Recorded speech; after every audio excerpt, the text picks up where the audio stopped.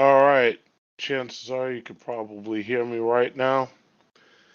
I don't know how many people are in. It looks like there's already 31 people listening. In fact, let me just make sure that there's no feedback.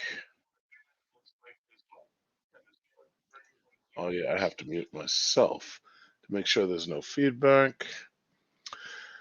Okay, I've already got people in here. I'm just gonna go through a couple of the people very quickly. Mental OG says, "Tell the D police we see how you move. Checkmate." Mental OG, I hope they know we got receipts on their OnlyFans and Instagram accounts showing how they traffic themselves down in Dubai and Jamaica. You got RDS here. What's good? Okay, one message got held for review. So that's CDA to God catching a truck live. Yep. All right. So we got Jimmy, Everyday Carry. What's up, people? What's up, everyone? In fact, got Jimmy here, Mr. Everyday Truck Carry here. All right. All right. So we got let's be nice tonight. No slanderous language. All right, and I guess that's one of the few things. So I'm gonna be very straightforward. I'm gonna be very quick with this. So the thing about it is I'm gonna try to keep how should I say profanity down to a very minimum. Um so I'm gonna try no slanderous language and whatnot because God forbid we make fun of our our beloved sisters out there. God forbid we make fun of any of the people of Brazil. We wouldn't want that. Okay, so we got Chris W. Big time trucking. Shit's about to get real. What's up? What's up, big truck? What's good? Women are off these days. Passport bros just need to be low key and don't be too thirsty. Uh-oh, Volcanus already in. Volcanus is already in with a little super sticker right here. Got Volcanus here. Volcanus with the super sticker. Mr. Big Knock Chi Town. We got Big Truck. Yeah, I'm not, I'm going to be very, very, very quick with this because I want to get right into the subject. I want to get right into the subject. And okay, so here's the thing. I'm going to roll right into it. I'm going to stop reading the things, the chat side for right now. So I want to get very quickly right into this thing. So basically, all right, here we go. There's already 128 people in here, so the show got to be on the road. The show's got to get on the road. Okay. I mentioned about, I think at this point, it was probably about 2 weeks ago. I made a story. Everybody else followed on. Everybody made the story about the Passport Bros going mainstream, right? One of the things that I brought up, and one of the biggest problems with just about any movement, is when you go mainstream, the issue ultimately is going to be who is going to speak for the group, who is going to be called upon to answer questions by the media, who is going to speak for the group, who are you going to have out there answering questions.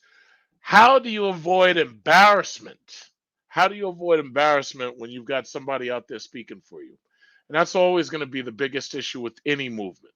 Like, for example, the NAACP was there in order to speak for the civil rights movement, for example. They were there in order to answer the questions. They were there in order to give the interviews. They picked the best people they could possibly pick, and that was going to be the face of the movement. Now, one of the things that I tried to bring up, and I went on a couple of channels because there were a couple of people talking about this, and they're just using it as content strategy. And I said, what are we going to do if the news comes to us? Who's going to speak? What are we going to say? Who are they going to come to? And that's one of the biggest problems. You have no idea who the news is going to pick, who they're going to come to, what questions they're going to ask. You got to be quick on your feet. You got to be ready to speak. You've got to be smart. You've got to be able to know exactly what to say. You got to know what not to say. Well, I went on these people's channels. I brought this up and I brought it up out of basically a little bit of worry because I knew what was going to happen, especially when you're dealing with black men, especially when you're dealing with a situation where you got these black women with disinformation on TikTok specifically. Not so much Instagram, not so much Facebook, but all over TikTok constantly claiming that the passport bros are gaslighting women, playing other women overseas. What else they say? They say that we're tricking in other countries.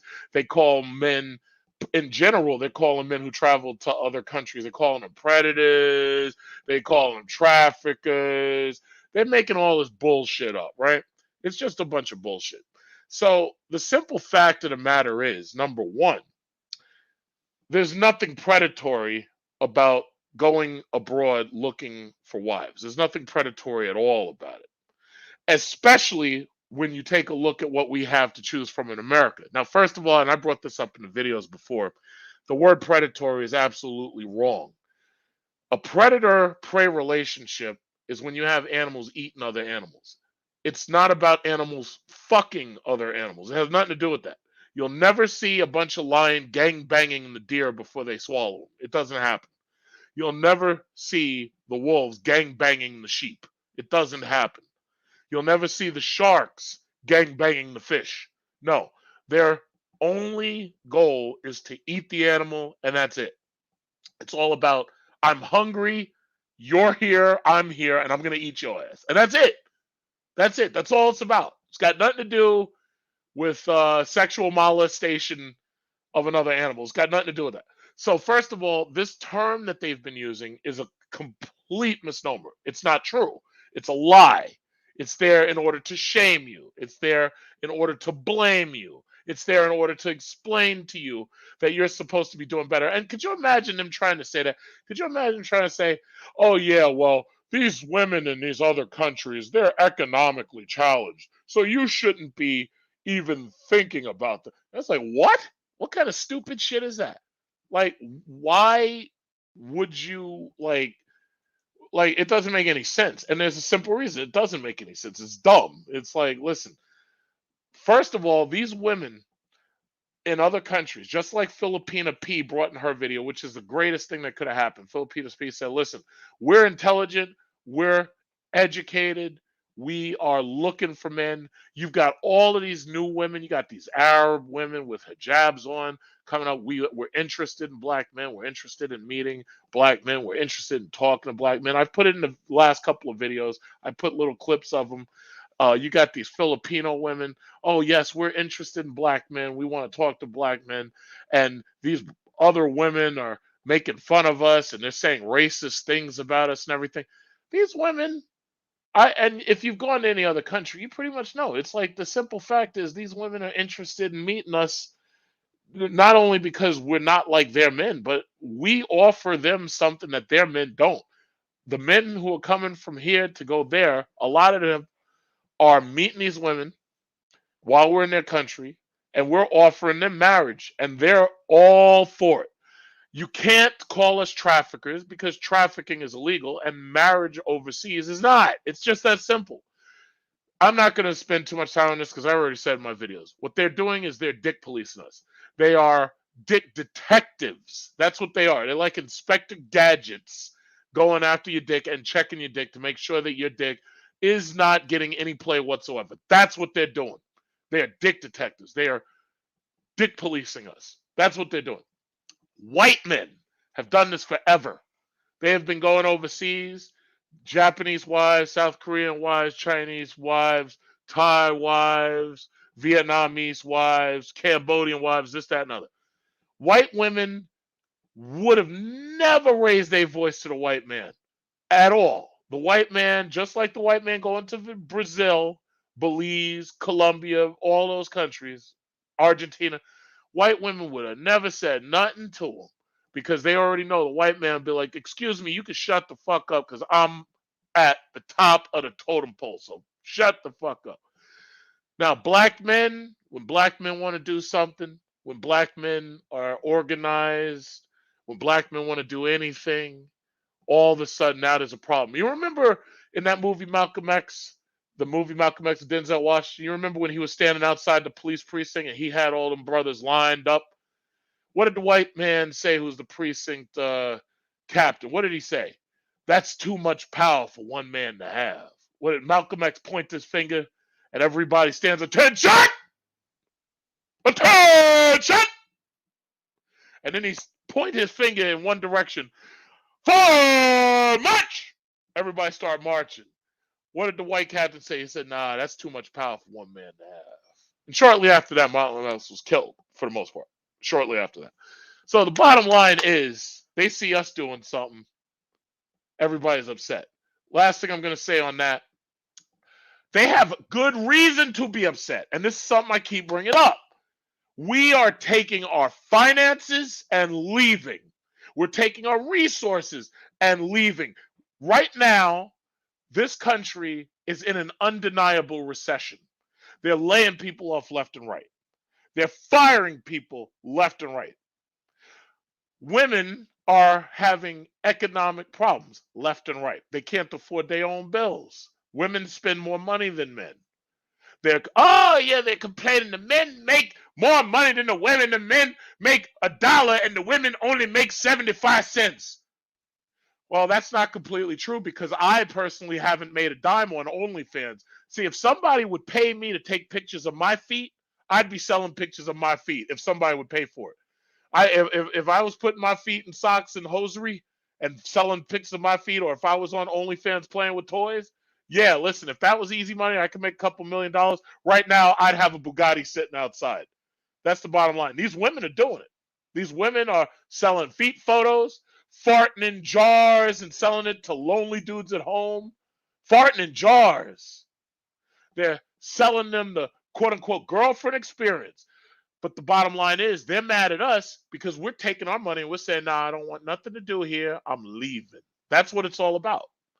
We have, many of us, jobs. We're making good money because we don't have a one of them to take our money from us. We don't have one of them to divorce us, leave us, take half our shit. So the bottom line is they're upset about that. I brought up the story numerous times. There's not enough semen in the sperm donor clinics. They're angry that the tall black men are leaving and we're not giving them any semen. They want to have kids that look like themselves, but they want to make sure that their kids are the tall ones. They want to make sure that their kids come from a father who's intelligent, highly intelligent. They want black doctors. They want black lawyers. And they expect you to go to the sperm bank and jack off into a cup so that you can leave them enough DNA so that they can come to the sperm bank. And they want to, now keep in mind, they want to have a fatherless home. That's what they want to do. And that's the only reason why they need to do it. We're not giving them nothing. We're not giving them our money. We're not giving them our resources. They're not getting access to our resources. And we're not even giving them our DNA. We're not giving them our genetic distinctiveness. They're mad. So let me understand this like this. They have every reason to feel threatened because they should be. The bottom line is they're having economic issues. Nobody's helping them. There's a story in the news that says by 2030, 45% of women in America will be single and childless. So you got to ask yourself, why is it that so many women would be single and childless? After all, they're, female empowerment, right? They got body positivity, right? So surely they can find black men and white men and Hispanic men to marry them, right? By 2030, 45% of them will be single and childless. Right now, less than 2% of the sperm donors are black males that are upwardly mobile, desirable black males. So they can't get your money, they can't get your resources, and they can't even get your they can't even get your DNA. Where does that leave them? Where does that leave them? Let's just say it like this. Even if they do build these artificial wombs, even if they do pull together something in a lab somewhere and they do this in vitro fertilization, bottom line is where they getting the sperm from. Guess who you're going to have to get it from? Get it from Brad. Get it from Michael. Get it from Kevin, because you're not getting it from me. You know who you could get it from? Get it from Pookie. Get it from Ray Ray. Pay them. You're not getting it from me. You're not getting it from us. You're not getting anything from us. The 1980s movie War Games said the only way to win is not to play. We are taking our resources, we're taking our money, we're leaving. I've strayed a bit off the point. Let me get right back to the point. It's 15 minutes in. Austin Holloman. This was the last way I expected the news to have Austin Holloman on it, but a couple of things happened, and they happened very, very rapidly. Austin Holloman made a video in Brazil claiming that he got a death wish, and I'm going to say a death wish, not a death threat. I wish people would stop saying death threat. Supposedly, some lesbian LGBT rainbow flagger in Brazil had threatened him, and in his words, he said threatened him, but it was really a death wish because she says, "I hope somebody puts a bullet in your head," which is just in that in and of itself. I would have reported her to the Brazilian authorities, let them go after her. Now, another misunderstanding and misnomer and something that's misinformation. Austin Holloman was not kicked out of Brazil. He was not kicked out of Brazil. Not at all. He was not kicked out of Brazil. He was talking about the fact that he was planning to go to Peru, and he was planning to go to Peru up until about a week before this issue with this Brazilian rainbow flag trash bag. Up until that happened, he was planning to leave anyway. When this broke, naturally everybody piled on. Everybody started either attacking him or supporting him, and then there was some people basically being indifferent. Bottom line is, Passport Bros, strangely enough, there was like 3 things that happened within that last week. It was not only his video talking about this LGBT trash bag, but on top of that, there was the story I covered already with this German guy, Mr. Poogie. Now, and you know what's so funny? The fucking guy's name was Poogie. That sounds oddly like Pookie, doesn't it? Pookie. Mr. Poogie. His name is Pookie to me. He's a German Pookie. Pookie. It's P-O-G-I. I'm calling him Pookie. That's what it was. Another goddamn Pookie ruining shit. In the Philippines, Mr. German Poogie, which means handsome, this German Poogie is in the Philippines doing absolute sex tourism, and supposedly he got with a minor. So they arrested his ass. Now, mind you, this was not a black man. This was a German white boy. Pookie. That's what it was. I'm not calling him Poogie. I'm calling him Pookie. Pookie. A goddamn Pookie. It's always a Pookie and a Ray Ray ruining everything. Chris Rock was 100% right. Goddamn Pookies. So anyway, they arrested his ass, but at the same time, there was a black dude on YouTube named Expat Kings, and his channel's named Expat Kings, and supposedly, and I covered this in the story already, you can look in my videos, but Expat Kings and Pookie got arrested at the same goddamn time. Or no, I'm sorry, no, that's not true. Pookie got arrested. Expat Kings got called out. He didn't get arrested. He got called out, and they're saying, yeah, this guy's taking photos of young girls and taking videos of young girls and videotaping them without consent. Now, here's the problem. Let me just say it like this. I'll be very quickly about it, and I'm going to get to the story because I got about 2 minutes. I want to make my talk real quick, and I'm going to be very efficient about this. One thing I realized a long time ago, be very careful who you travel with. One time I traveled with some moron who was doing the same exact damn thing. He was going to brothels. I'm not going to say exactly where this was, but it was in China. This dude was going to brothels. This dude was making an ass out of himself. And the thing about it is, at a certain point, I called him out on it. And I was like, yo, listen, I don't want you hanging around me because you're acting like an idiot. You're acting like an asshole. I'm smart enough to understand the laws in these other countries. Every time you go to another country, you should learn the laws and you should learn what's acceptable behavior, what's not acceptable behavior. I'll be perfectly honest, I threatened to fight him. And I told him, listen, you need to stay away from me. I don't want you around me. I don't want you near me. I don't like what you're doing. I have never solicited prostitution. I've never solicited prostitution, not once. When I was in China, every single barbershop was a brothel. The brothel barbershops, these barbershops never cut a lock of hair. These things were open at 2 o'clock in the morning. They got those pink lights, red light district pink lights around them. And I never went to those things. The only time I ever went to the barbershop in China was to get my hair cut. As soon as I got my hair cut, it was like rush hour, where all of a sudden all these women stand up around me and the barber's finished, cut my hair. I owe him like maybe what was it, like $8 or $9? Not even. It was like about $7 or $8 when you convert it to US. All of a sudden, a bunch of women get up and they're standing around me. And you know what the barber says? The barber's smoking a cigarette and he's got this look on his face. And he comes up to me in Chinese. He says, Ni yao bu yao unmo. Ni yao bu yao unmo. You know what that means? It's do you want or not want a massage? I swear, about 5 or 6 women got up. They were sitting on the side. 5 or 6 young Chinese women. I don't know who they were, didn't know their age. They all got up, standing around me. Guy stands up with his cigarette in his mouth like a mama san. Niabu Yao Anmo. Niabu Yao Anmo. And you're laughing and shit. So I automatically knew what he's talking about. What he's talking about is he wants me to go into the back room because they had like a little back room with a massage table. There was a little curtain, and she was going to give me a massage. And by massage, what he's saying is I was getting a happy ending to my haircut. He was ready to give me a happy haircut ending. Did I take it? No. No, I did not.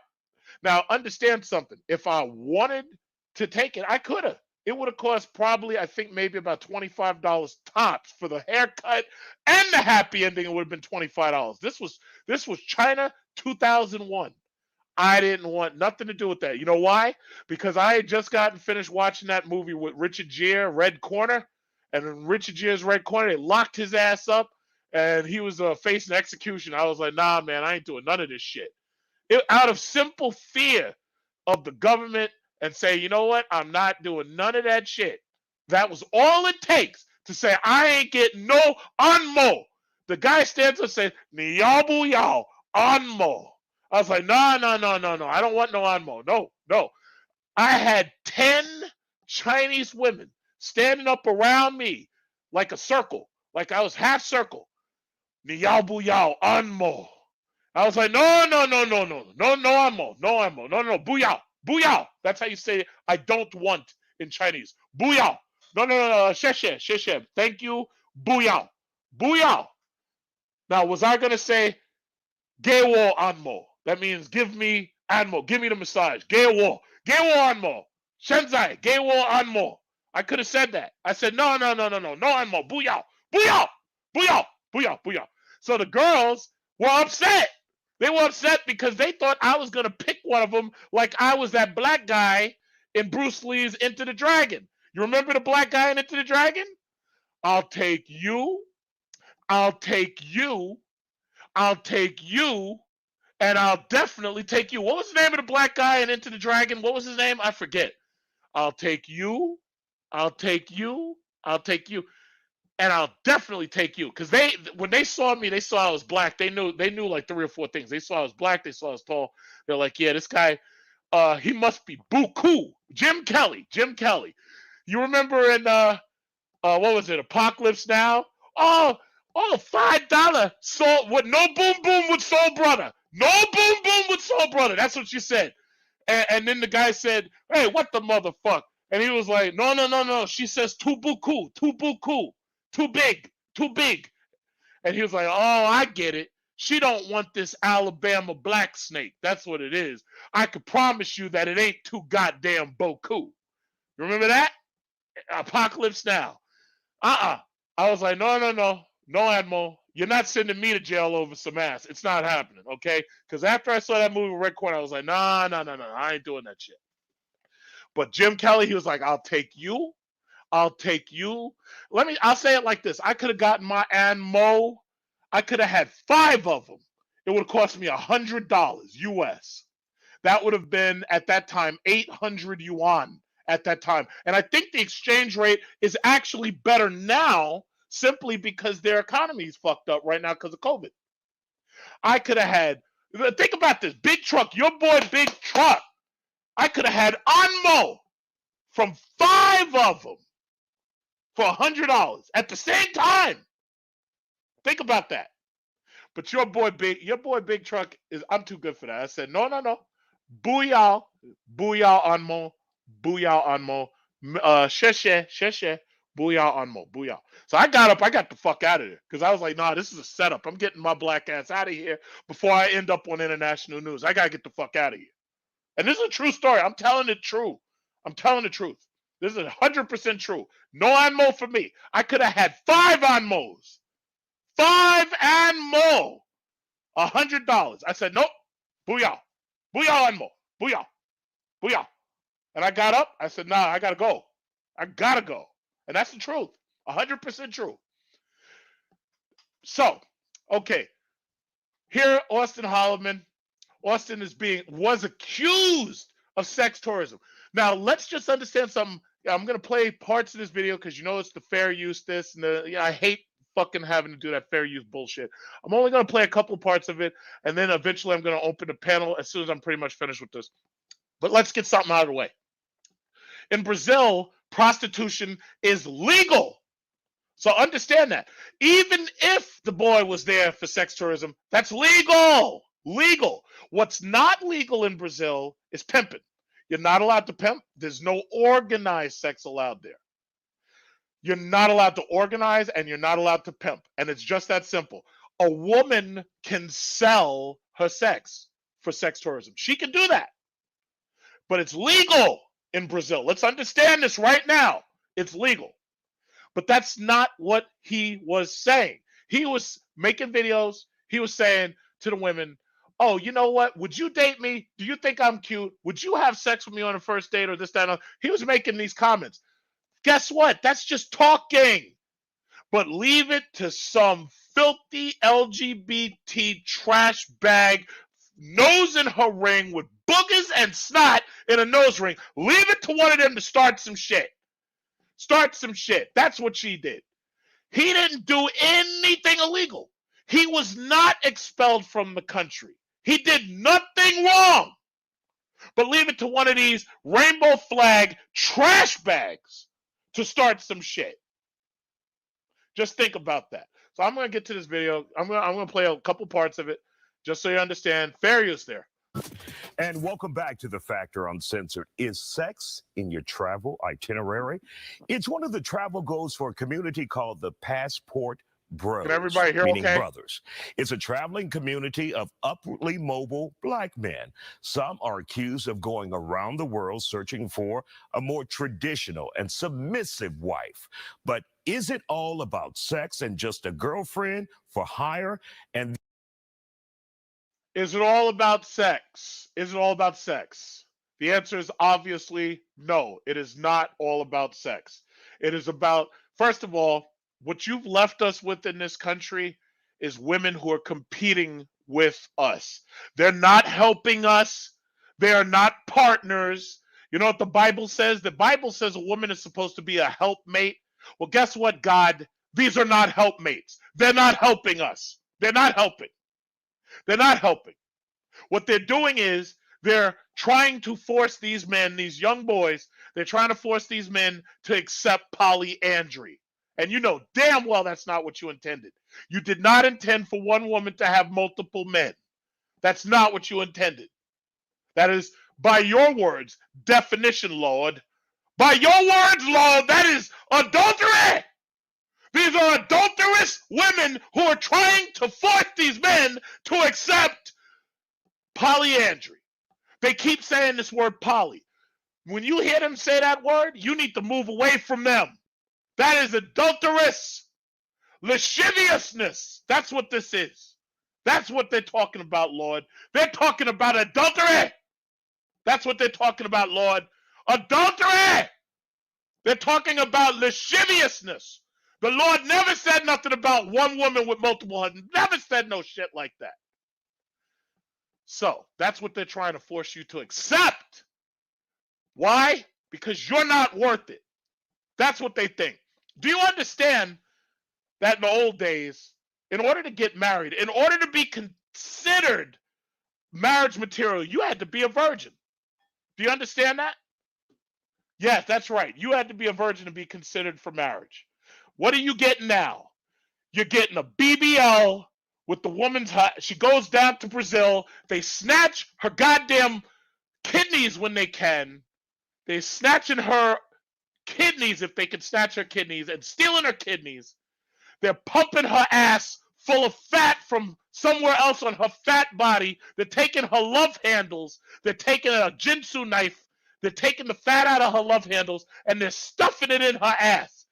You know what? Those BBLs look terrible. It looks like you're walking around with a diaper like you're a baby and you took a gigantic shit on yourself. You look like you've got a diaper booty. A diaper booty. It ain't no BBL, it's a diaper. That's what you've got. On top of that, they probably stole one of your kidneys. So when you come back here, your side hurts, your ass hurts, and then you're pissing blood because they took your kidneys out. If you're lucky, they leave you one kidney. But then when they take one of your kidneys, and by the way, I have an uncle right now who's waiting for a kidney transplant. So if you idiots want to keep going down there and getting BBLs, no problem. When Shaniqua's kidney ends up in my uncle because they find an emergency donor, well, that's your problem. He ain't giving it back. He ain't giving it back. He's got to go to that dialysis shit. And I'm pretty sure that when he snatches your kidney, because you went down into Brazil and they snatch your kidney in the DR or whatever it is, and they give it to him, he ain't giving it back. So when you're pissing blood and your ass hurts and you're sitting on that big diaper booty and your ass hurts, it's your fault. Good for you, stupid. Okay, let me play this video because otherwise I'm going to get way off topic. Hold on. Then return home to humiliate black women in America. That's the controversy that we're dealing with. One of its members, Austin Holman, is apologizing for comments that he made about Brazilian women. Take a listen. By now, we've already seen this. We've seen Austin Holman apologize for the comments against Brazilian women. First of all, to tell you the truth, I never would have apologized to you. That's the bottom line. I never would have apologized to you. That's number one. He didn't make any. I never heard him say anything negative about all Brazilian women. I never heard that shit. So they're framing it as if he like and see, this is what happens. The news media gets a hold of one of these stories. The news media puts this shit out. Once they put it out, there's no way to retract it. That's it. There's nothing you can do. But he put out. I wouldn't have said shit. I would have not. I damn sure wouldn't apologize to no rainbow flag trash bag. No way in hell. In fact, if she had said, "Oh yeah, I wish somebody would put a bullet in your head," you know what I'd say? I'd be like, "Yeah, well, niggas in hell wish for ice water, but they don't get it, do they?" Well, we got 500 people in the building. This is my biggest live ever. Usually, when I do video games, half you niggas don't come and visit me. But anyway, there's 505 people. Oh shit. We got numbers up in here. We doing numbers. What is this? They look like army ants with those BBLs. Hell yeah, they look like army ants. Your ass looks like a trash bag. You look terrible. It looks disgusting. It absolutely looks disgusting. Absolutely disgusting. That's what you look like. You look terrible. You look hideous with those BBLs. I don't understand. I swear to God, I think that these women, when they wake up in the morning, they ask themselves, how can I be more repulsive today? That's what I believe. I believe that's what they do. And as for my mods who are working, there's a couple of people who are putting out comments. Please make sure you unpause them, or not unpause them, but make it so that the comments come through, because a lot of them, some of the things get hidden by this YouTube algorithm and everything. So let them make sure that their comments come through. But yes, these BBLs look terrible. The nose rings look terrible. The fake hair looks terrible. These women are putting shoestrings in their head. I always thought you could grow hair. What's going on? It's like they wake up in the morning. How can I look terrible today? I have an idea. Let me, I don't know.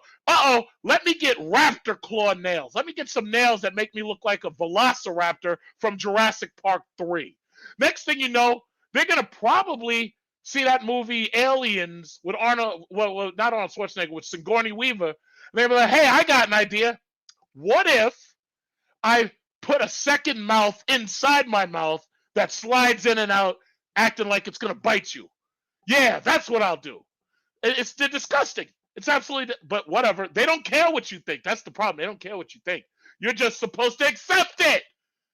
Are you accepting this? Are you accepting this lasciviousness and this polyandrous? Is this what you want? Is this what you want for yourself? You want to deal with her baby daddy or all 5 of her baby daddies because you're not man enough to take care of another man's responsibilities? Is that what you want? Let me finish playing. Let me go to the video. Hold on. What I meant by when I said that Brazilian women are easy, and I shouldn't use the word easy. I know that now. I'm sorry. But what I'm saying is, for a man that's well-mannered, well-dressed, that has put in the effort to raise himself, he will have an easier time in Brazil as a. So let's just understand this. He's not necessarily that. First of all, he's not really saying Brazilian women are easy, as he says his own words. What he's saying is that if you go down there, you'll have an easier time dating, and he didn't say marriage. But guess what? If you go to these foreign countries, you're gonna have an easier time dating. You're gonna have an easier time getting married. What you got here in America? I want you to tell me what you got here in America. What does a date look like here in America? You go to Applebee's for some 2 for $20. You're eating freeze-dried food that came from BJ's or Costco. You're eating that nasty-ass, high-salt, high-sodium buffalo wings. Applebee's food tastes terrible. You go, where else you going to take a TGIF? TGIF, they're a little bit better than the Applebee's if you want to take a girl out on a date. Just a little bit better. But you're talking about what, 2 for $20?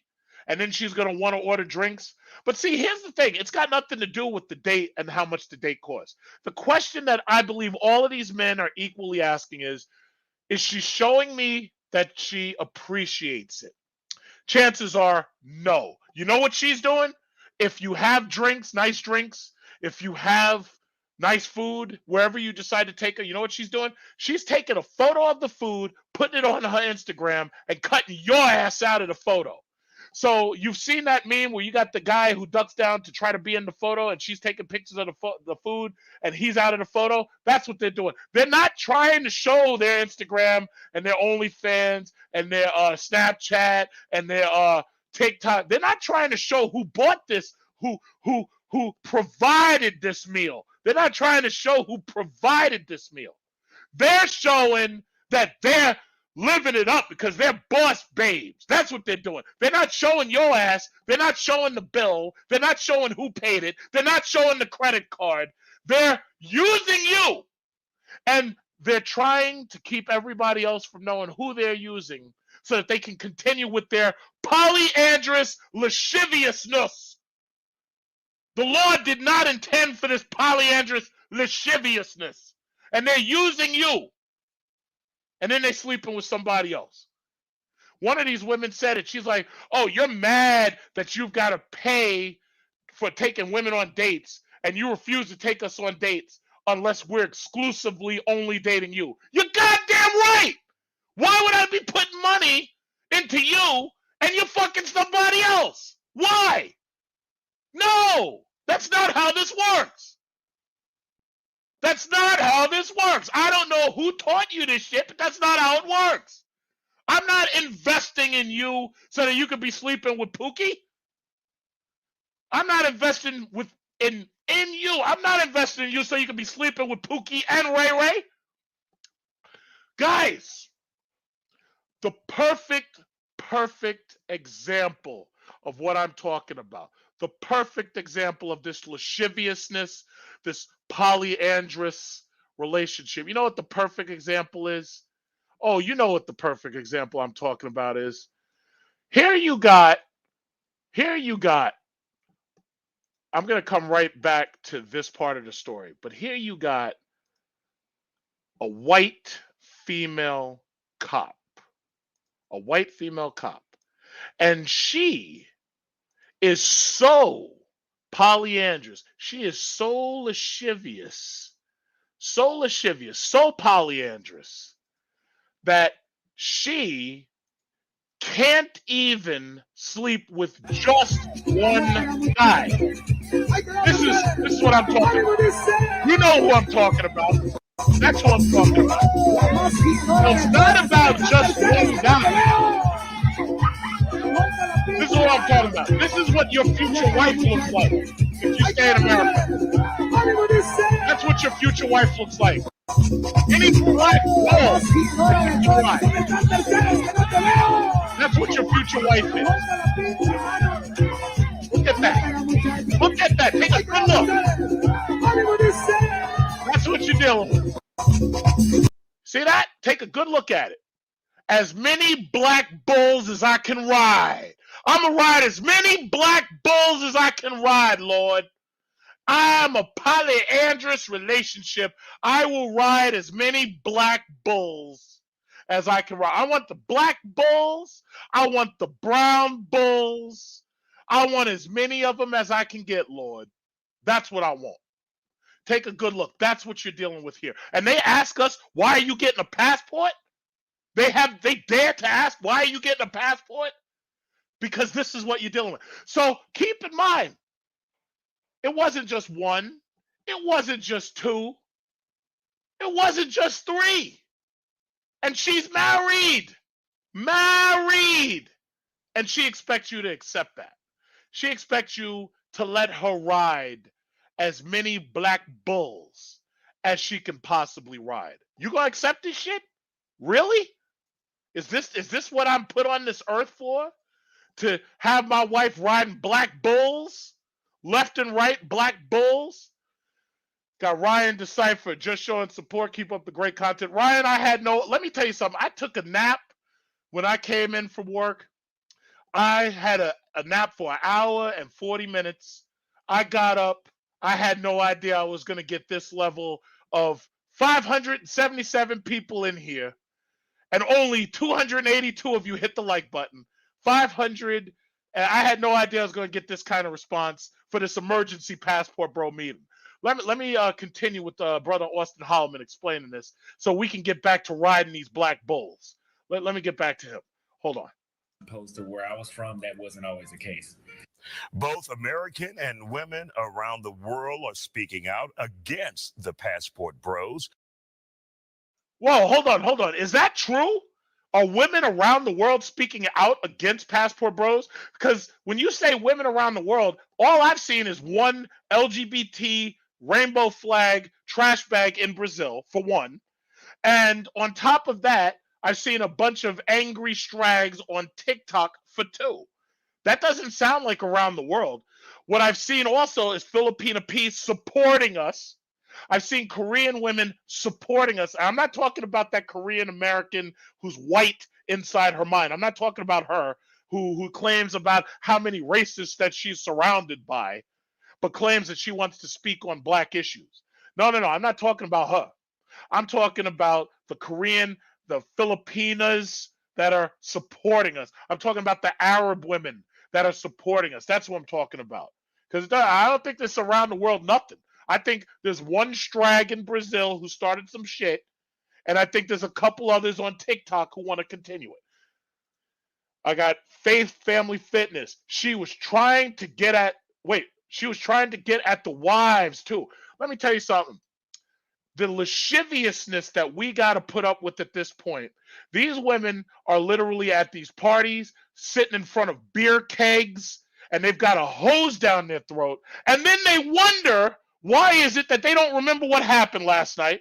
Why is it they blacked out and woke up next to Bill Cosby? Yeah, that's right. They got a hose down their throat, drinking from a beer keg. Wonder how did I wake up next to Bill Cosby? Then want to blame him. Nobody brought you to the party. Nobody put a hose down your throat but you. And they're blaming you. That's right. And they try to get at the wives. I know women like this. I know women who be cheating with other women, multiple other women. I know them. I've seen them. I live in New York. I've seen them. It's ridiculous. What is this? Shout out to you, King. Love your video. Salute. Well, thank you, Qbert Ryan. Thank you for the support, sir. Got a lot of support in here. I got 588. I think it's going to 600. I never expected this when I woke up. I never expected this many people. So, okay, I got to get back to Mr. Holloman real quick. I got to get back to this fair use nonsense. What is this? Now, I'm going to skip it just a little. I want you to see what they're doing to us. This is exactly what I feared was going to happen.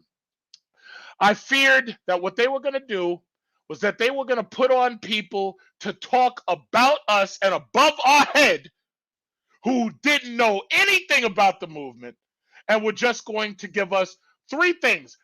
See, Kevin Samuels taught you about sign language. Shame, insult, guilt, and the need to be right, right? But you know what? One of the things that scares me about the media is that at this point, the media is nothing more than rumor, conjecture, and lies. Three things: rumor, conjecture, and lies.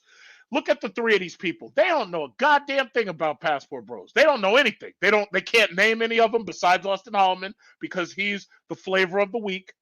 They don't know anything about BMT Travels. They don't know anything about these other dudes. They know nothing. Who do they bring on to talk about Passport Bros? The communication specialist. You know what that sounds like to me? That sounds like a useless liberal arts degree. Let's hear him. Let's hear him talk about it. Let's just hear him real quick. Let's hear him introduce him real quick. Of sex tourism and sex trafficking. Let's talk about it. Communication specialist Priscilla Pack and Rochelle Gemini both are here on the Factor Uncensored. They were supposed to do this last week. Communication specialist. I have no idea what the hell that means. What is a communication specialist? Are you telling me that if I hand you a blanket, you can make smoke signals to signal the Navajo? What the hell is a communication specialist? What does that mean? What does that mean? It's a useless liberal arts degree. That's what it means. And then when she explains herself up here, she doesn't even know what she's talking about. Doesn't even know what she's talking about. Communication specialist? Who are you supposed to be? Are you a horror off of the Star Trek Enterprise? Uhura was a communication expert. Who are you? She could speak Klingonese. Who are you? All right. Let's get back to that. To do this last week. We're doing it this week. You have done a lot of research. When you think about and what you've heard about Passport Bros, your opinion on this so-called group. Let me tell you, they weren't even on my radar. You brought it up to me, and then perfect. So first of all, who the hell is a so-called group? What's a so-called group?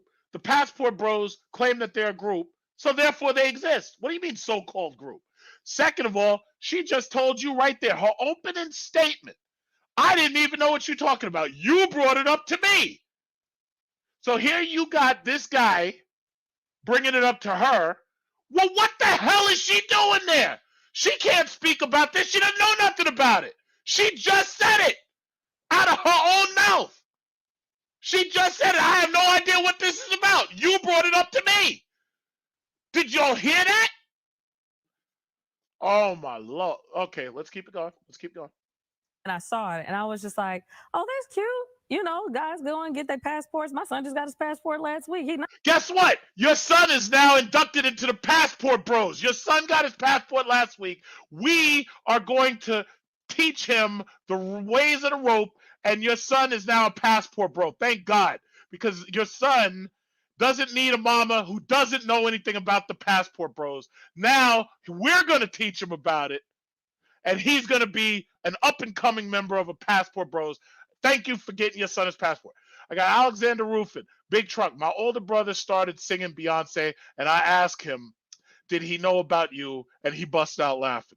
My older brother just recently discovered the movement and told me he understands now why I went to Thailand. Let me tell you something, brother. I know if you went to Thailand, I know you had a good time, and I know you probably had a very good time. I don't know if you got any Anmo. I don't know if you got any of that Anmo, because one thing I got to say about Thailand, a lot of massage parlors everywhere. I ain't never seen a country where you're getting off the plane and there's massage parlors next to the escalator as you're trying to get from your plane to your bags. I ain't never seen no shit like that. They had massage, and I got it in my video of the real Bangkok. They got massage parlors all up in the airport. These women overseas are beckoning you to come there for these services. And you mean to tell me I'm going to stop everything I'm doing because some Brazilian LGBT trash bag says she doesn't like it? Are you kidding me? Uh-oh, we got a heavy-handed hitter right here. Wise words spoken. Oh, Lord. We got heavy-handed hitters. Heavy-handed hitters. Oh, Lord. Oh, Lord, I don't deserve this much love. Oh, my God, I woke up. I didn't even know. I got 625 people in here. We got heavy-handed hitters. Heavy-handed hitters. Thank you, sir. Thank you, sir. I had no idea. I had no idea I was going to get this kind of response. I had no idea.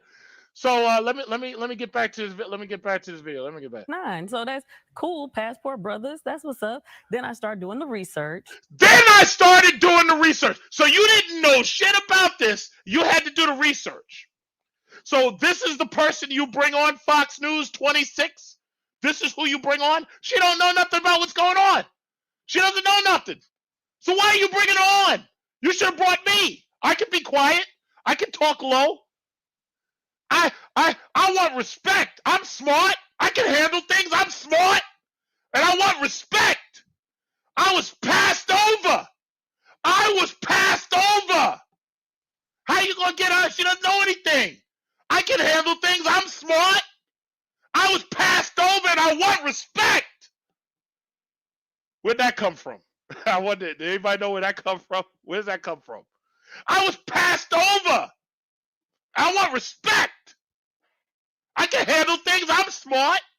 Where'd that come from? Uh-oh. Who's going to be the first in the chat to tell me where that came from? Where'd it come from?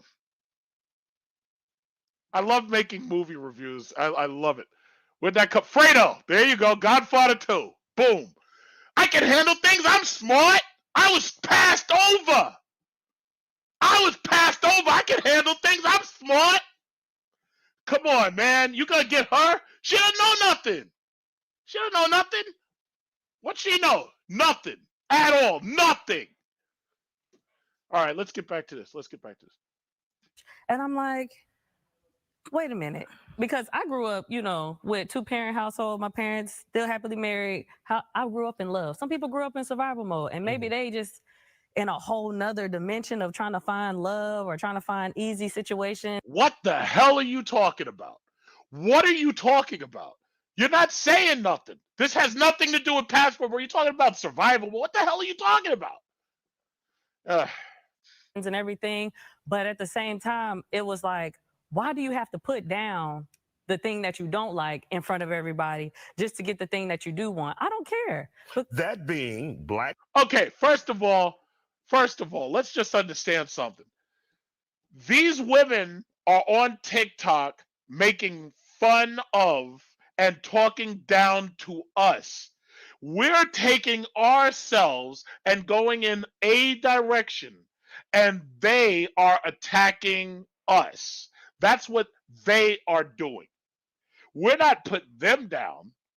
We're saying we found better over here. But again, they are threatened by the fact we're taking our resources, we're taking our money, we're leaving. Why are you still talking about us? All we're saying is we're leaving, and you're calling us gaslighters.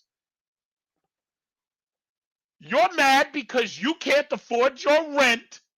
You're mad that you can't afford your mortgage. You're mad that you can't afford your car, your Nissan Altima, your cheating girlfriend car, because that's who drives Nissan Altimas. It's either one or two people, cheating girlfriend or cheating boyfriend. And the boyfriend borrows the Nissan Altima so he can go out and cheat. And then he comes and picks his baby's mama up from work and pretends that he wasn't just cheating in the back of her Nissan Altima. That's why you're mad. You can't afford all three of these things because you didn't plan ahead. We did, but you didn't. All right, let's go. Black women in America, putting them down for women who may be of color in another country. Right. What women who may be of color? Women who may be of color. That color's got nothing to do with it. We're not looking for women of color. We're looking for women who appreciate us. We're looking for women who, if you take them out on a date, they appreciate you.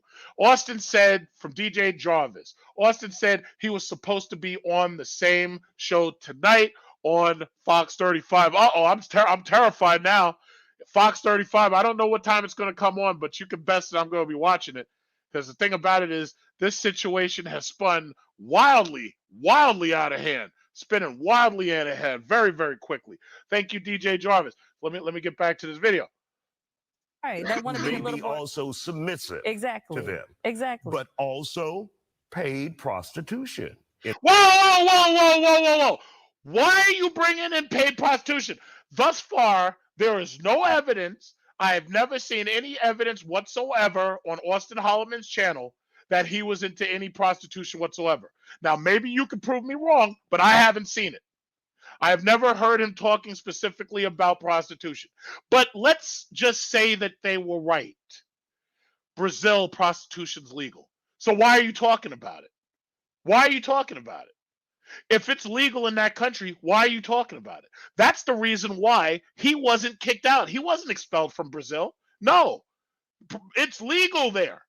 There's no prostitution involved. What you're doing is you're obfuscating the argument. You are shoddy journalists. That's what you are. You are filling the air with rumor, conjecture, and lies. That's what you're doing. That's what you always do.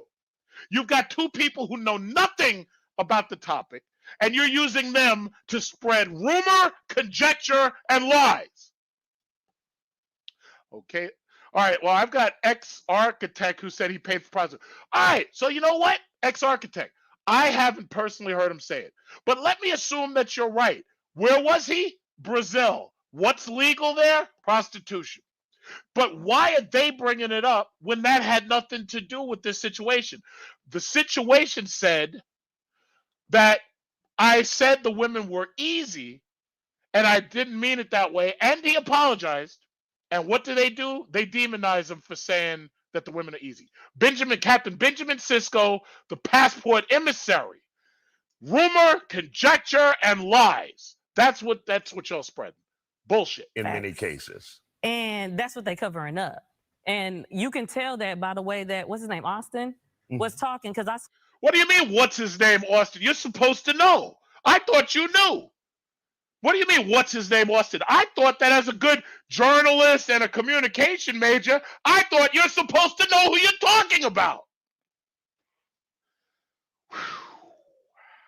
saw the other videos of him going like, hey, you would have sexual intercourse with me tonight, right? And she's saying, yes.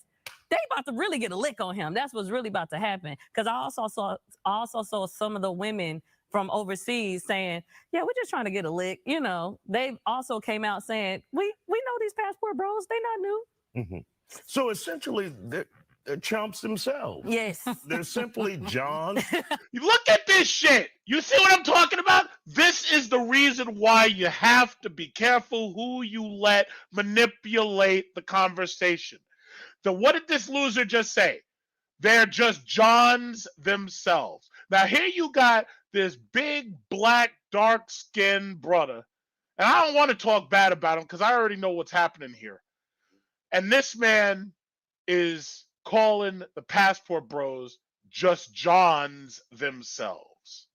Now you've got two people who know nothing about the subject.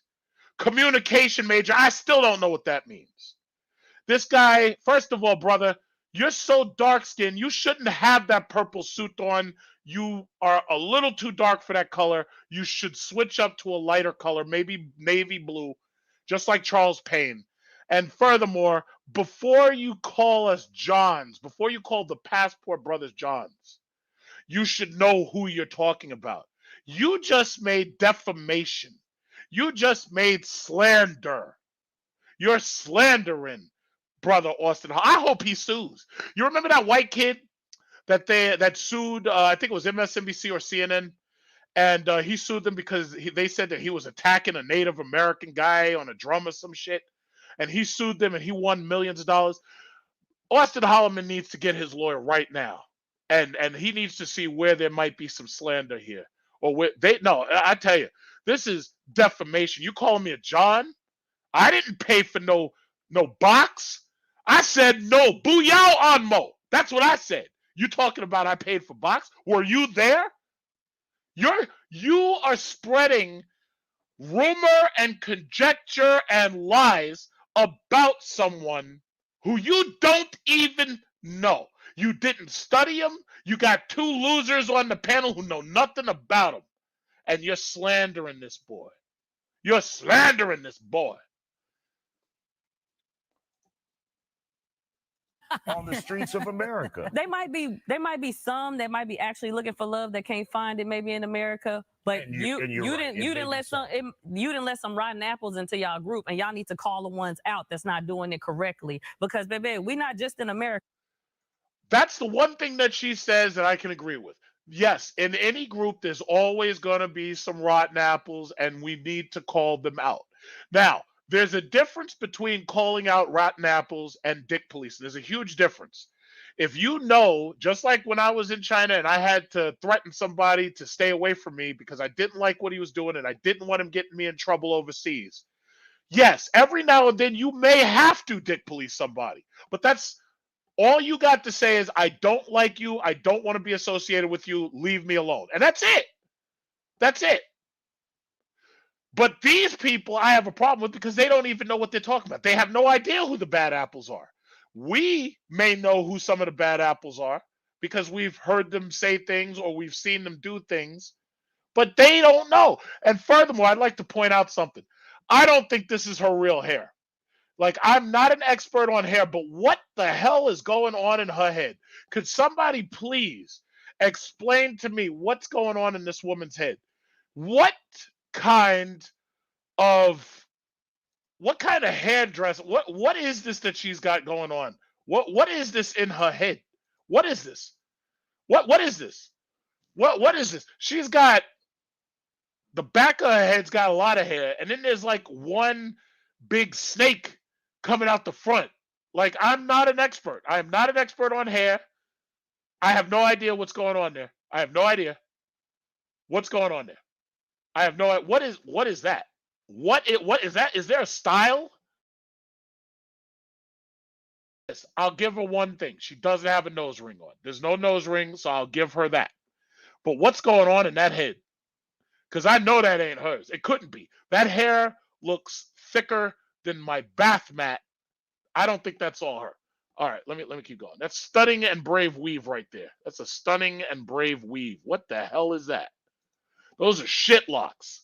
Those are not dreadlocks. Those are shit locks. I don't know what that is. America, you can claim wherever you want to be anytime. I don't care. Get a What passport. are Go find your those? love. But at the same time, don't put down us just because you feel like you've had some rejection. Deal with rejection. Medusa, Heal. yep. Go do your thing. We don't care. And of Oh, you know what? I just realized something. I had thought about this before.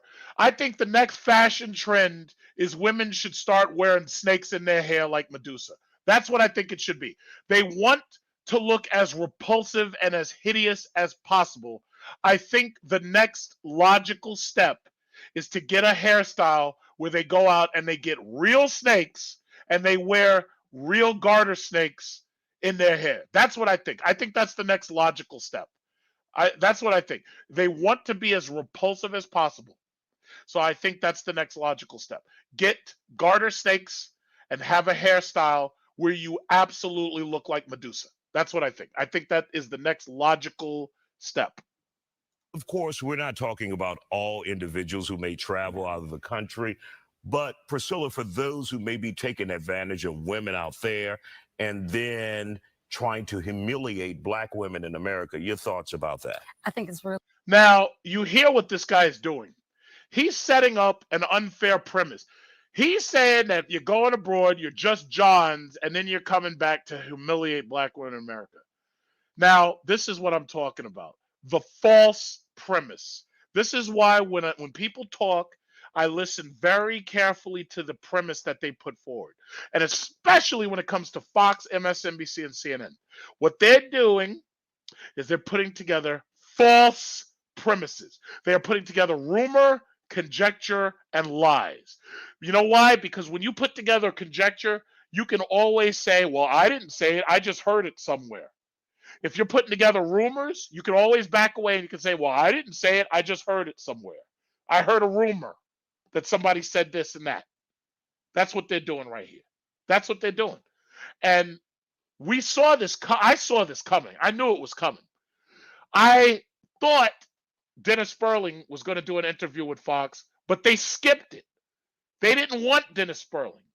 I think they didn't want Dennis Sperling because Dennis Sperling, I don't know how y'all feel about him, but I think he might have put a positive spin on it. Thing about it is, look what they did. They had two women who you have no idea who they are, what they do, or why they're there, and Dennis Sperling is nowhere to be seen.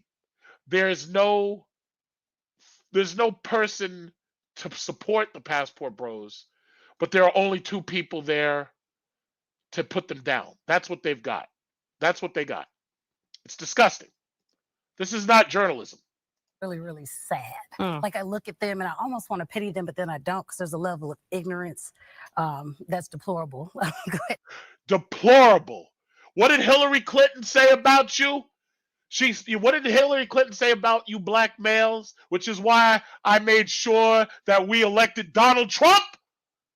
She called you deplorable. These are a basket of deplorables. 707. We got Hellcat numbers in here. 707 live viewers. I got 707 live viewers. We got Hellcat numbers. Look at that. Hellcat numbers. Hillary Clinton said that you were super predators. Hillary said you were nothing but a bunch of black super predators. That's what she said. She said you're a basket of deplorables. That's what she said. You wonder where they're getting this language from. She said you're nothing but super predators and deplorables. You're a basket of deplorables. That's what she said. That's what she said. Use that word today. I think that they are taking advantage, at least from what they project themselves to be as a group. They're taking advantage of gender gaps and economic opportunities that are not there in the. There you go. We're taking advantage of gender gaps and economic opportunities. So this gives them the right to call black men who travel and marry super predators. Here's a question. I want to put a face on some of these black males who traveled who are super predators. How about I start with Tiger Woods' father? Now, here's a question. Is Tiger Woods' father a super predator? Tiger Woods married this woman. I believe she is Thai, I believe. I could be wrong. She was either Thai, Cambodian, or Vietnamese. I can't remember, but she was definitely like of Malaysian descent. Tiger Woods' father, was he a super predator? Tiger Woods' father birthed the greatest golfer that has ever lived. The greatest golfer that has ever lived. He stayed married to that woman. Tiger Woods' father. Was he a super predator? Was he a predator? Was he a deplorable? You got to tell me that. Here's another question. Naomi Osaka's father. Naomi Osaka's father, who may have birthed, and it's still in action, one of the greatest young tennis players ever. Naomi Osaka's father. Was he a super predator? Was he a predator? Was he taking advantage of a foreign woman who couldn't afford economic this and that, and he's getting booty for a bag of rice? Is that how we're going to play this? Naomi Osaka's father? Oh, by the way, Thurgood Marshall. Thurgood Marshall had a Filipino wife. Is he a predator? Thurgood Marshall is the most important black man that has ever been on the Supreme Court, followed by Clarence Thomas. Both of them actually had something in common. Both of their wives, I think Thurgood Marshall had, the first wife was black, the second wife was Filipina. Was Thurgood Marshall, was he a predator for marrying a Filipina? Marrying, by the way, a Filipina.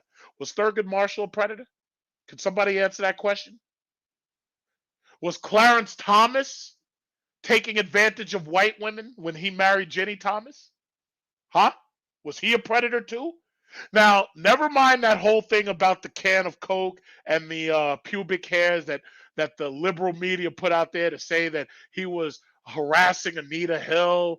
And I don't even remember exactly how the can of Coke and pubic hair came up. I have no idea how that happened, but I remember very specifically when I was in 6th grade, my teacher specifically brought up can of Coke, Clarence Thomas, Anita Hill, and pubic hairs. My 6th grade teacher brought that up and made sure we knew it. Was Clarence Thomas, was he a predator? Please review the definition of sex tourism. Oh, well, I'm pretty sure I know what it says. I can always pull it up later.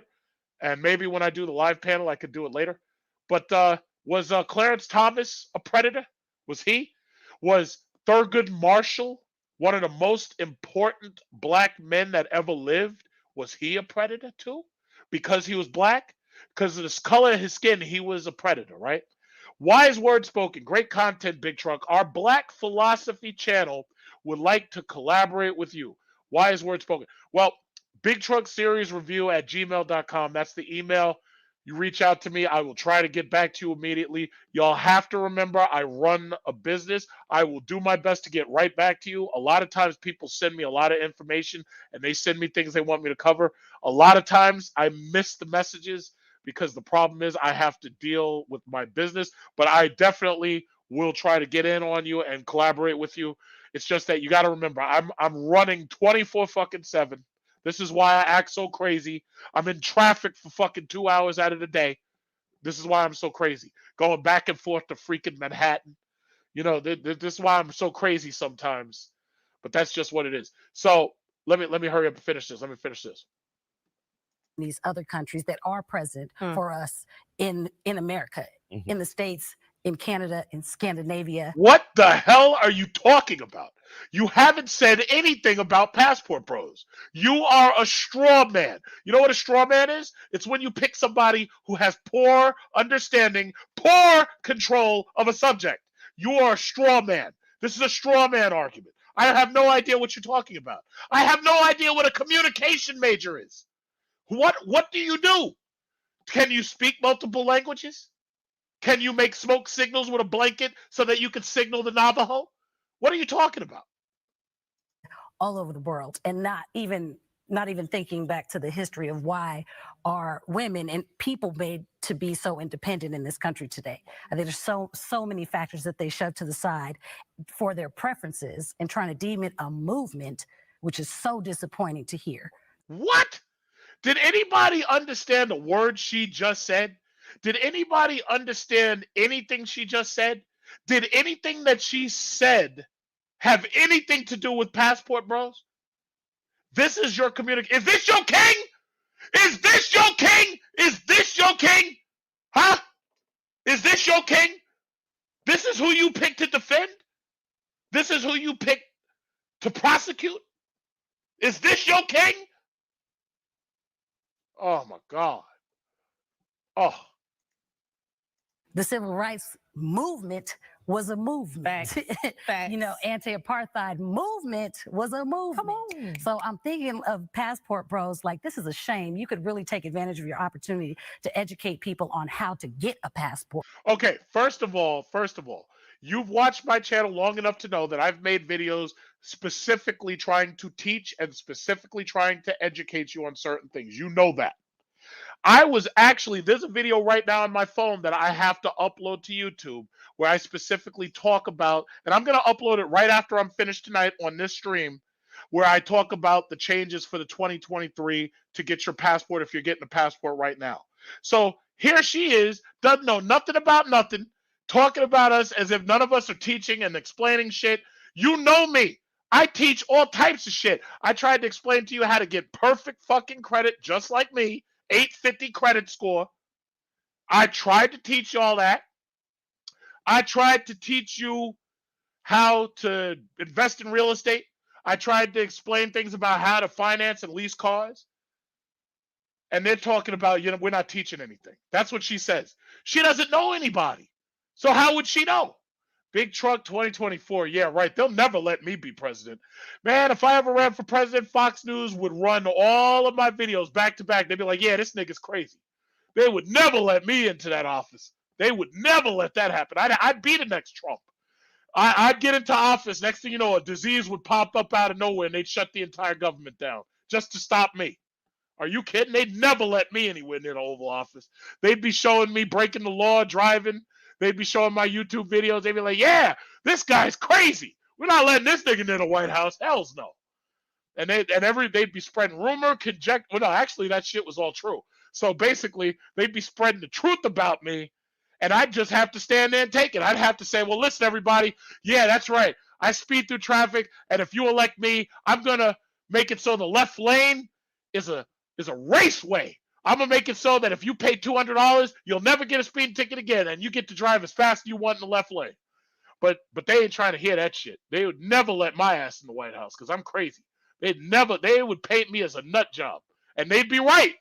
So anyway, truck sing into, oh my God, no, oh my God. See, the problem is he gave me a super chat, so I have no choice. I have no choice but to sing Independent Women, and the people were they were expecting me to finish covering the story, which I'm trying to cover, but this dude wants me to sing Independent Women. That's what he wants. He wants the Destiny's Child. So the problem is he gave me a super chat, and because he did that, I kind of am honor bound. Oh, I'm kind of honor bound. All right, so okay, all right. I'm gonna sing a couple of bars. I'm gonna sing a couple of bars real quick, if you will permit me, because I know y'all trying to get me to finish the story. So I'm gonna sing just a couple of bars. I'm gonna sing a couple of bars. Okay, all right, here we go. The shoes on my feet, I bought it. The clothes I'm wearing, I bought it. The rock I'm rocking, I bought it. Cause it depend on me. If I wanted to watch you're wearing, I'll buy it. The house I live in, I bought it. The car I'm driving, I bought it. I depend on me. All the women independent, throw your head. I want everybody to throw their hands up in the air. Because these independent women don't need your black ass and they just want your money and they're going to divorce you. I want y'all to get ready to say it. All the women independent, throw your hands up at me. All the honeys making money, throw your hands up at me. All the mamas, profit dollars, throw your hands up at me. All the ladies truly feel me, throw your hands up at me. Girl, I did not know you could get down like that. Charlie, how your angels get down like that. Girl, I did not know you could get down like that. Charlie, how your angels get down like that. Tell me how you feel about this. Who would I want if I want to live? I work hard and I sacrifice to get what I get. Ladies, it ain't easy being independent. All right, there you go. Okay, I can't do it no more. I think I blew my lungs out. Okay, all right, okay. Calm down. All right, calm down. Okay, all right. Let me finish this shit. Wow. To go overseas, travel the world, and to learn, and not You just just make it lost be about 50 sex. And the viewers. fact that now you're putting this stigma You on just lost people 50 and viewers black there. people in America. That is literally mushing us down. I hate that I said mushing, couldn't find a better word right then. Right. But We like know what bringing mushing us down. means. Right. They all know. They know. But what does that But to do hear for our really quick perspective? them talk some of them, not all of them, Mhm. talk so badly about black women in America, saying you guys are too. What are they saying? Let's just analyze some of the things that they're saying, because see, you got to remember, we're hot on the heels. We're hot on the heels of Kevin Samuels, guys. Kevin Samuels died, but what he has created, what he's left behind, will live forever. They're not just talking badly about black women. Let's be honest here. We're talking about white women too. And we're especially talking about anyone who has been touched by liberal feminism. That's what we're talking about. That's who we're talking about. We're talking about anybody who liberal feminism has turned into an absolute monster, who is competing with us, who is trying to me to us so that they can steal what we've built. Look at my governor. Got me too'd, snatched his governorship away. They've been trying to me too Donald Trump forever. They've been trying. If you are, first of all, any black man who runs anything, if you run any business whatsoever, you already know these women are coming. They are going to do whatever they can to be lascivious. They are trying to sleep with you. Look at this white cop who just screwed all these black dudes who's riding the black bull. Megan Hall, I believe. They are coming. They will do whatever it takes to get what you got, and you know it. Next thing you, 1 second it's all love and romance. Next second you're in fucking court. Me too'd.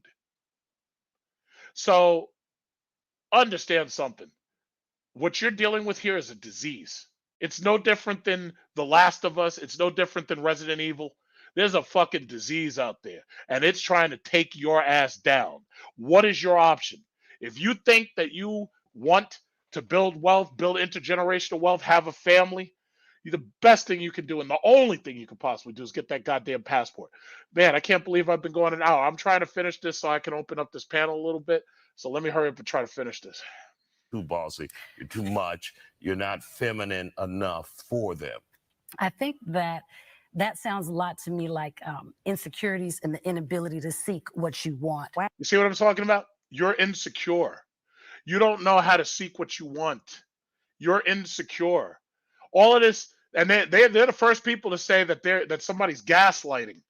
They're gaslighting you. They're calling you insecure. You don't know what you want. No, you know exactly what you want, but guess what? You know what the secret is, guys? You're afraid to demand it. You're afraid to demand what you want because first of all, you already know that they're going to come and take what you got, but you're afraid to demand what you want. Some of you are afraid to get your passport. Some of you are afraid to leave this country and search for greener pastures. Some of you have already gotten it. Some of you have already done what you needed to do. Some of you have already married abroad. You're afraid to ask for what you want. You're afraid to demand what you want. And they sure as hell ain't going to give it to you. They're already telling you, yeah, I'm not submitting. I'm not going to be your housewife. I'm going to have kids when I feel like it. When I'm about 45 years old, that's when I'll start talking about having kids, when I'm ready. Guys, your life doesn't have to be this way. It doesn't. It doesn't. And you know what you got to do? You got to get your goddamn passport. And that's what it comes down to. Yeah, I know. You're right, Jimmy. I'm trying not to get copyrighted. If I do get copyrighted, however, the only thing that would happen is they'll demonetize this video. They won't give me a strike for this because it's not music. But I'm trying not to get copyrighted, but chances are I will. There's no other way to cover these damn news stories, and it is Fox, and Fox is always pretty decent about copyrighting you. So the bottom line is, I'm trying to claim fair use on this, but if I do get copyrighted, what it means is that this video won't be monetized. But what I can say is thanks to the 750 people who've been in here, maybe it just won't matter. Maybe I got enough support so that even if I can't make a dime off this video, they have supported me. Let me hurry up and finish. With what you have, where you are. That's what I really think about that. It almost disgusts me and is borderline gaslighting to sit here and treat American women, American Black women, and try to shut us down. I want you to hear the hurt in her voice. Can y'all hear that? They're trying to shut us down. Nobody is trying to shut you down. These men specifically said, we're taking our money, we're taking our resources, we're taking our passport, and we're going abroad. How is that shutting you down? No, you know what this means? It means that you will not accept sloppy seconds. You know what this means? It means that you will not be their plan B. It means that when they ruin themselves, they had every right to ruin themselves because it's America. They can do whatever they want. But guess what we're doing? We are not sticking around. How are we putting you down and keeping you down? You're doing it to yourself. That's the hard truth. That is the hard truth. We're not gaslighting nothing. We're going over. Let me tell you something. When I go to Bora Bora, when I go to Singapore, when I go to Philippines, I'm going to have more business class videos, ladies. More business class videos. I'm going to put them right on my TikTok until they shut me down. I'm going to put them right on my YouTube till they I don't think YouTube's going to bother me for showing food and shit in first class. I don't think they care. Bottom line is, we're going abroad. We're going to have wonderful, lovely times. How are we shutting you down? Are you telling me that if I refuse to go to a sperm bank and jack off into a cup so that you have my DNA? You know what these women are going to do? They're going to get you to donate DNA, and 18 years from now, you're going to get a knock at your door. You're going to get a knock at your door 18, 20 years from now. You open up that door, and there's going to be a big-ass clone of yourself standing there at that goddamn door. And you know what that clone's going to do? That clone's going to look at you and go be like, are you my daddy? Are you my daddy? And then you're going to be like, what the fuck? And you're going to be like, oh my God. He found me. These kids found me. They cloned me in a lab like it was Resident Evil 3. And this clone came to my house, and now this clone is demanding that I father him. They're going to clone your ass. That's what they're going to do. They are trying to get, you're going to get a knock at your door. Are you my daddy? Are you my daddy? My name is Little Truck Series. That's my name. My name is Little Truck Series. And my mom gave me this picture and this address. And she told me that if I came here, that I'd find you. Are you my daddy? And then you're going to be like that black guy with the missing teeth on that Maury Povich show or whatever it was, crying. And you're going to be like, "Ah! Ah! Are you my daddy?" 20 years from now, you're going to get a knock at that door. 20 years. And you're going to be like, oh my God, I donated sperm to a sperm bank. And now there's a clone of me walking around on these streets. Well, you were never there for me. What did Shaq say about his father? Yeah, he took me from a boy to a man. What was the lyrics in Shaq's song? He said, Phil took me from a boy to a man because my biological didn't bother. You remember Shaquille O'Neal when he was trying to rap? I got a free CD with the video game Shaq Fu. When I bought Shaq Fu for Genesis, because I was supporting that black brother, I got a CD and he had a song. Shaq had a single called Biological. My biological didn't bother. That's what it was called. You remember that shit? I don't even remember the lyrics that well, but I do remember that part. I don't remember anything else about that song. You're going to have a clone pop up to your door demanding that you be his father. A clone of you. And how you can't say no to that. What are you going to do? You going to say no? You can't say no. How you going to say no? There's a fucking clone of you. It's the Clone Wars from Star Trek. Star Wars. The Clone Wars. Shit. All right, let me finish this. Because we may be educated or have the ability to obtain certain finances and social status that we're not in other countries. And you attract It's a shame. what you put out there too. It's a shame. All right. I want everybody to take a very close look at these two ladies. I want you to try to take as close a look as you can. And you can watch the video yourself, but I want you to take a look at both of these ladies' left hands. I want you to take a look at their left hands. Is everybody looking with me? I want everybody to take a look at their left hands. And I want you to tell me, where's the wedding ring? That's the only question I have. I've said this before, it's like one of my secrets. Before I take any woman serious, any woman, no matter who it is, before I take you seriously, he took me from a boy to a man, so Phil is my father. My biological didn't bother. That's the lyric right there. I knew it was buried in my fucking mind. Hey guys, wear their wedding rings. Wear their wedding rings. Now they mentioned that she had a son who just got a passport, right? Wear the wedding rings. Huh? Can somebody tell me that? Wear the wedding rings. I'm going to say it just like this. There's 754 of you listening to the sound of my voice. When I have to deal with or talk to any woman at all, the first thing I look at is her left hand. The first thing I'm looking at is for a wedding ring. Based upon whether I see that ring or not, I know whether or not to take her serious. Now, if she's young, then obviously she's probably not going to be married. So yeah, that doesn't apply. But if it's an older woman, especially old like these two ladies, I'm looking for a wedding ring. If I don't see that wedding ring, I don't take you seriously. And that's just what it is.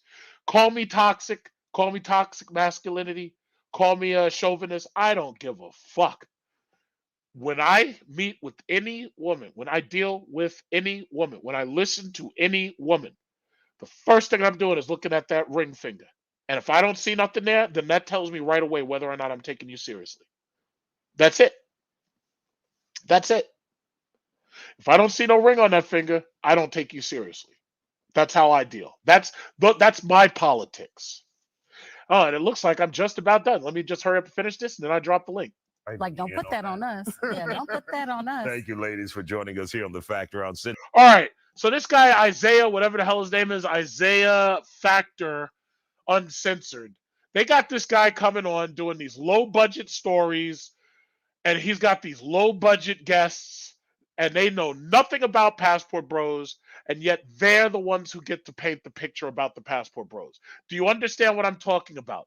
Rumor, conjecture, lies. Do you understand what I'm talking about? Rumor, conjecture, lies. They know nothing about the movement. They care nothing about the movement. They're there to obfuscate the argument, to confuse the argument. That's what they're there. They don't care about us, and they don't know anything about us. That's the bottom line. And I don't expect them to care about us because they have no idea who we are. They have no idea. So they wouldn't know nothing about us. That's the bottom line. This is what you're dealing with. This is why the black man, and I'm going to say it just like this. There have been content creators on the Manosphere who talked about black male power and black male empowerment in America. They claim that that's what the Manosphere is for. They claim that it's for black male empowerment, right? Now, many of you have heard me openly say there is no power for black males in America. I'll say it just like that. Black men have no real power in America. Black men have no power in America.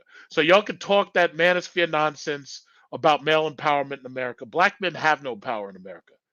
You were brought here to be a slave. You were brought here after slavery, and you stayed here to be second-class citizens. That's what you're here for. You are here to do the cleanup work. You're cleanup bros. That's what they think of you. You're cleanup bros. They don't expect you to rise beyond that. They expect you to stay cleanup bros for the rest of your natural life. You are nothing but a cleanup bro.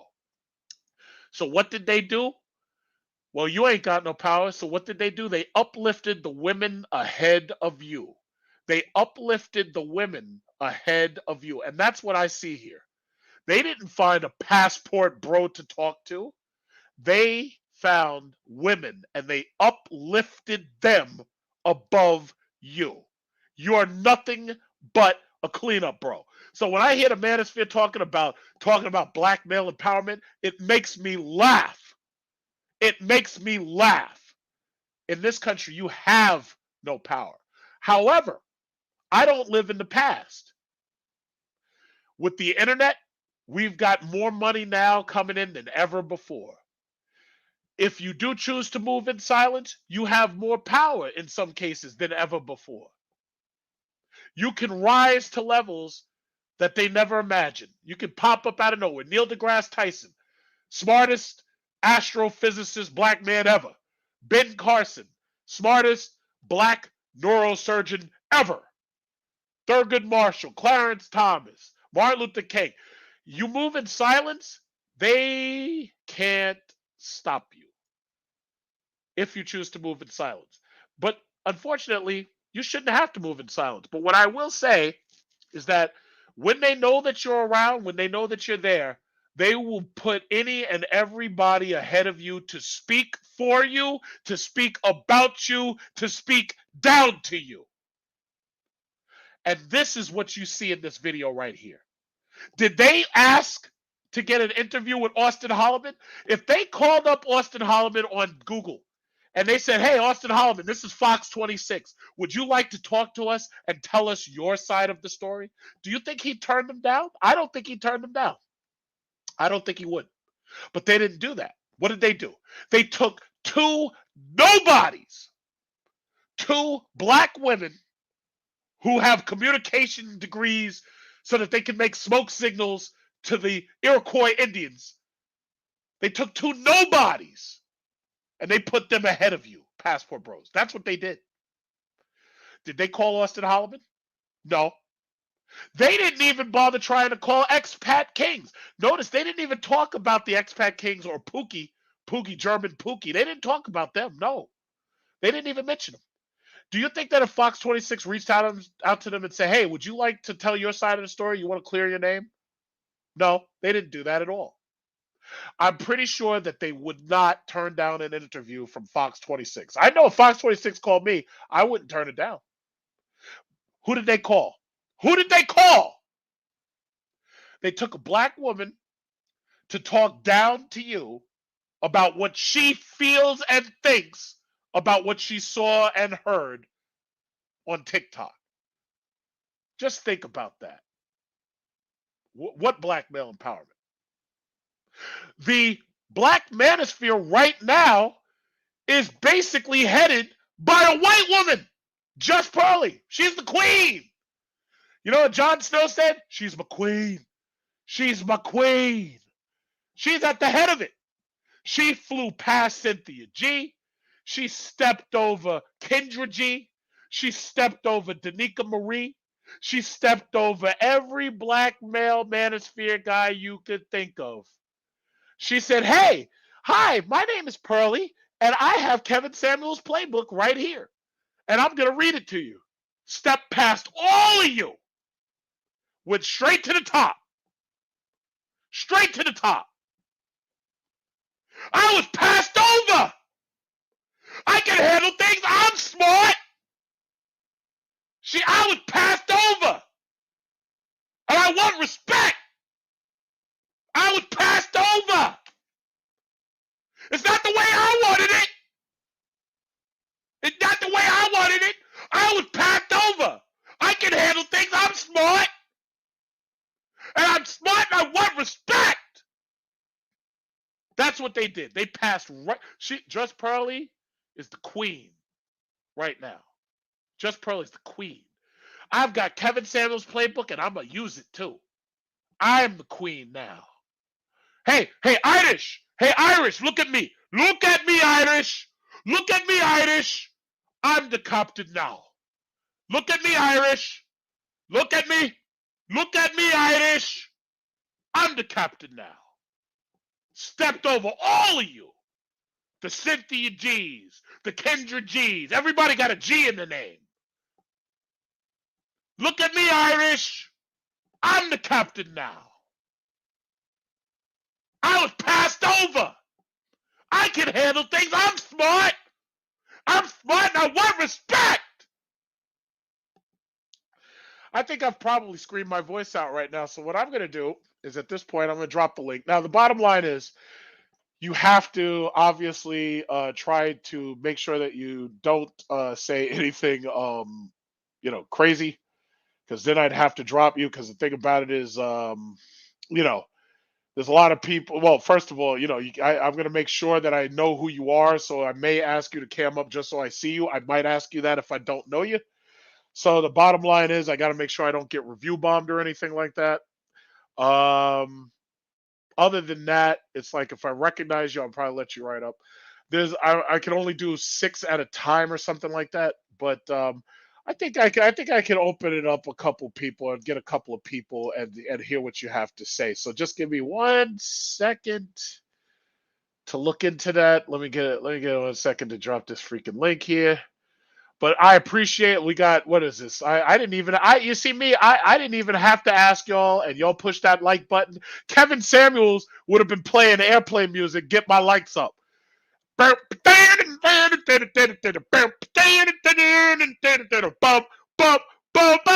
he's playing that music and shit, telling you to get his likes up, right? I didn't even have to do that shit. Everybody hit that like button right away. You see, I like that. I didn't even have to say it. So I'm gonna drop this freaking link. I'm gonna try to calm down. And yeah. So I'm gonna see if anybody has something very, very specific on the subject to say. I'd like to hear what you have to say. And we'll talk about it. We're gonna chop it up a little. I can only do 6 at a time.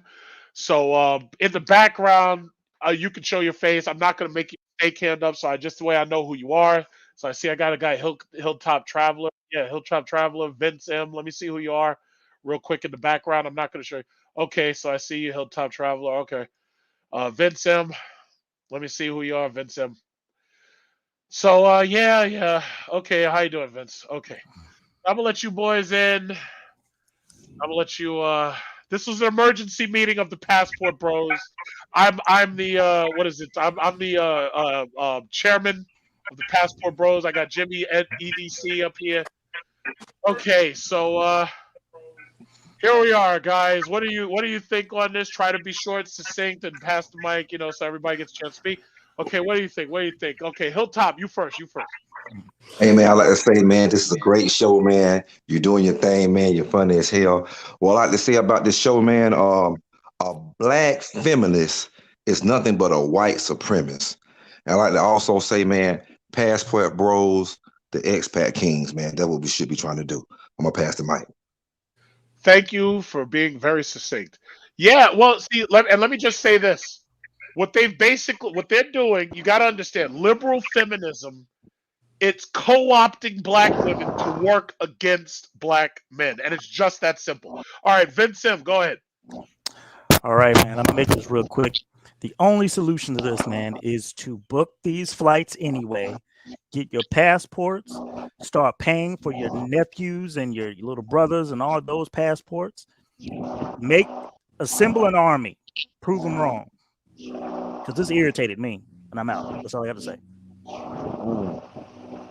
Okay, on that note, Z no sleep. You're waiting in the back. You got to show me. You got to show me yourself. Z no sleep. What is it? And Nate and Lamar. Let me see you guys real quick. Okay. To read Big Man's chat right here. He says just Pearly thinks X was black. She loved the bros. Let me tell you something. She's the queen right now. The Manosphere. If I could get my hands on them big ass legs, I'm gonna give her some Anmo. I'm gonna give her some real Anmo. If I get my hand on those big ass, long ass legs. She's 6 foot tall. I'm 6'6". Man, let me tell you something. I get my hands on them chicken wings. It would be like that Ludacris album cover where he's eating a chicken wing in one hand, he's got a leg in the other. That's Southern hospitality. Okay, who's next? Jimmy. Jimmy, everyday carry. Hey, what's going on, fellas? What's going on, man? What's going on? So honestly, this is just a clear definition of, first of all, I'm not even upset. I actually find this whole situation comical with these three on this news station. I personally see nothing but pure entertainment out of it, because at the end of the day, what people do with their money and what they decide to do with their life is their business. It's not like they out here, doing anything with underage girls. And even if they are, it's not my business. I don't care. Just do you. But this shit right here is just a clear definition of women that are hurt. You can hear it in both of their voices. And the one thing I wanted to know was, with their hands showing no rings, but she stated that she has a son. Both her parents are happily married, but is she happily married? Is she engaged? And if there was so much love in the household, then why do you care to partake in something that has nothing to do with you? So, these kind of situations, you just got to take it with a grain of salt. You could tell a brother right there is most definitely unhappily married to be entertaining some nonsense like this. I mean, Right. It's clear as day. I mean, you could tell when a brother's unhappy and he's married. I mean, and then the one all the way over to the right with the curly hair. I mean, she's all right. She look like she could be a decent woman. She's got to, keep her mind off of this nonsense and stay to herself. And maybe she might catch a passport bro. I mean, she's not really too bad at looking of a woman. Medusa, on the other hand, I don't know. Probably trying to be like Shaquille O'Neal's wife or something. I don't know. But yeah, just everybody keep doing what you're doing. Let's talk about the positive stuff. Let's work on building credit. Buy your own home. Have your own car. Have your own money. Make sure when you're ready to say I do, make sure you have a prenup involved in that. Protect yourselves. Protect your assets. Let's talk about the real things that matter. If we learn anything from this channel, that's the number one thing we should learn. Make sure we're bringing everything we can to the table. That way, when anybody has something to say, we can just shut them down and that's it and move on. But most definitely protect yourselves. Make sure you have a will. And nobody thinks about these things, but we are not promised tomorrow. So let's try to think about the real stuff that goes on. Everything else like this is nothing but pure entertainment. Thank you, Jimmy. No doubt. Okay, who's next? Nate? Nate? Hello? Nate? I will, and Nate, hello? Hey, can you hear me Hey. now? Yeah, is Yeah, that Nate? I'm sorry Yeah, about hi, that. Nate. What's up? What's up? Hey, man. I appreciate the Passport Bros, and I wish I would have known about it maybe 15 years ago. Because, man, I've been through it, bro, and been through hell on earth with American woman. God But damn. last year I got married to a beautiful woman from Tampico, Mexico, and then after that, I moved to Monterrey, Mexico, and I found out about the Passport Bros. But before I found out, I was telling every brother I know, get your passport, get the hell on. So how do you feel now? Yeah, I feel great. I mean, it's the best decision I ever made. My wife is extremely feminine, and period. Like I can get women in the United States. That was an issue. I date beautiful women in the United States. It's just the mindset that they have is toxic as hell.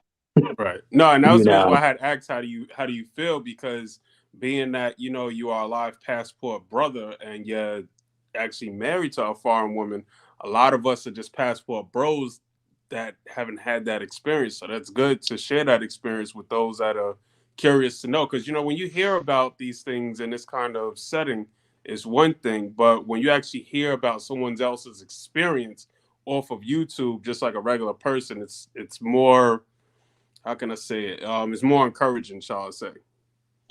yeah. Let me tell you, man. Like, Give us the what? ins and outs.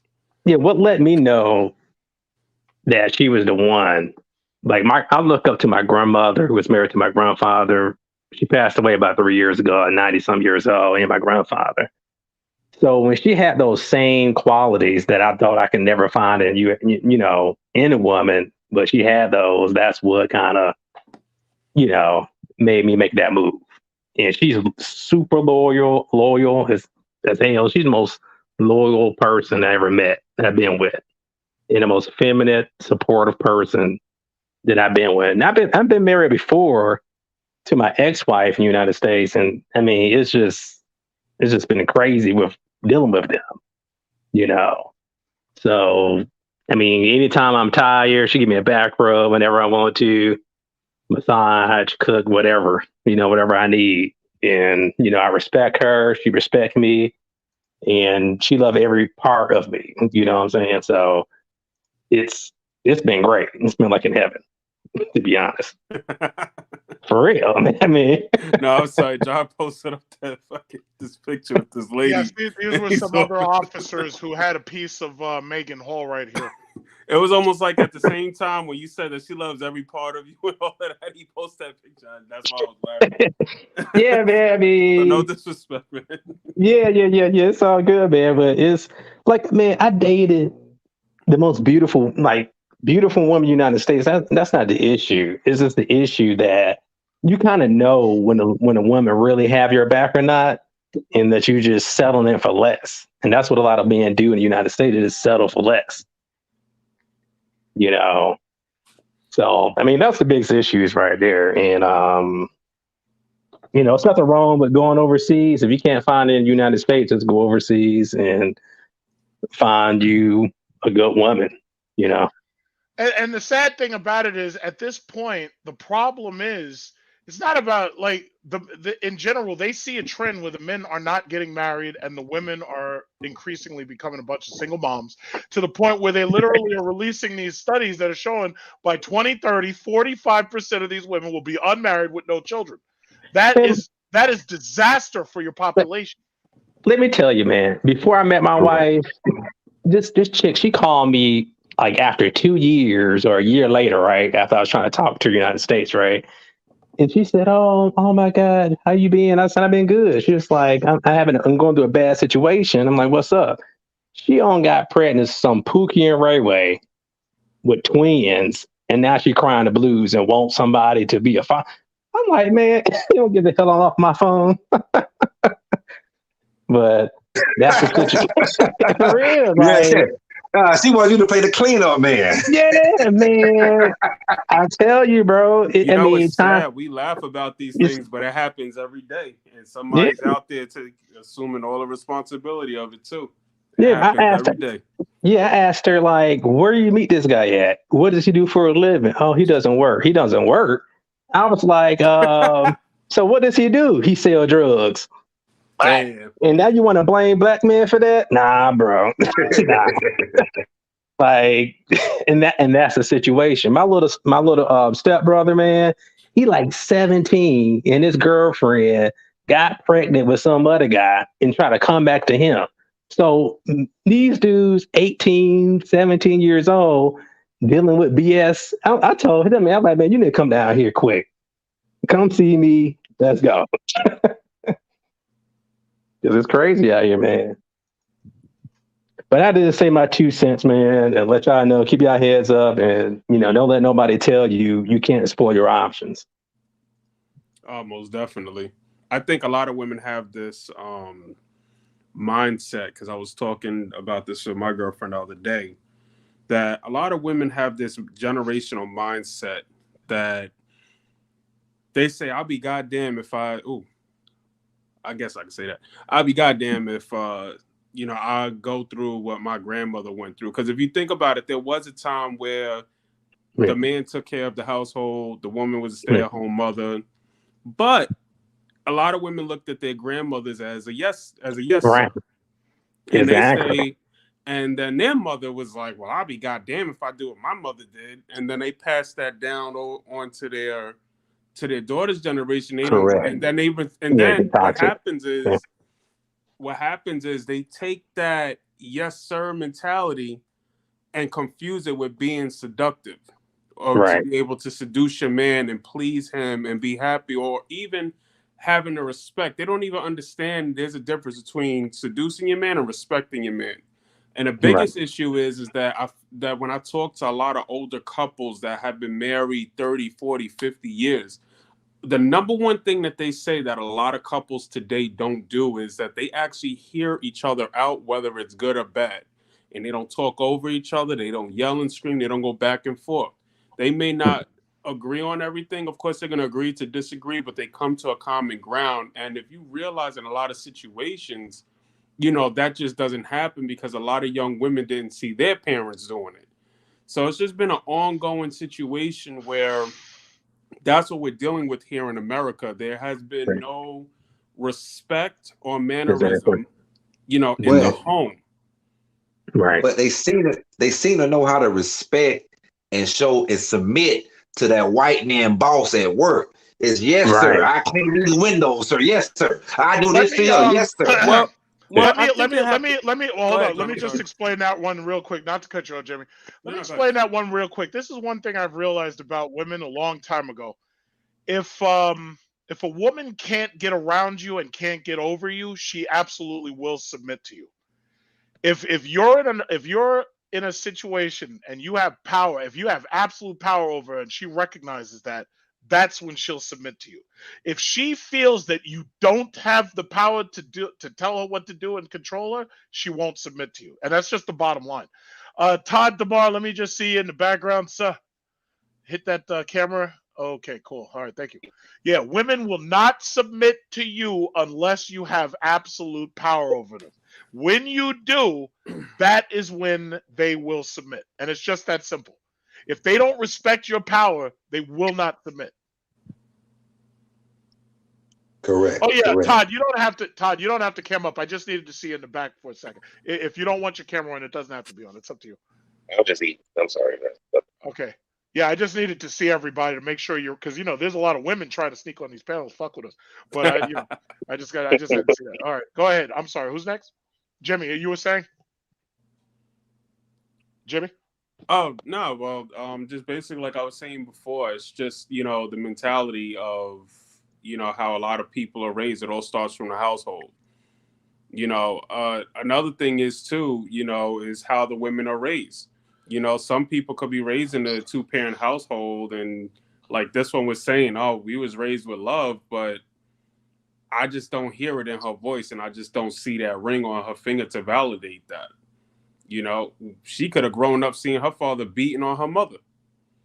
You know, it's so many different things that you hear about, you know, in today's world and in today's generation that make it hard, you know, to date women. And it's the same thing with some of us men too, because a lot of us men think we are who we are and we don't have our stuff together. And that's the reason why I always emphasize, as a man, I most definitely agree with John with putting those videos about building credit, building wealth, saving your money, making sure that you are very well established. But at the same time, as men, we have to protect the things that not only that we worked hard for, but what we have.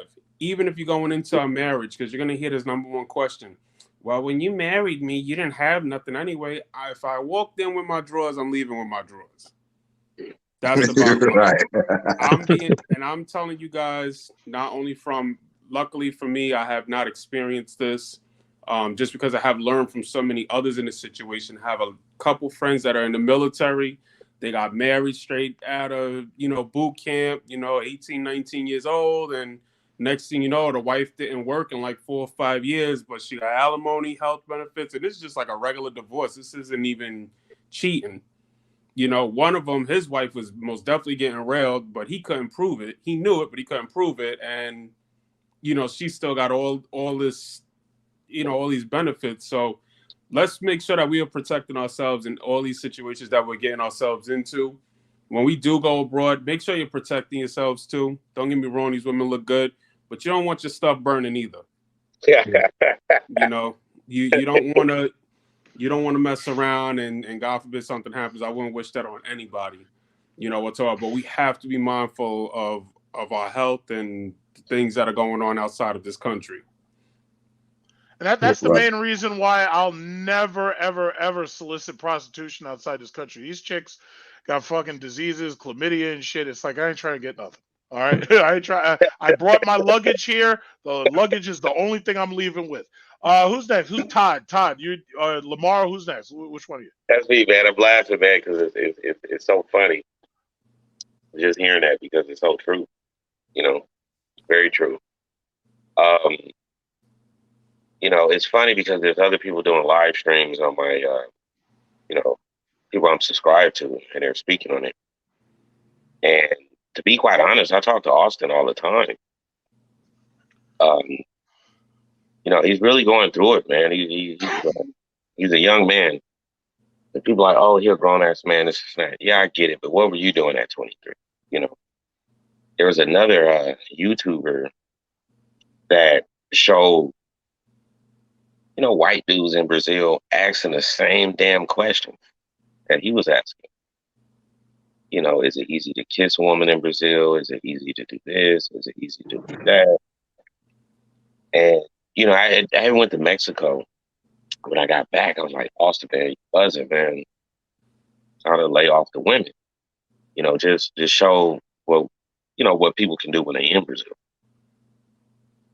And, you know, now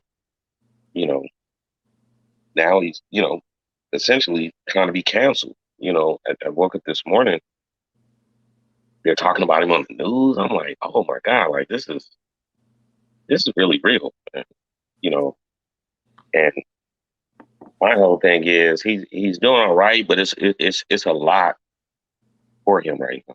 He's going through a lot right now. He's a young guy. He thinks differently. First of all, I never would have fucking publicly apologized to any of these people. That's number one. Me neither. Number two, I damn sure wouldn't have. Now you know that these, especially these women on TikTok, you know that they hang on to every single thread looking for a way to attack you, right? What you basically did was you just handed them a loaded gun and say, "Yeah, shoot me." You know, but I'll say it like this. The thing about it is, what do they say? They say, no. What does they say? They say no press is bad press or something like that at this point. So the thing about it is, he didn't do anything. He didn't get like arrested. The government didn't get him or nothing. So my thing is, he can always tell his story, and it's worth money to him to tell his story if they're interested. So the longer these women keep this passport bro shit going, the more profitable it is for everybody involved. Now, here's the thing. My videos on YouTube make money from my passport bro shit. But they don't get paid on TikTok to talk this bullshit. In fact, they're doing a detriment to themselves. Most of them are ugly and undesirable, and they're coming on there and making fools of themselves for no good reason. It doesn't make sense to me. But bottom line is, they do what they do. But all they're doing is they put money into anybody who's a passport bro who's doing content. You're making money because you're being favored by the algorithm. But my thing is, TikTok's not paying them, so it doesn't make any sense to me. You're absolutely right, man. I mean, at the end of the day, if viewership went up, I told them, don't stop making content. Keep doing what you're doing while you're hot. You know, just you know, he cannot deal with the pressure. There's a lot of pressure on him. You know, he's young. And I agree. I wouldn't apologize neither. You had all these people coming out the woodworks and they're going to talk about how they talk to him behind the scenes, but yet you're making videos. I didn't make no video about talking to Austin. Whatever we talk to behind the scenes or whatever we talk about, that's just what we talk about. I don't need a profit off when he's down or when he's up, you know. And probably in 2 weeks, man, I'm gonna go out to Thailand to meet up with him. You know, it's a lot of pressure, man. That's a lot of pressure, man. You talking about national news now. I mean, like, well, in fairness, it is just Fox 26. I don't even know what fucking state that shit comes on. So, you know, I'm looking at the That's video. Houston. Okay, it makes sense because that's his hometown. But right. they've only got like 10,000. They don't even have 10,000 views yet, from what I know. But the point is, they're gonna eat this shit up on TikTok. They're gonna use this to label you predators and label and traffickers and this, that, and other.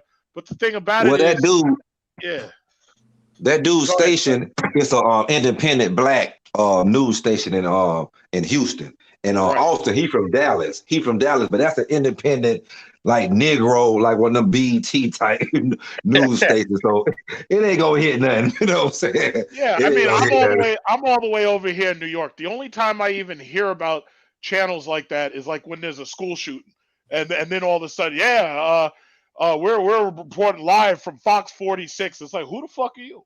You know, but that's just what it is. You know. Who's next? Did everybody speak at this point? I didn't. Who? Lamar. Go ahead, Lamar. Hey, what's up, man? Yeah, you right, Big Truck. I got prime example for you. My NBA player named Christian Woods played for the Dallas Mavericks. He was undrafted, right? His girlfriend dumped him just because he didn't get drafted. Now he about to get paid $100 million. Now she trying to run back to him. Keep it walking. How they is. Yeah, man. And, it's all about how you're brought up, though. If you think about it, it all goes, back to the upbringing on how you're raised. You know, and she actually did him a favor. You know what I'm saying? I mean, at the end of the day, how would some men really know that a woman's really into them for them until it's too late when they lose everything? We see that stuff happen all the time.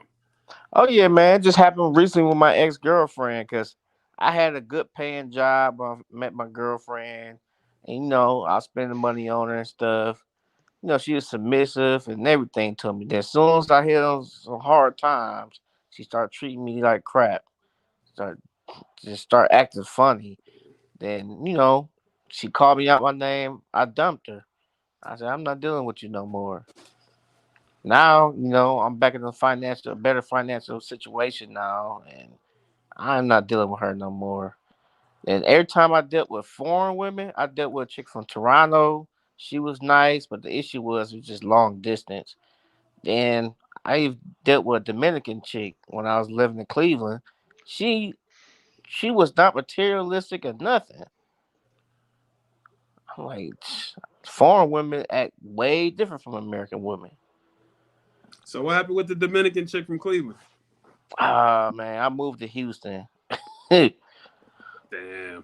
Two things. Number one, V Fleming says this topic's a waste of time, but kind of entertaining. Listen, this topic is not a waste of time. We're talking about your future here. We're talking about like whether or not you're going to wake up to a wildebeest in the morning as a wife, or whether or not you're going to go and get yourself a passport and get yourself a nice younger, sexier woman who actually appreciates you and who's willing to be a helpmate and to have a family with you.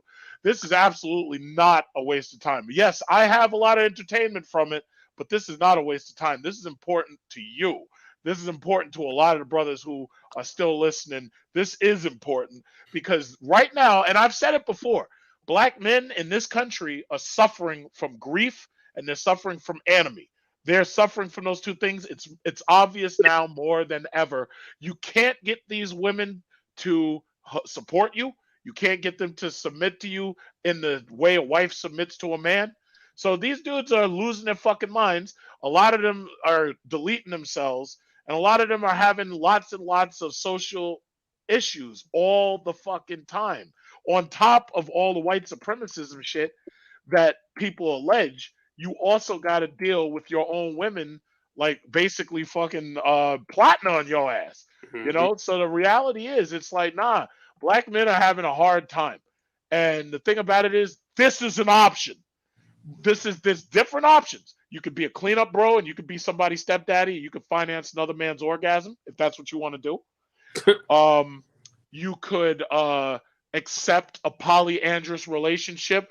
So imagine this: you come home from a hard day at work and you're hearing a lot of knocking in the next room. Bang, bang, bang, bang, bang. And you go into the next room and your wife's in there getting knocked by the other dude who lives there with you. And then you look at it. At first you're a little upset, and then you just say, "Oh, okay, hey guys, I'm home." And then you go into the next room and you go get whatever dinner is there waiting for you while your wife is, or she's getting banged up in the room.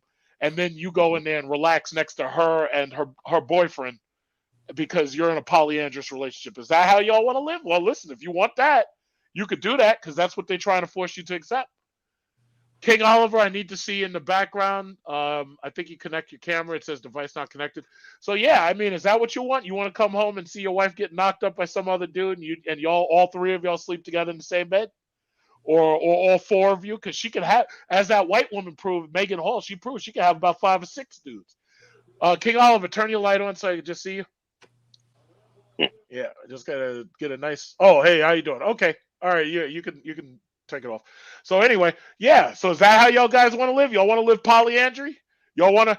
Oh, okay. After you're finished fucking on her, yeah, just let me know after I'm finished eating my dinner, and maybe I'll come in and get some too. Maybe I'll get some sloppy seconds. Hey, Is that how y'all want to live? tell you No. the real, man. Ain't nothing cool with sharing no broad, man. I don't see how a female even want to do it. You know, I done been there. You know, we grew up in the hood. We all had some experiences. I'm gonna tell you, man, sharing abroad, that man. Let me ask real quick. Is there anybody who wants to drop down? Because I've got Done That Traveler in the background, and I want to just rotate the panel a little bit. Is there anybody who said everything and they want to drop down? Is anybody? Yeah, I'll drop down. I dropped All down. right, yeah, I want to rotate the panel a little bit. Let this dude in the back speak a little bit. So I'm sorry, I didn't mean to cut you off. Oh, it's okay, man. It's like when you sharing a female, man. It's like you know when you ain't worked out in a long time and you work out, you sore. That's exactly what she feel like, man. I wouldn't even. I don't even know why a female would want to put herself through something like that. You know. Because they don't care. There's something seriously wrong right now with these women. Yeah. There's something seriously I'm wrong. like, you know, my ex called my mom today, right? They tell you this briefly, real quick. I'm like, in my mind, you were staying here. My parents are older. You had some stability. All the court wanted her for her disabled child, fully disabled, was to have some stability. Guess what I kept catching her doing? Talking to dudes on the internet. Of course. Because I'm like, it's called polyandry. She's using other dudes in addition to you. That's what it comes down Right. to. Polyandry. Let me read this super chat. It says, "Can you go back to a sister after you had slim tie poontang?" I think not. Let me just say it like this. When I was in the Philippines, when I'm in vacation in the Philippines, I was with my chick, right? Every single day, if I didn't feel like doing nothing special, every single day, I would get up, I would go to the mall, I would go grocery shopping, I would have a nice long swim in the big pools and everything, I'd come back in tired and this, that, and other. She would make me dinner, make me lunch, whatever. And let me tell you something, that chick was jumping on me and she was trying to get her sperm donations as if it was the last thing that she could possibly do. And she didn't play. Like, she had me exhausted. Exhausted. So can I go back to assist her? No. Triple Black is in the background. Is anybody else who could drop down so I can rotate? And I'm gonna let Dunnat travel. I'm gonna let him speak. Thank you. Thank you. Yeah, I'm just gonna rotate it around a little bit. Hey, Dunnat Traveler, what's going on? What you got to say? What's going on? Great show. I've been subscribed to your channel for a while, and I got two questions, two major things for this war meeting here. The first thing is that this term of sex tourism is a game killer. Yes. For anyone that travels right now, people, you say, oh, I travel to Latin America, I go to Brazil, I go to Colombia. Automatically, people are going to think you're a sex tourist. And my question and how we can combat this is to bring up the scenario of really what is sex tourism. For example, a couple years ago, I went to Dublin, Ireland. Dublin, Ireland women love brothers. Of course. Okay. I had a great, wonderful time, great experience. I went to Germany. German women love brothers. I had a wonderful time, great experience. I went to Bulgaria, same thing. Same thing. Now, I go to a nightclub here in Chicago, pretty much meet a beautiful woman. We're drinking all night, having a wonderful time. I bring her back to my place. And just before we get really crazy, she says to me, you know what? To make me more comfortable, can you cash at me $150? Where is the sex tourism? Like, where is it? Like, there's a scenario where if you're a beautiful Black woman and you know that you have your niche market where you are the most desirable, and let's say this Black woman goes to Barcelona. She puts out a little ad, collects 3,000 a session. Who's the sex tourism? Who is it? I mean, she can go there and make 50,000 in 3 weeks and make another 20,000 on her OnlyFans. Where is the sex tourism? Like, it cannot be a man-only problem. That's what I'm saying. Well, you know what this sex tourism thing is? You remember in Coming to America when King Jaffe Joffa says, brother Hakeem is my son Hakeem is going to America to sow the royal oats? Yep. As far as they're concerned, if you get any sex whatsoever while you're over abroad, that's sex tourism. As far as they're concerned, whether you pay for it or not. Here's the thing, though. You want to know how you combat it? Do what the white man does. Don't give a fuck. Just say, you know what? Here's some photos of me on the beach. Here's some photos of me at the grocery store. And the rest of the photos you can't see because I spent my time fucking. Okay? So that's just it. White man has no shame for anything. Why should you? Right. No shame. If he wants to go to Mars and trick on green women, that's what he'll do. I'm sowing the royal oats. Sowing the royal oats. That's what I'm doing. I just have a quick question for you, brother. Yes, sir. Go ahead. So you say you went out to the nightclub. Now, did you know her prior to going to this nightclub, or you just met at the club and that was it? No, that's it. What I'm saying is that it takes two parties. Alexa, stop. What is that? Is my Alexa. What I'm saying, there's two parties. They're watching. The feds are coming. they're gonna get you like Andrew Tate. That's my alarm with Alexa. The feds are outside. It takes two parties. I mean, here it is. Like, what the issue with, I would say, was particular women that you're dealing with. Women at the same time, and no matter what, they're going to get in your pocket. They want your resources. So I'm going to be very upfront about that right away. And I think there's a certain demographic of women that are just upfront about it right away, right? And to me, I understand that. But, no matter what, where's that quote? No matter what, you're always paying for it. No matter what you do, you're going to be buying the dinner. You're going to be filling up your gas tank. running errands, building her house, paying for her college, whatever it is. When we interchange with the opposite sex, there is a cost associated with it. And I think that is something where there are some women that are upfront, that are always on the hustle. They see a guy, they can predict and say, I bet he has money. He must got a good job. You know what? I'm going to hang out with him all night, get him to pay the bill in the morning. Like that is just how it works. But the thing is, the one thing I'm curious to know is that you brought her back to your home. Now, I see a lot of wrong with that. And the only reason why I say wrong is because of your safety, brother. You have to be very, very careful doing stuff like that, because God forbid that woman slips something in your drink. Now you're at the place. You look like you got a nice background there. A lot of expensive valuables. That's not something that I would suggest for any brother to do. Take her to a fucking Motel 6 if that's what you got to do. Never the home, never the crib. Because now what happens if she wants to stalk you and she won't leave you alone?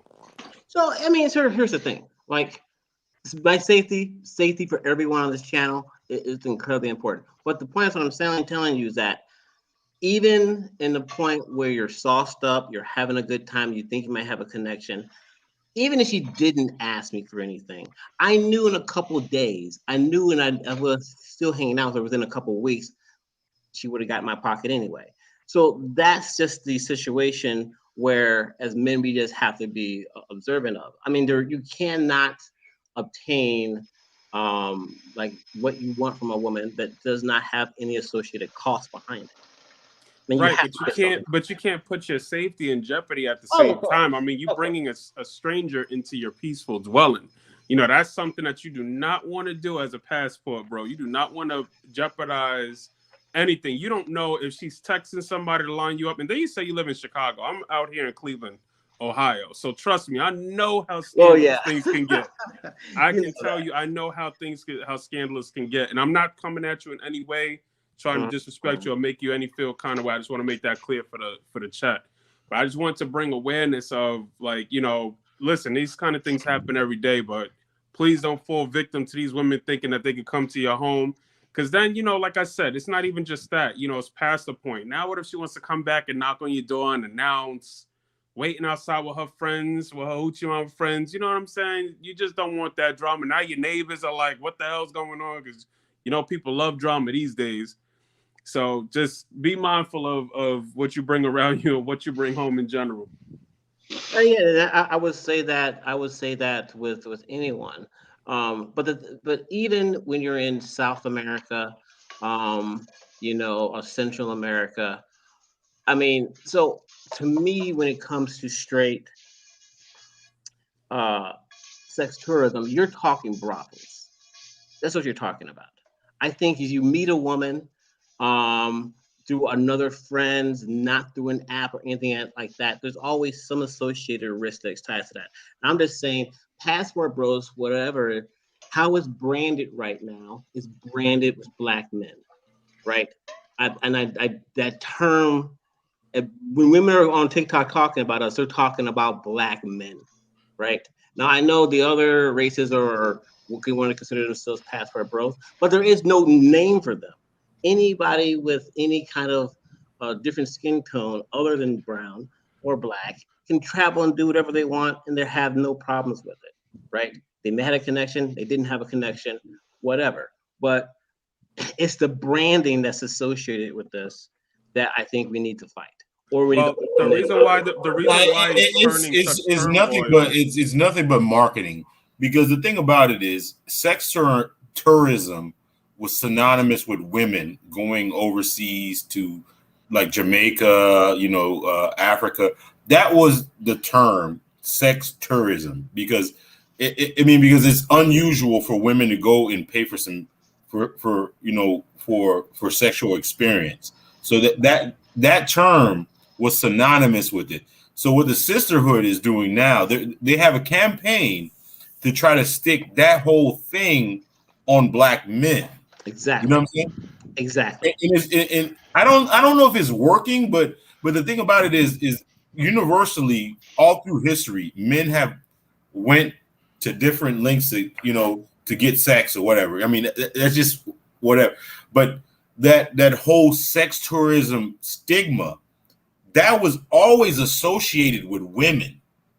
You know what I'm saying? They go out to go get sex in different places. So it was never associated with men. Now they're turning it around because of social media and stuff like that and trying to stick that stigma onto men, which is bullshit. I mean, when has there ever been a time to where men haven't traveled to different places to conquer or whatever to get sex? When has there ever been a time? Let me read this super chat right here. So yes, this is shutting from the sky. What is wrong with sex tourism? What is wrong with having 3 young over 17 girls in private infinity pool villa with bottles of Moet? Well, first of all, see here, the thing that you got to remember is no matter what anybody thinks, no matter what the opinions are, the bottom line is what is the law? When you're in these other countries, these other countries have laws totally different than what America has. Now, let's keep in mind, in some parts of America, prostitution is legal. And sex tourism, therefore, is legal because people fly to those parts in order to do tourism and in order to solicit the services of women, right? So here's the thing. What they're trying to do is they're trying to paint us all with the same brush to say that, yeah, we're just going overseas to get underage girls. That's what they're basically trying to say. Now, they completely have to ignore the men who go overseas looking for meaningful relationships and wives. They have to ignore the Tiger Woods fathers. They have to ignore the Naomi Osaka fathers. They have to ignore the Thurgood Marshalls. They have to, you get my point. So the thing about it is, there's nothing wrong with it so long as the law in that country says there's nothing wrong with it. Now, the problem comes when you're dealing with the underage aspect. Philippines recently had to change. They were pressured to change their age of consent from 14 up to 16, right? I believe the age of consent in Virginia is like 16, if I'm not mistaken. So the federal age of consent is like 18. And because we're American citizens, we're bound by the laws of our country that we cannot engage in any sexual activity whatsoever with anybody who's under 18. We cannot marry anybody who's under 18. I have no problem with that at all. My thing is, when you're taking your money, when I take my money, when you take your money, when you fly to another country, when you go overseas, what you're doing is you're robbing the women who are prostitutes here of your services. You're robbing them. So think about it. Most of these women who talking all this shit, they got OnlyFans. Yep. They want you spending your money here. That's what they want. They want you. One of the women in one of the videos said it. They want you helping them pay their rent. They want you helping pay their mortgage. They want you helping to pay for their Nissan Altima. They don't want you taking that money overseas. It is the biggest threat. If a young man, and this is the thing with Austin that I thought I was very strange about it. I mean, seeing young 20-year-old men saving up all their money. He's a barber, right? And just saying, F the world, I'm going to go find love, experience how I should experience life because I'm going to be desired someone else.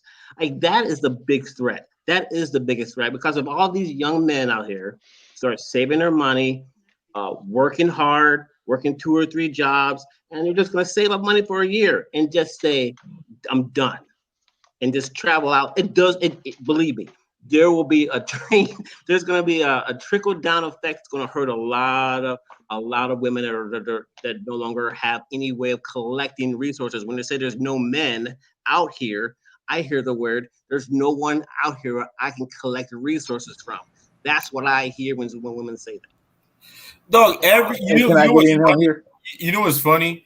Every one of these hyenas that are complaining about this, I bet you if you look at their resume when they were 15, 16 and shit, they were always fucking with somebody older. Like, they brag about it all the time. I mean, they probably don't come on YouTube and these platforms and brag about it. Yep. But they were doing the same motherfucking thing. I was in high school. Shit. When I was 16, 15, whatever, some of the girls, they were jumping in whips with 20-year-olds or whatever, and they were getting paid and shit like that. It's crazy how the same shit that they were doing when they were 15 and 16, finessing young men when they were 18 and shit like that. Now it's a problem. It's a fucking problem. Not that I promote people going overseas for younger women and shit like that, but how ironic is it? The same shit that they have on their resume, now they're trying to shame men for. That's crazy to me, isn't it? It's about control. It's about your money. They want control of your resources. Your resources. Can I jump in here? Yeah, absolutely. Go ahead. Listen, I think the host. I think you're new. I'm new to you. I came across you. You came up and everything, and I've been watching your channel. I think the way glad to have you. Glad to have Thank you, sir. I think the way you speak of it, and I think you said you were an '80s baby. Yes, I was born in '81. Okay, I'm 10 years older than you. I'm a 71 baby. I'm a 70s baby. And a couple of things I've been looking at, I've been noticing from a lot of black men in particular. I mean, also, they don't want, a lot of black women don't want us to have anything. They don't want us to have shit. They don't want us to have joy. They don't want us to have peace. They don't want us to have education. They don't want us to have money. They don't want us to have anything, man. I don't care. It's just sad. This is what I've noticed in my 50 years here on earth. It's sad. Kevin Samuel said it. He said the white man can go to work in the factory and his woman will be happy. The black man got to build the damn factory and work in the factory, and his woman still ain't happy with him. They've never wanted us to have anything in this country, not just whites, but a lot of our women, not all. I'm not going to say all of anybody, but it appears to me that a lot of our women don't want us to have shit. And you got a lot of these guys that are raised by women or are cowards or are soft. They jump on the bandwagon with the women against other black men. I'm a Navy man. I can remember growing up and brothers and sisters telling me in the hood that I shouldn't go to the military because the military isn't the place for a black man. And then it dawned on me, a lot of y'all like going to the penitentiary. That ain't a place for the black man, but you're lining up to go there. They would rather, a lot of people I grew up with would rather brothers be going to the penitentiary and getting felonies than a brother going to join the military and trying to do something with his life. I say to the young brothers, keep on going. I got a passport 2 years ago and it never entered my mind. Sex never entered my mind. I've never had a problem getting sex from women here in America. So I've never had this thought in my mind that I had to go overseas in order to get sex. I got a passport because I'm a free man. I've always saw myself as a free man. I want to travel and see other things, see other cultures, eat other foods, be other places, just to broaden my mind. And it's sad, man, and a lot of brothers, there's a lot of men I've been watching on this YouTube. I mean, backdoor, underhandedly stabbing brothers. We're doing it to each other as well. And that's the sad part, man. So I said to the young brothers, man, do your thing. They talk about you anyway. They're going to dog you anyway. They're going to dog you anyway. So you might as well enjoy life. It's a complete false equivalence because if I live down in South Florida, if it was all about tricking, you can just get you a trip to Fort Lauderdale. You can get you a trip to Miami. You can get any South American woman. Who the fuck wants that? Yeah, I'm just what I'm saying is if it was all about that, all you had to do is just come to Miami. Shit, you go to Chicago. I'm in Chicago. I can walk down to the end of the block. Exactly. and that's the beauty. It's not about that because we all heard stories about passport bros, and this is that generation of 21-year-olds that are going there and understanding what it means to be desired, what it means to be wanted, and what femininity is. And I think they're all coming back on that trip that, that first trip you come back from that country, they're all sad, they're crying, they're all like, oh my God, I experienced something different outside of my own country. That Right. is what you experience, and that is essentially what pastoral Well, they can't is put the about. shackles. They can't put the shackles on you. So what Right. they want to do is they want to put the shackles on your mind. That's what Control. they want to they want to keep you in mental slavery, and Yep. that's just the thing about it. These, I mean, most of these women that come on these platforms and do that, most of them are bed wenches, anyways. You know what I'm saying? They don't have no they don't have no regard for. That's like the lady, the black woman in fucking HR that will fucking fry your ass for anything. Like, so a lot of the vocal ones, they hate black men. Like, Man. with black men having any type of fun, any type of like progression and shit like that, it fucking chaps their ass. It doesn't matter. You know what I'm saying? If you're having fun and you're smiling and you're getting like some type of gratification and shit like that, it chaps their ass. Makes no difference, man. It's sad. It's sad. I mean, I'm not sure what everyone else is, but I've been on the South America retirement plan for a long time, and I just can't believe that there's. I think that I don't think that black women hate black men. I refuse to believe that. I can't believe that because I know my mother loves me. I love my aunt loves me. I don't think it's about that. I think it is about the combativeness of the competing against each other. 1000% agree. I think that is where the issue is. Like, and I can tell you from my own personal experience, someone's experiences, I can date any other woman out. Doesn't matter if she's Indian, doesn't matter if she's white or Thai or Asian.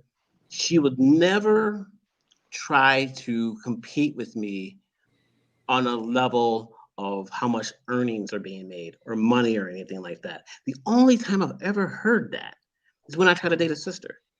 Now, ooh, what's your credit score? My credit score is this. Ooh, how much you make a year? Well, I make this. I mean, what is this? What are you talking about? like why? Like, and I don't know. The culture is messed up, right? I want people to connect, and maintain and build a culture, but I don't think there, with the absence of the Cosby Show, where else do you see a healthy black relationship? Well, once again, that goes to the you don't see upbringing. any of them. You don't see any of them. That goes up to the upbringing, and just like Mr. Oliver was saying before, we in our culture, and I'm black and Puerto Rican, so I'll say this 1000%. If anybody disagrees, please chime in. But we've always been in competition with each other. It's always been that way. That chain has not been broken ever. And it's very, very sad because, when you think about foreigners, the foreigners don't work that way. So I'll give you an example. Let's just say Oliver says, hey, you know what? I'm a free man. I'm doing well, I'm collecting my pension, everything's going well. I'm gonna start a business just to have that, the additional income, just to fund, my trips, out of America while I'm keeping my money flowing. Now he has the mindset of, you know what? I want to go back and I want to employ a bunch of young black men. Everything starts working out. He's being commended for it. But there's always that situation of where we're stealing from each other. We're not doing the right thing. Jealousy starts arising amongst us all. And that's what all of this is built up, when it comes towards passport bros. Because if you think about it, passport bros, you can't be broke. You can't be unsuccessful trying to do this. I mean, let's be real. No trip is $400 or $500. So when you get to a certain point in life and other people are not at that level, of course it's going to build up attention. It's going to build up hatred. What is that 20-something-year-old barber? He's a barber. What is he doing traveling on the other side of the world? Where did he get that money from? But then when you ask these people, well, where have you been? The room gets quiet. So that's where all of this really comes, where it really boils down to. Everything else with this whole sex trafficking and trying to go out and do X, Y, and Z, all of that is just a distraction from the real shit. It's sad that we do it to each other, but if you think about it, we're the only culture that do these kind of things to each other. So my I question mean, is, how do we you take know, the with the negative? panel, the panel. I'm gonna ask you one question: what is a non-dysfunctional thing that Black women champion? Go. Non-dysfunctional. Yeah, okay. Right. It's crickets. Like Right. seriously, they promote baby mama culture. They promote single motherism. They promote finessing. They promote like name one fucking thing that they promote that is productive for the whole Black experience or the Black race or just in general positive. Name Well, one thing. well, it's just a well-known fact, and women don't talk about it. There is no strong Black female leadership that wants and promotes families and good, like, mental awareness and empathy and raising the kids, and also telling women what your role is. You can't be everything. And there's no one. You would think the person who would do that would be Michelle Obama, right? You would think that if she No, they had dragged her. No, they dragged her because she said that she supported Barack. You know, they said that she told everybody that sometimes you got to put more than, you know, you got to put 70-30 sometimes, you know what I'm saying, with the man. And that really pissed them all off. which is true. Let me really quickly, guys. Let me just really quickly read these chats from Pollard. Black women have no excuse. A book, 7 Habits of Highly Effective People, teaches what interdependence is. Read Not Dating Coaches. And the last one came from Shutting from the Sky. If Black women don't hate us, then what's up with the scowls on their face when they look at us? A scowls from a total stranger. And let me just say something. Not only I wouldn't say necessarily that they hate us in general. I wouldn't necessarily say that, Right. but what I will say is, for one thing, they're competing with you when they shouldn't be competing with you. They're supposed to be cooperative. That's number one. Number two, the way they carry themselves is basically their reflection of how they feel about their non-existent father who wasn't in the household, or how they feel about their own mother, or how they feel about themselves. They're dealing with horrible self-esteem issues, and I think everybody could probably agree on that. Man. They've done every single thing they can do to make themselves repulsive. That's what they're doing. One person, I don't want to miss Pollard, said, born in 85. Only reason I got 20 by 21 women when I was 20 by 21. I joined the military as an E3, and with a year, I was an E3 getting housing allowance. Women date up for resources. Yes, we know that. You see, the way, and I've said this in my videos, the way I think about women, I think about the alien queen in the movie Aliens. The only thing this fucking thing is interested in is moving into your atmospheric processor and birthing her babies, her kids, her eggs, whatever it is, and she will parasite towards your ass in order to make that shit happen. They're not helping you. They're just using you, and if you fall off, they'll just find a bigger, stronger guy than you. And it's like I keep making jokes in my community chat about work husbands. These women Man. have a guy at their job who they're telling everything to, who they're drinking coffee with him in the morning. They're getting the best of her, and you're getting what's left over when she gets home and she's tired. And Amen. when you understand that, you understand what I'm saying. You understand what I'm saying. Has anybody Absolutely okay. right. You're has absolutely right. has anybody ever met these exceptions? Because that's the disclaimer that a lot of the Black women have. It's like, oh, not all women, not my like. I don't know what women have. How many of you guys have met the exception to the rule Well, of the? I would never expect it. I mean, that's the rule. I mean, No, I I'm accept just that saying, as a fact. like for instance, like there's certain expectations when it comes to Black women that I just know that, I mean, as soon as I meet them, I just like square them up. I'm like, oh, yep, she probably got like 4 baby daddies, or you know, she's still fucking an ex, or she's still. I mean, like, what? I mean, have you guys ever met these unicorns that they claim to all be. Never. The only time I've seen black women who act and behave like they're cooperative with their husband, one thing I've been noticing is they're mostly foreign. And I've been noticing these British black women more and more. I've been noticing them being, some of them move to America, or these black guys meet these women and they marry them. But they carry themselves in a more feminine, proper, ladylike manner. But these women here, but see, and here's the thing: I don't blame the women here because I already see that this culture is literally toxic and it's literally tearing them down. Let me just, and one thing I also say: black men who marry a lot of these Caribbean women who come from patriarchal societies where they carry themselves like ladies. That's the only time, and it's not a skin color thing; it's a mentality thing.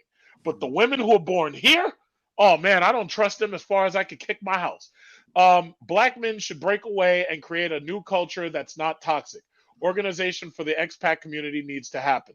Absolutely. That's from CM Ben. The antidote. The antidote. Here's my theory. Let's talk about social engineering. That, you know me, I talk about Darwinism all the goddamn time. Always. The Passport Bros movement is the key to rebranding the image of black women in the United States. It'll take about 5 generations. Wow, that's a long time. I'll be long dead. It'll take about 5 generations to see the effects. Black women from overseas can easily gentrify the culture. Let me just say this to Antidote. It'll take less time than that. It might take 2 generations because they're already telling you by 2030, 45% of these women are going to be single and childless. Somebody had mentioned before about how much black men are sought after overseas. In Japan, at one point, a book was published by a Japanese woman talking about how her relationship with a black man was. And if you were a black man walking around in Japan during that time when that book came out, you had to beat the Japanese women off of you because they were trying to wife you up. That it was that bad. Just walking around as a black woman, a black man, these women were trying to jump on your back because they wanted you that bad. And that's how it is now. That's really how it is now. These foreign women, you see in my videos, you got Muslim women. Oh, black men. Oh, black men are so much better than these Arab men. Black men ain't gonna beat them. Black men ain't gonna stone them. Black men ain't gonna slap them around and throw acid in their face and shit.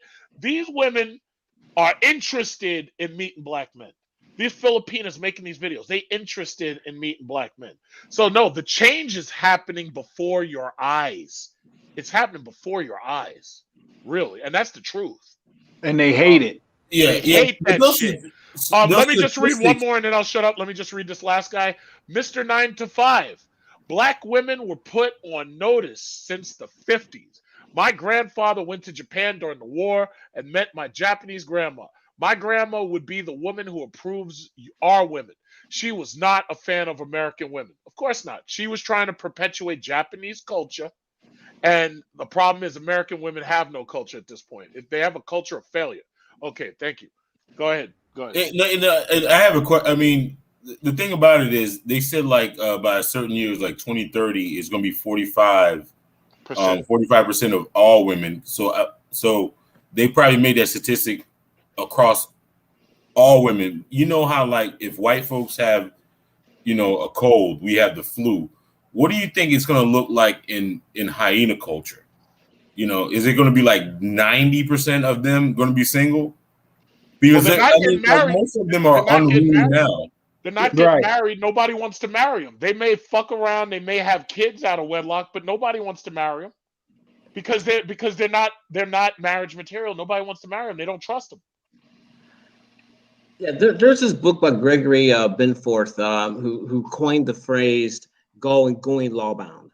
Men, marriage, civil union, the courts is essentially a contract. And right now, if you're getting married today, no matter what income bracket that you're in, without a prenup, or you're putting yourself at tremendous risk. And I will say the same thing to women. If a woman is getting married today without a prenup, she's putting her financial self at risk. And I believe me, I think there's going to be, humans are resilient, and Mother Nature is Mother Nature.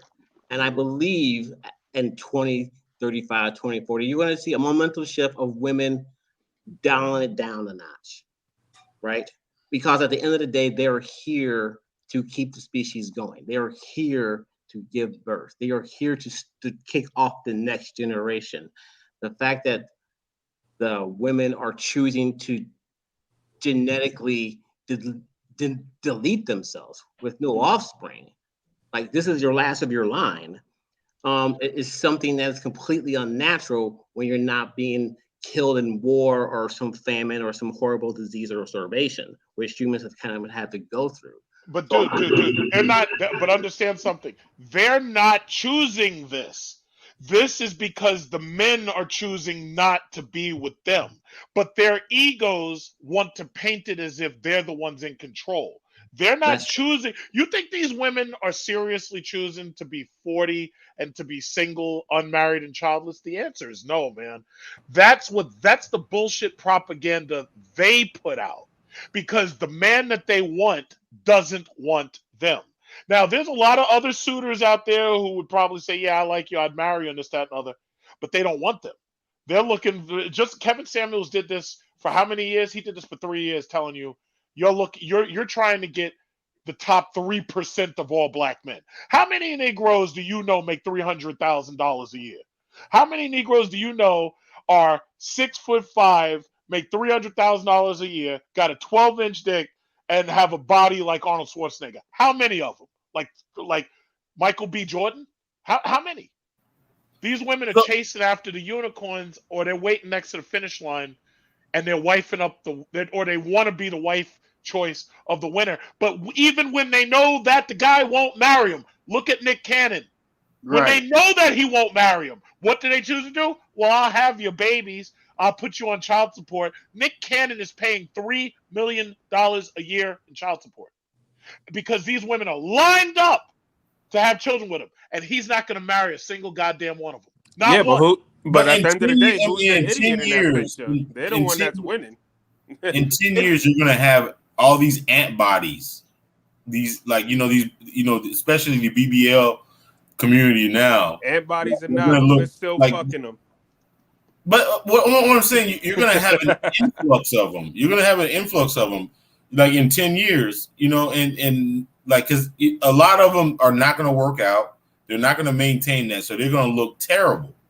Like, what is going to go on with that The whole? generation of kids that's going to come out of those antibodies is going to carry on that legacy because mama's going to make sure of it. That's what's going to Thank happen you. with that. Thank you. So You know I will go something? back. It's just like what I was just talking about before when it comes to how the generations have changed from the grandparents' generation, where the grandparents' generation were more understanding and respectful towards each other. And then it came out to where the mothers that came from the grandparents said, "Oh no, this is not, we ain't going for that. I wish a motherfucker would, or I wish a Negro would." And then that trickled down to the daughters, which brings us down to the generation that we're talking about now. It's a generational thing that's going to keep getting passed down one by one. And then if you think about it, it's even just like the Kardashians. A lot of mothers live through their daughters. So trust me, this is just going to keep going on and on and on.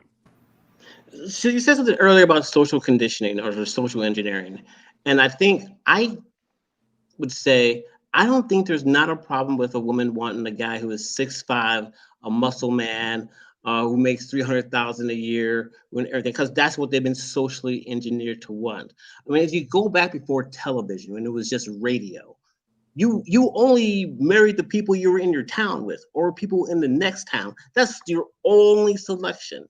And with the social engineering of social media, through all the dating apps, and there is this misconception that women have access, unlimited abilities to choose any man that they want. I mean, if you only consumed media, if I was a woman, I would think I can get any guy I want.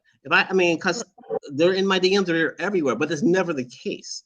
It's like, well, I can have you for a night, but you're not more than that.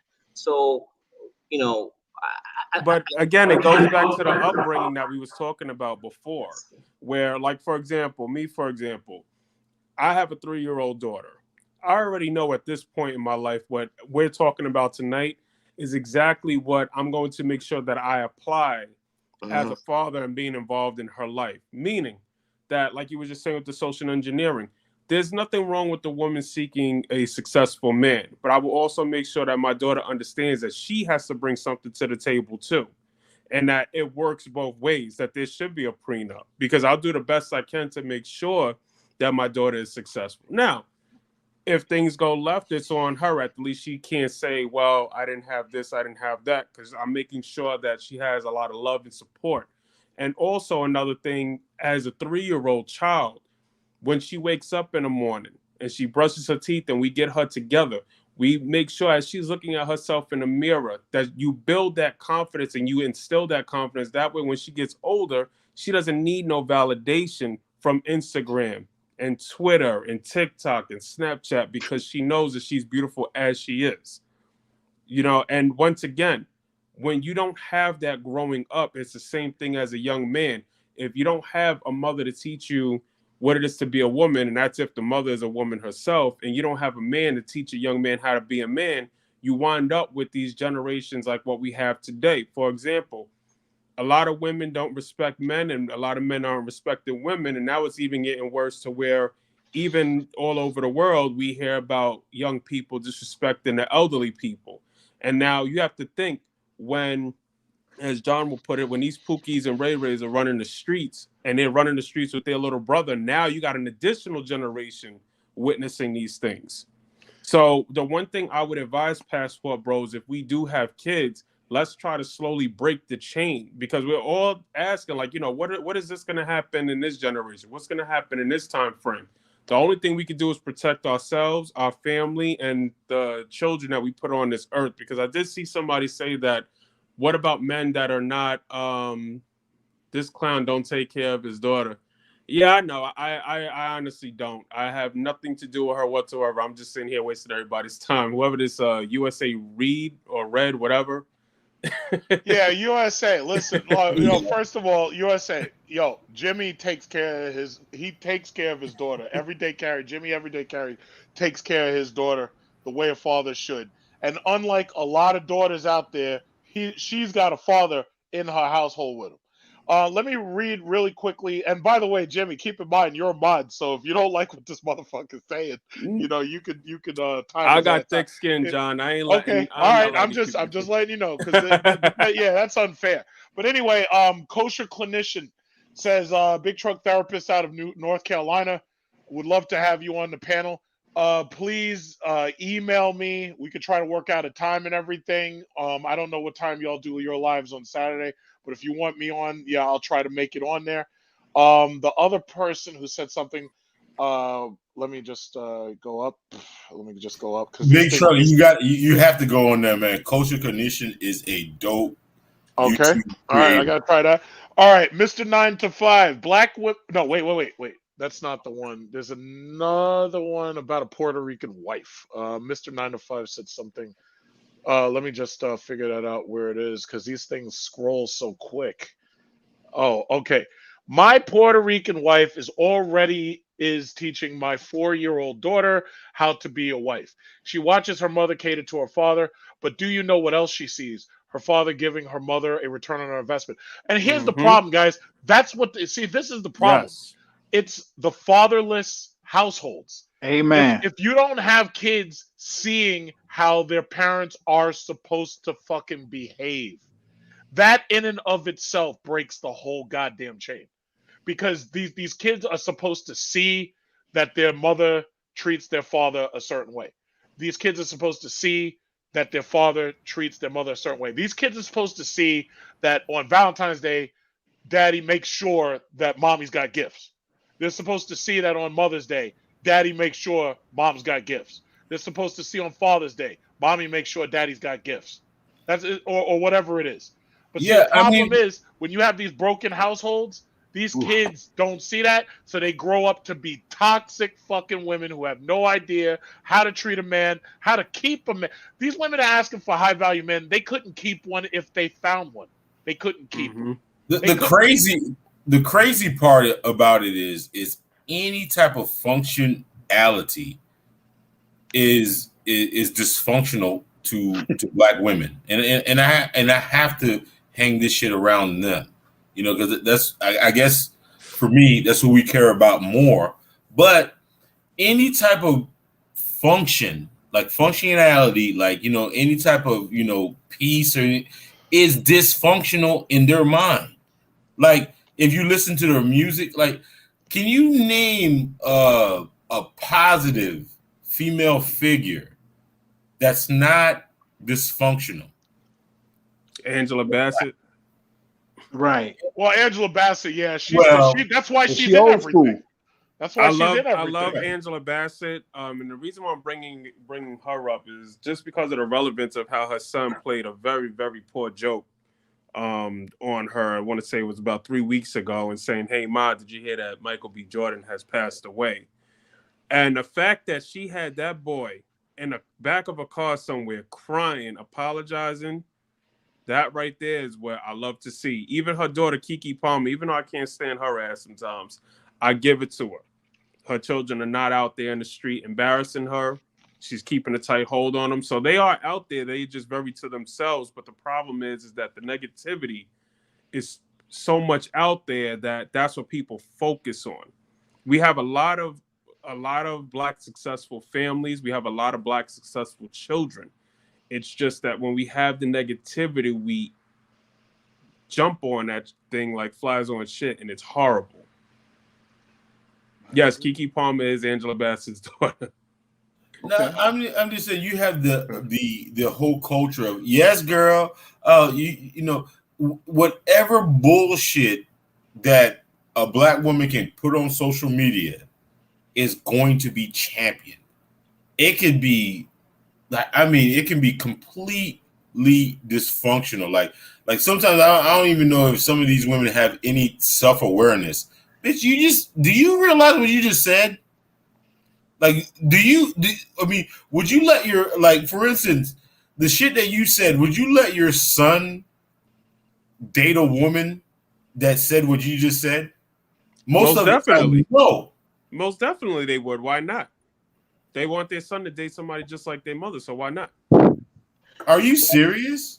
So no, I'm saying I'm answering your question. You're saying would a woman want her son dating a woman just like her? Most definitely, because that's the phrase that you'll hear. If you can't bring home if she don't look like mama. Let's be honest, it happens all the time. But and we're not just talking about racially, because that's where it originated from. But yes, most definitely. Oh, I mean, there's a popular network on social media. I mean, on YouTube, right? I'm not gonna name the thing, right? There was a woman on that bitch promoting having a rotation of fucking men, right? And a whole bunch of women were like, you know, they were co-signing that shit, and like every man was like, man, and she couldn't understand, like she couldn't get it through her fucking head that was so repulsive and unattractive. She felt like a man would want to choose her if he knew he had competition. I'm like, bitch, as soon as I know you got multiple niggas that you fucking with, the only thing I want to do is fucking smash and get the fuck up out of here. Like, she thought it was a flex. I was like, you got to be out of your mind. Well, why not? It is a flex. It's a flex for her and only her. That don't mean that we got to partake in it. I mean, us as men, we do it all the time. If you think about it, I mean, some cultures allow you to have multiple wives. You know, I have an uncle that's Muslim that, you know, he's allowed to have 4 or 5 wives. From a man's perspective, well, I'm talking about from a man's perspective. If you're dealing with a broad, right, and you know she has 4 other dudes that she's dealing with, what's the first thing that you're thinking? Let me go ahead and smash. I'm by. No, I'm not even smashing. Out. You know why? Because no, she thought that was a like that. She thought that a man would want her more because he knows he has competition. I'm like, come on, sweetie. But it's the truth, though. It is the truth, because think about it. For example, if you go on your social media, even something as simple as Instagram, we see hoes every single day, and how many likes and comments. We'll look at some women like dudes are really jumping all over there. I'm talking about, I could right now, I could pull up 3 accounts, but I don't want to put anybody out there. But there's women that are like out of shape, overweight, and you see nothing but 500 comments. Oh my God, you are most beautiful. I love you. I marry you. I do this. I do that. It happens every single day. If you want, I'll be more than happy to send you those profiles and have you look at it yourself, and you'd be probably just as surprised as me. Like, these women's heads are getting blown up over social media for nothing. Wearing all this makeup, getting all this surgery done. And I mean, listen, I don't knock them for the surgery if that's what they want to do, but of course you're going to see a trend because it has been a successful trend and it's been ongoing and it's still going. So there's a couple key things that I hear there. But the first thing, women get surgeries to attract the 3% of men that they want. That's the only reason. You know, they're not getting the man they want now. They think by getting enhancement, they get 3%. But they get surgery to compete against each other. Yes. Yeah, to attain what they think is a one night or a long relationship or whatever, you know, in her head to think that. But it's not to think. They're getting their bodies done and they're getting sugar daddies. Men are actually paying for that. What do you think? How do you think Playboy got all big and fancy? Once again, we're talking about old generational trends that are still going on from generation to generation to generation. This has been going on how long now with the Passport Bros? This trend with women getting their bodies done and men taking care of them, Hugh Hefner, has been going on for how long now? It's an ongoing trend, and it's going to keep getting bigger and bigger and bigger. The only thing we could do as men is just sit back, watch, and hope that it doesn't happen to us. And what I mean by that is hope that we don't run into the wrong woman, we don't have a baby with the wrong woman, and that our children know right from wrong and aren't easily influenced, because social media will allow our children today think and feel that if they don't do this or they're not with that they're just over there in the corner. It's almost like if you can't sit with this kind of situation. So yes, these things are going to continue as long as possible. It's just up to the small 3% to say, oh well, hey, that's on y'all. So my question is, I'm not going to sit back and engage in it. I'm not going to encourage any other young brother to just sit back and go along just to get along. No, that's not what I would. No, that's not what I mean, sir. What I mean is that when I say sit back, is doing exactly what we're doing now. We sitting back and having a conversation and watching other people do things that we just sit back and say, damn, it could never be me. But you can't save everybody, can you? I mean, even with John putting all this information out there about building wealth, building credit, having an income, knowing what it's like to fly out of the country, how many people do you think he's saving versus how many people are watching the channel? Well, based on this show right here, obviously someone's getting it because we got it. And some of us, again, born in the 80s and some of us are born in the 70s. So we have to continue to put the information out there that you can do better. You are better. We just can't sit on our hands. And I'm not saying that's what you're saying. Mm-hmm. I'm simply saying this show right here is proof that somebody's getting the message. And if we did not communicate on shows like this, then the message wouldn't be out there. So it's doable. And no, we can't save everybody. That's like saying not all women. I ain't buying those statements no more. I'm too old to be buying into those type of statements from anybody anymore. So yes, we can try when we come across each other, whatever means it is. And I want to say one thing, and I'm gonna let you go. I greatly appreciate you letting me on the show. That brother with the daughter, man, you got your hands full. You got your hands full, not necessarily the daughter, but society as a whole. You have all of these, like you say, TikToks and this, that, and all of that. And then you send her to a school where the educational system is telling her she should be a boy as opposed to a girl. Mm-hmm. And then you have all of the outside forces is what I'm saying. So I commend you. And I'm praying for you. And I don't even know you. I'm praying for all black men in general, because every time I look in the mirror, that's what I see.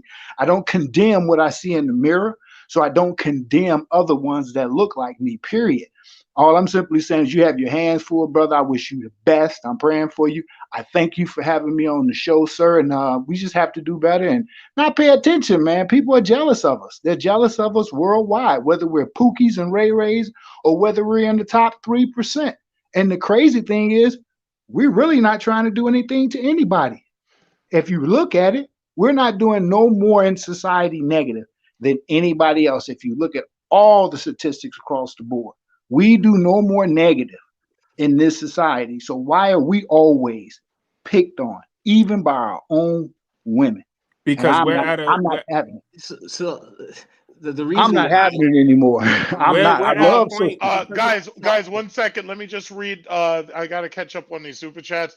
The anecdote. If my theory is correct, it'll have a domino effect. The first hit will be the entertainment industry. The daughters of the new generation wouldn't be paid enough to act out of order on TV. This is how the cycle breaks. Coach Kevin, people without two-parent households no longer see healthy families on television that movies like Generation X kids did.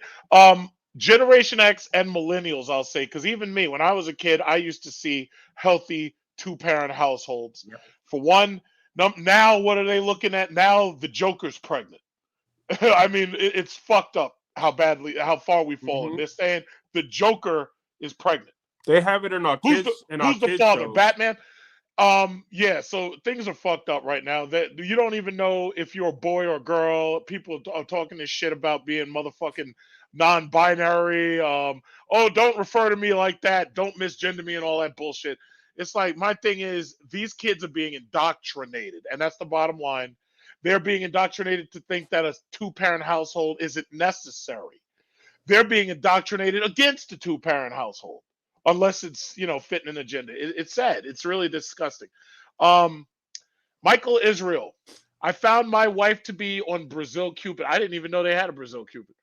I am 53 and she's 26. Yay! Woo! Yes, you got to get applause for that. You got to applaud this man for that. Brazil Cupid, he is 53. She is 26. Congratulations, sir. You've gotten the freshest eggs and milk that you could possibly find at the supermarket. I found my Brazil wife on Brazil Cupid. I am 53. She's 26. Renewed my passport and ready to go soon. I also have 4 sons who are dating Latinas. Now, keep in mind, if you go down there, make sure if you see any black LGBT women who work for Twitter or something, stay away from them because they're nothing but problems. Okay, go ahead, guys. Sorry about that. There was I went down to New Orleans like a couple of years ago. It was like maybe 4 or 5 years ago, and there was this woman that had a book opening, and she was talking about the history of slavery and why Black women hate Black men. And what she said, and this is just her opinion, it was because she digged up her ancestors and stuff. Black men have never works with Black women, even from the plantation days. I think if there's that inherent hatred of Black men, it is because we've never led the Black woman. We don't lead our community. And I know we're talking passport bros and traveling the country and doing everything else, but even if you bring them back here, you still have this community here that right now we know who runs the communities in other cultures. And how, as men, do we become that alpha to take back control of our culture, to take back control? Let me answer that. And I'm going to answer succinctly. There's still 618 people in here listening to this, so all of you are going to hear this at the exact same time. Feel free to copy me and spread what I'm saying right now if you choose to. I don't believe Black women hate Black men. But when I look at other countries, like I look at Japan and I look at Germany and other countries that have been conquered, the women do not respect their men. In Japan, birth rates are going down. They're not getting married as much. Even the divorce rates are up. What happened to Japan? America came in, conquered Japan, and forced feminism on Japan. Japanese men used to get absolute submission from Japanese women. Japanese men used to get their full traditional marriages. Now they don't. The same thing could be said about South Korean men. Divorces are up. The women, the fertility rates are down. Divorces are up. The women are in the workplace. They're not in the households anymore. I don't think Black women respect Black men. I don't think they hate Black men. No, I think they don't respect Black men because they look at us the same way white men look at us. You're a second-class citizen. you're not in charge. I don't have to listen to you. If it's just like if you have a kid in the school, the kid will go over the teacher's head and go to the assistant principal or even the principal. It's like, who are you? You know, you're just a teacher. There's somebody ahead of you. I'll go to them. I'll go to the horse's mouth. Fuck you. I don't have to do what you say. It's not until the principal says, no, you better do what the teacher said. Don't come here. That's when they realize, oh shit, I can't get around this person. This person's the one in charge. This person has power over me. Black women do not respect black men. And I'll go one step further. White women don't respect white men either. Yep. This liberal feminist shit has put white women in a position where they're like, yeah, I can do whatever I want. I don't need you. I can do anything. I can do it above you. These women, these liberal feminists, are co-opting anybody they can get to support their agenda. And they're trying to fight these, and these are white women trying to fight white men toe to toe. Toe to toe. They don't respect them unless they have to. Black women will not respect you unless they have to. In this country, as long as you're not number one, what do they say? There's no points for second best? That's just what it is. I think honestly, let me ask you guys a question. I mean, because I've always had this theory about black women. Is there any other validation that black women need other than somebody will sleep with them? I think once again, well, to answer your question directly, the validation that they need is the proper upbringing. No. What I'm saying is, as long as somebody will sleep with them, in their mind, they're fully validated whatever fuckery that they do. But that's across the board. That's not just black on. That's across the board. No. I mean, listen. White women have they have to bring a little bit more, at least a little bit. The other races have to bring a little bit more, but with black women, I think in their mindset is like, long as somebody will hit this pussy, that's all I have to do. Yeah, but honestly, I mean, that's like, I don't know, because I mean, I look at it as what. Really, okay, let me ask you a question. Go ahead. What other essential quality than just getting banged that you think that the average run-of-the-mill black woman has to bring to even be functional, other than her pussy? Oh,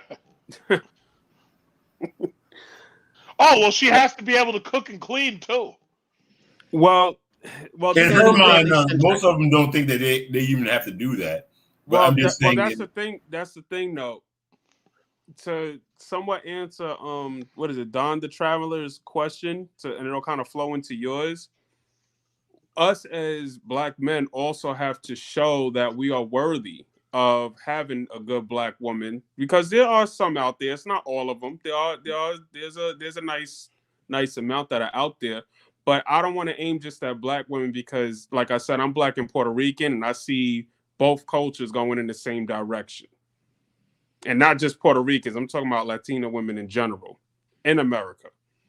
I feel that us as black men, first of all, we need to clean up ourselves and get ourselves together and put ourselves in a better position to show, number one, that we are worthy of having a good woman. And then I think also, too, we need to start, trying to do the best we can to show that we are here for them and that we're here to protect them and not here to badmouth them. Like, for example, if you see Blueface and Krishan, I don't know how many people saw on Instagram how toxic that relationship is.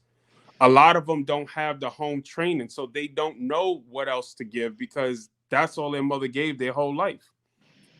So to answer your question, a lot of them don't have any direction, but neither do a lot of young black men either. They don't know what it is to wake up and have a 9 to 5. They don't know what it is to be a man. They don't know what it is to take care of a household or to build credit. So what we have to try to that's do well and good. I mean, but as a black man, you got to wake up You got to be successful. You got to do all this type of shit. Mm-hmm. What I'm saying is, besides, like, I mean, the mindset of majority of these hyenas, what do they feel like they have to bring extra besides their pussy? I would say there's one true thing that will have to be pretty much the man that you're with is the highest priority, and your family is your highest priority. And that's the only thing. I don't care if a woman can pay a bill. I don't care if she works. I look at it as a man. I've earned my slashes to be where I am, to where I am in the world today, to be able to provide for that. I don't want a woman who works. I want a woman that's going to take care of me as her top priority. I want a woman that's going to take care of her family as a top priority. Nope. She And don't that's gotta I work feel like out. that's where you're wrong, sir. You cannot have no woman that can't work. You know why? Because now what happens if you get with her, right? You guys have kids together and you get tired of her ass. Because this just happened to my Puerto Rican cousin. Yep. She got with a successful man. Yep. He, she had her own job, her own career. He convinced her to be a stay-at-home mother, take care of him, the household, or whatever, just to give her that leeway. Because, a hardworking woman, then coming home to take care of the kids, her man and all of that could become tiring. And he left her, and she got nothing. And that's the number one thing as a Black and Puerto Rican man. I will never instill that in my daughter. I will never allow my daughter to think to let another man take care of her. And even I'm going to take care of her to an extent. For example, when she's old enough to drive, she's old enough to work. And she's old enough to save up her own money. Yeah, I'll help her out if I see that she's responsible. But these are the things that has to be instilled in them. When we have so many brothers saying, nah, I'll take care of you, I'll do this. And then they say, ooh, girl, look at this man I just met. Then their homegirl thinks they can do it. Then their homegirl thinks they can do it. And then their daughters think they can do the same thing. All right, And this is let where me the frame this generational question. curse comes. Let me frame the question to the panel a little bit differently. Okay. Each race of women have a marketable skill. Like, you think about Asian women, you think about submissive, docile, and some, to most men, I would think that would be, marketable, or attractive. You know what I'm saying? Like white women, they have their marketable skills. What I'm talking about is Black women. What marketable skills that most Black women have that most races of men or men in general find appealing or even attractive? Friendly demeanor. I mean, but most Black women are not friendly demeanor. I mean, it's their trope. That's what they have to work on. It's their whole trope to be difficult, combative, and I mean, it's like that is their life bread. Like they actually champion being difficult. What I'm saying, like, naturally, what marketable skill that most Black women have that most men in general, not Black men, not whatever, that we find appealing? Go. Emotional intelligence. Empathy.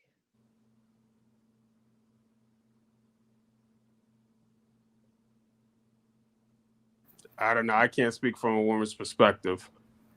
No, I'm just saying. I mean, the thing about it is, I feel that what it is. If you're a man, you know what? Like if I was a man, I wanted I want a very submissive, docile woman that's gonna cater to my needs. I'm like, you know what? I'm gonna get an Asian woman. Oh yeah, hey, I mean, because I know in that culture or a Spanish woman, what I'm saying is like what men champion. What do like any Black woman, like, naturally as a default setting, offer to the male community in general that we most males find attractive? Go. Comfort.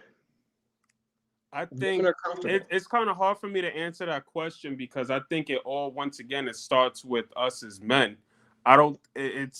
it's like a lot of us aren't in a position to lead. And I feel Agreed. like the reason why they become very angry is because they don't feel protected by us as the men in the household. You know, we're out here publicly disrespecting them.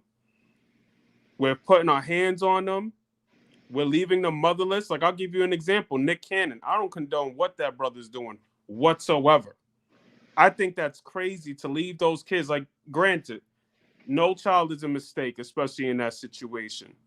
But the fact that he has young boys and girls seeing fatherless homes, he's continuing that cycle, which makes a lot of single mothers angry. And as a culture, they are being angry because they're like, you know, what's so wrong with me? And once again, a lot of them don't get to show the side that we're looking for because of the simple fact that we're not really motivating them enough. Because once again, a lot of us may think that we're successful, but we got more Pookies and Ray Rays than we have suit and tie brothers. Just being honest.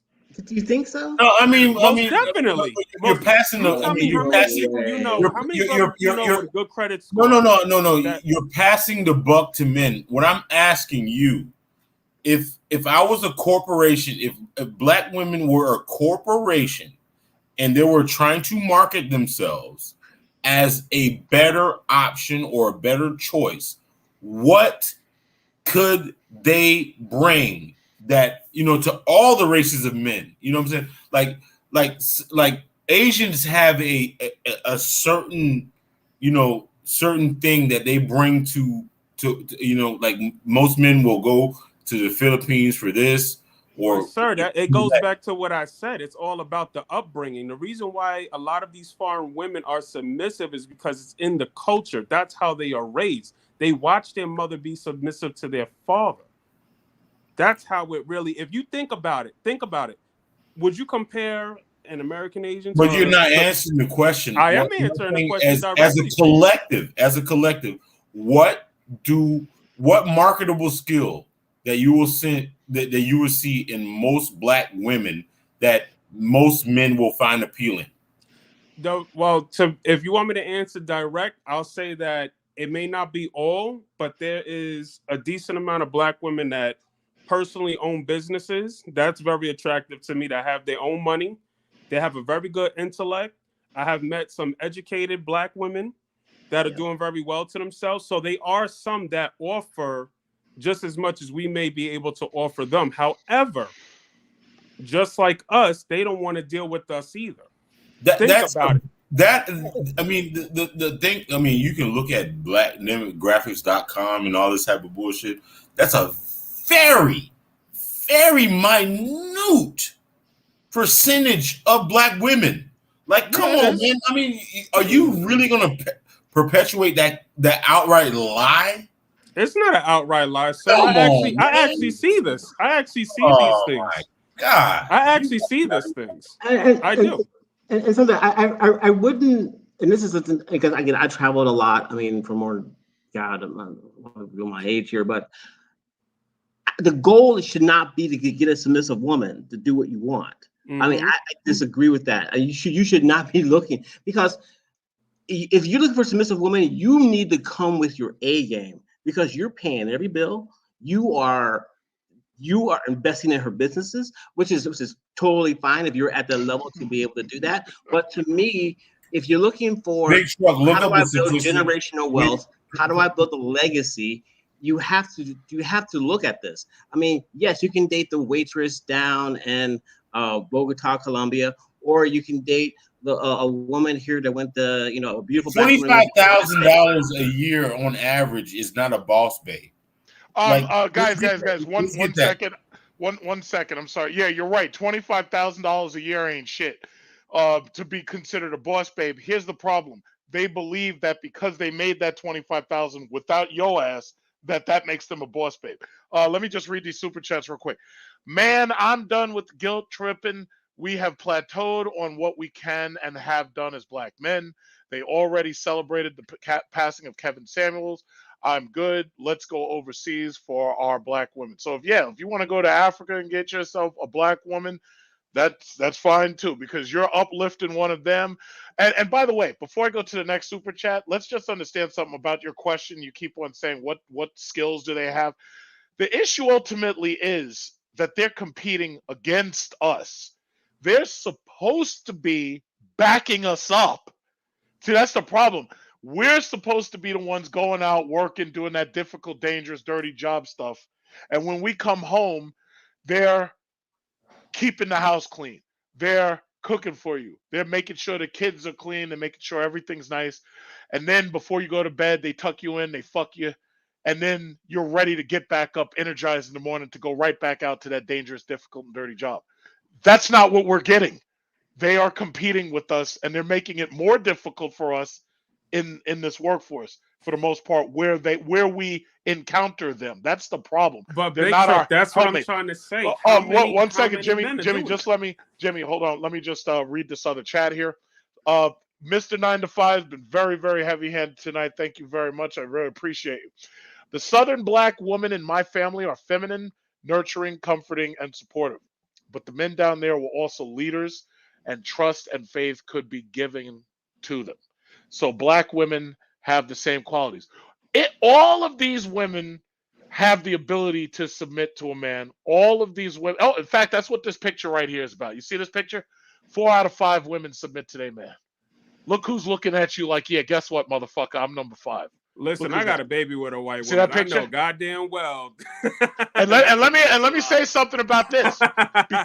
Because you're a man, chances are, out of those 4 out of 5 women that submit, chances are you're going to go after the one that doesn't.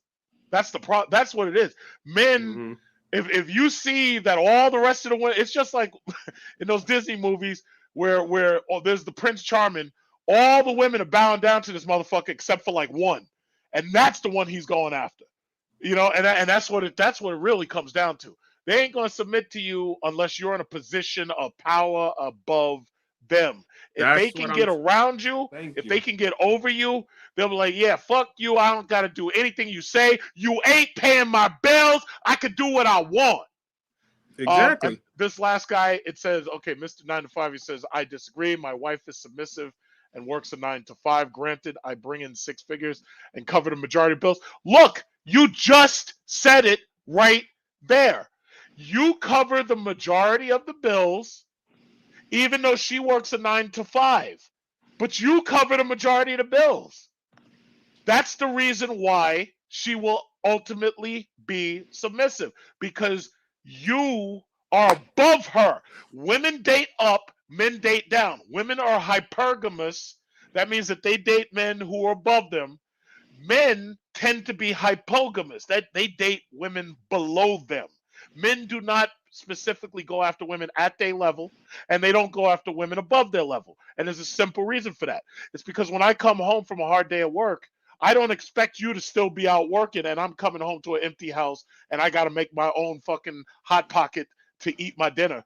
I expect you to be there with my dinner ready. The house is reasonably clean, and you're ready to fuck after I'm finished eating. That's see, and the problem is, you men, most of y'all are afraid to say that that's what you demand, and that's the reason why these women keep on disrespecting you.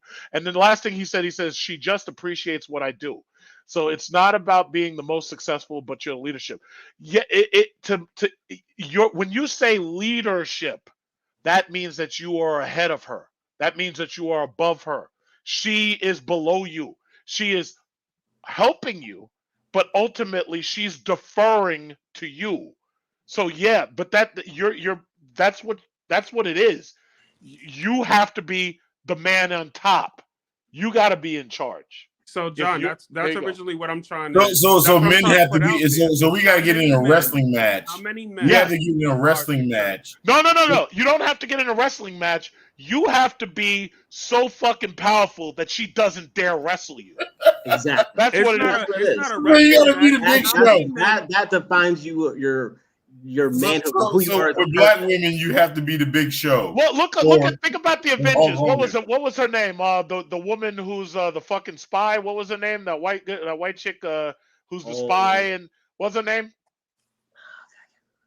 What was her name? The one who's in the tight black leather all the time, the spy woman in the Avengers. What's her name? Not Black Willow, the Black Widow. Yep. No, it's Black Widow. Who does she submit to? The Hulk. Why? Because you ain't fighting the Hulk. The Hulk will tear your bitch ass up. He ain't fucking around. All the rest of those dudes, she playing games on, running game on, getting what she want out of them. Not the Hulk. Not the Hulk. You want, what was that movie? The Avengers, when they were on that aircraft carrier, that bitch was careful around the Hulk because all she got to do is piss him off, and she was getting torn in half, and she knows it. But John, real quick though, and this is what I wanted to ask the other gentleman, because this is exactly what I'm talking about. Right. You see how Mr. 9 to 5 says that his wife is submissive, even though he makes 6 figures a year and works a 9 to 5. So once again, why do you think she's submissive to him? Because he's successful. He's bringing in the income. I'm pretty sure he has good credit, if not decent credit, and he's showing that he is an alpha male and that he's worthy to be submitted to, and that he's worthy of being respected. Now, as far as the other gentleman's question, when it comes to black women, I mean, I can't answer that question. All I'm saying is, with women in general, if you want them to be respectful, if you want them to be submissive, make sure you're bringing something to the table. Give them a reason, and if they don't, and if that is not enough for them, then you just move on. Simple. If you got to go far, then you got to go far. What I was saying, I mean, think about it. What Miguel or Ahmed or whatever, the default setting for their women is to be agreeable, submissive, and all this type of stuff. I mean, they don't have to bring. I mean, as a man, you're gonna want to bring a lot to the table, whatever. What I'm saying, the default setting for those women are cooperative. You know what I'm saying? Like, I'm gonna be with the family and shit like that. But what I'm saying with black women, it's automatic resistance. And gotcha. A lot of times they don't bring any marketable. Like, what I'm saying for men as a collective, what can you say? Hey, you know what? Besides twerking and acting ratchet and shit like that, and most men don't find that attractive. What do black women as a collective bring to? I'm talking about like black American women bring as a collective to any man. The only thing they can bring as a woman is submission. That's it. If they just do that, everything else works. Yep. That's it. Everything. Mr. 9 to 5 says this sounds messed up, but you have to be so damn good that she doesn't think she could do better. And that's what it's all about. She will look at her life and say, yeah, I don't care what they're doing over there. My life is great over here. Here's the problem, guys. Society tells her she can do better. Right. Society I mean, but most of them think they're Lizzo. She's better than you. Society tells her she could do better than you. Lizzo. All right, I'll give you Lizzo. Most of them are operating in Lizzo's like Lizzo's a millionaire and she's a superstar and shit like that. But I'm just saying, if you get a run-of-the-mill Lizzo looking broad, she thinks if you go on any platform, you're gonna get a bunch of fucking look like a dog shit.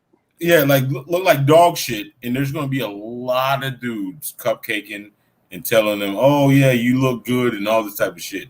So, yes, and that's the reason why they do it, because you got a lot of broke, thirsty motherfuckers that are gonna do it. But once again, if you want a woman to be submissive and you want to have that lifestyle like 9 to 5, once again, he's not sitting here talking about he works a regular 9 to 5 or he's making average money. And somebody in the comments also said good credit, that's low bar. Listen, credit is everything. Credit, you could have $100,000 to your name. If you got fucked up credit, ain't nobody gonna really loan you any money. So and the women won't want you because they know. But and let me say this: the women won't want you because you won't be able to buy a better house.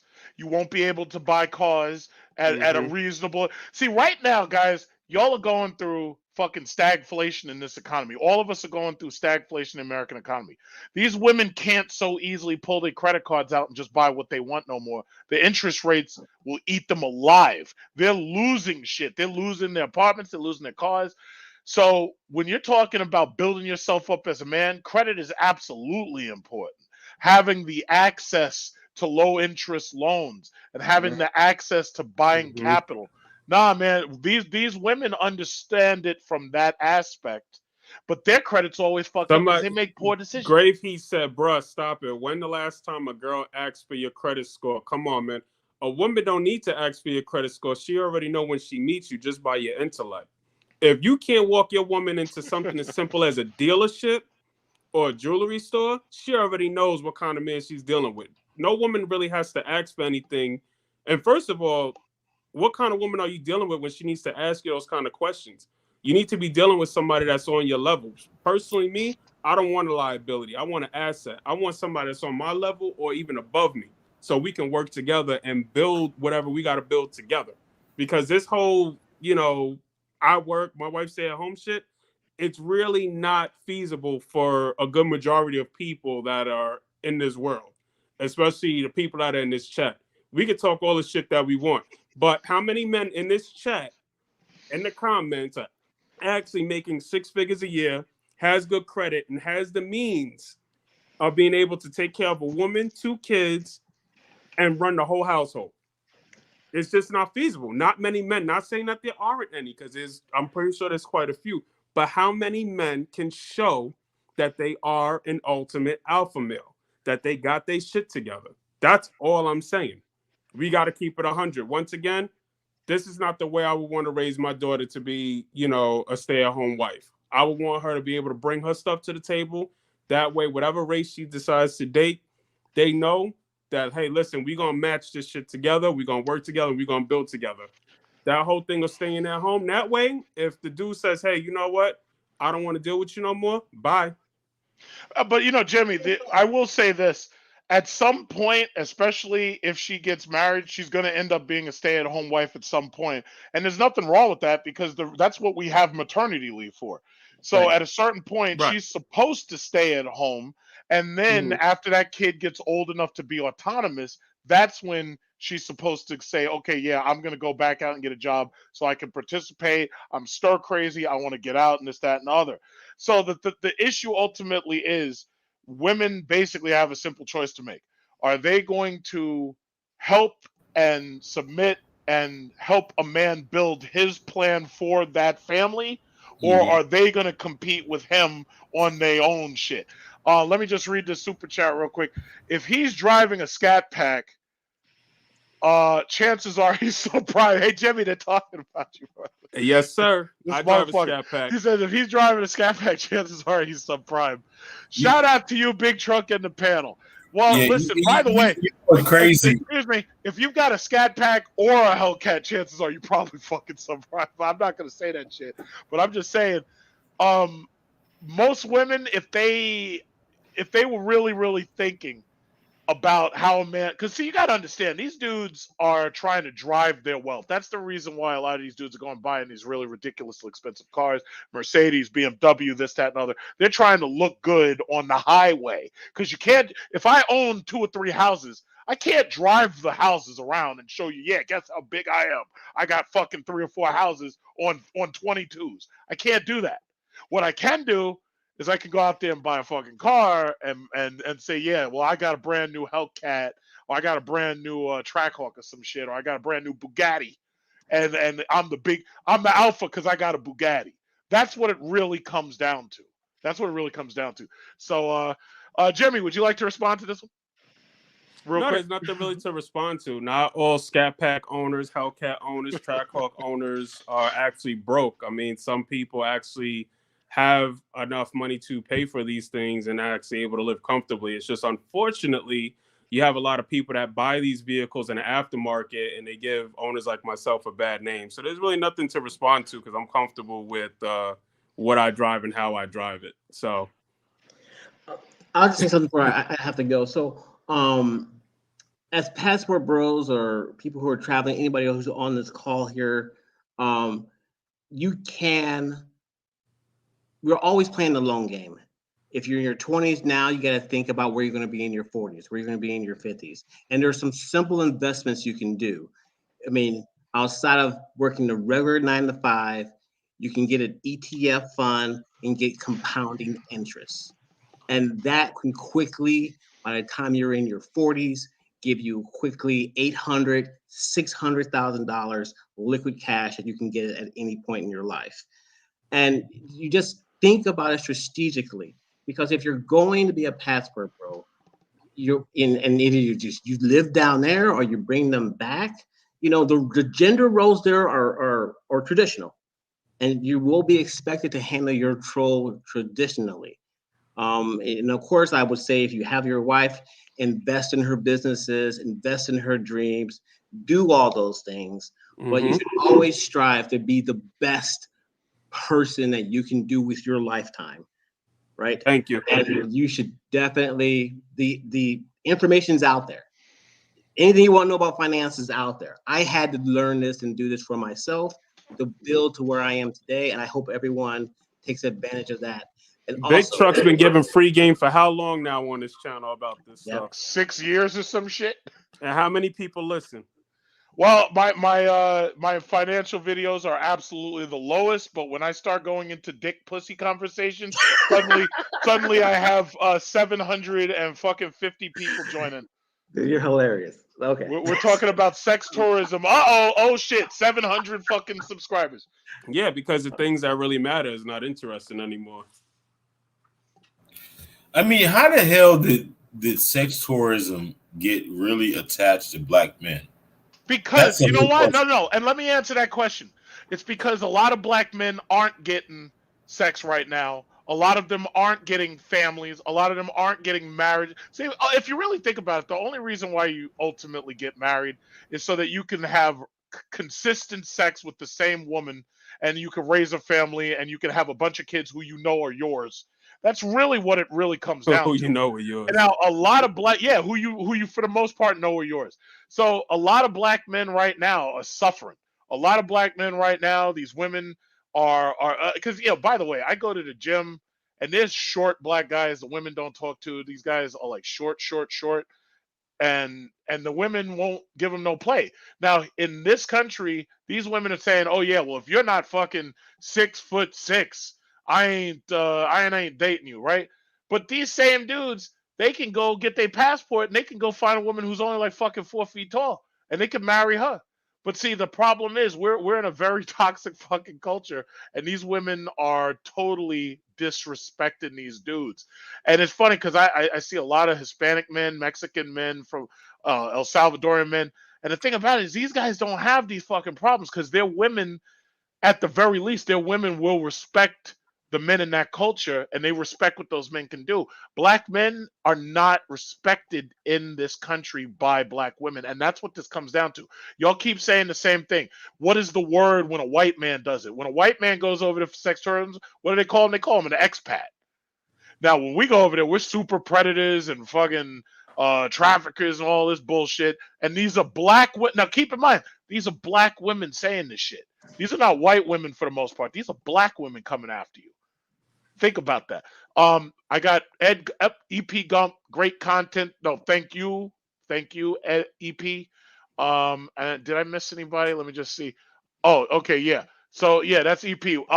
At about 12 o'clock, so we got about 15 minutes, and then we're out of here because it'll be midnight. So but that's basically what this comes down to. These women don't respect us. They don't respect passport. We got C Rose in here. C Rose. And so I don't know how long she's been sitting in the back. I don't know how many of y'all recognize C Rose. This is C Rose right here. It's usually her and Sister George. They have a channel called The Breakdown, A Woman's Perspective. And when they do Passport Bro episodes, they're kind of like these two women who you saw on this Fox News thing. So what they do is they come on, they barely know anything about it, and then what they do is they bring Strawman on. Don't let her on here. Yeah, no, listen, if she wants to come up, I let her. If she wants to come up, I let her up. She only got 15 minutes. I'm going to have to remove myself from the chat because the brother's going to be knocking at the door to get in on that. But yeah, so C Rose and Sister George are always welcome here because I go on their channel all the time trying to talk sense into them because they are very senseless. So I try to do my best to talk sense into C Rose. These are our black queens, and both of them are married.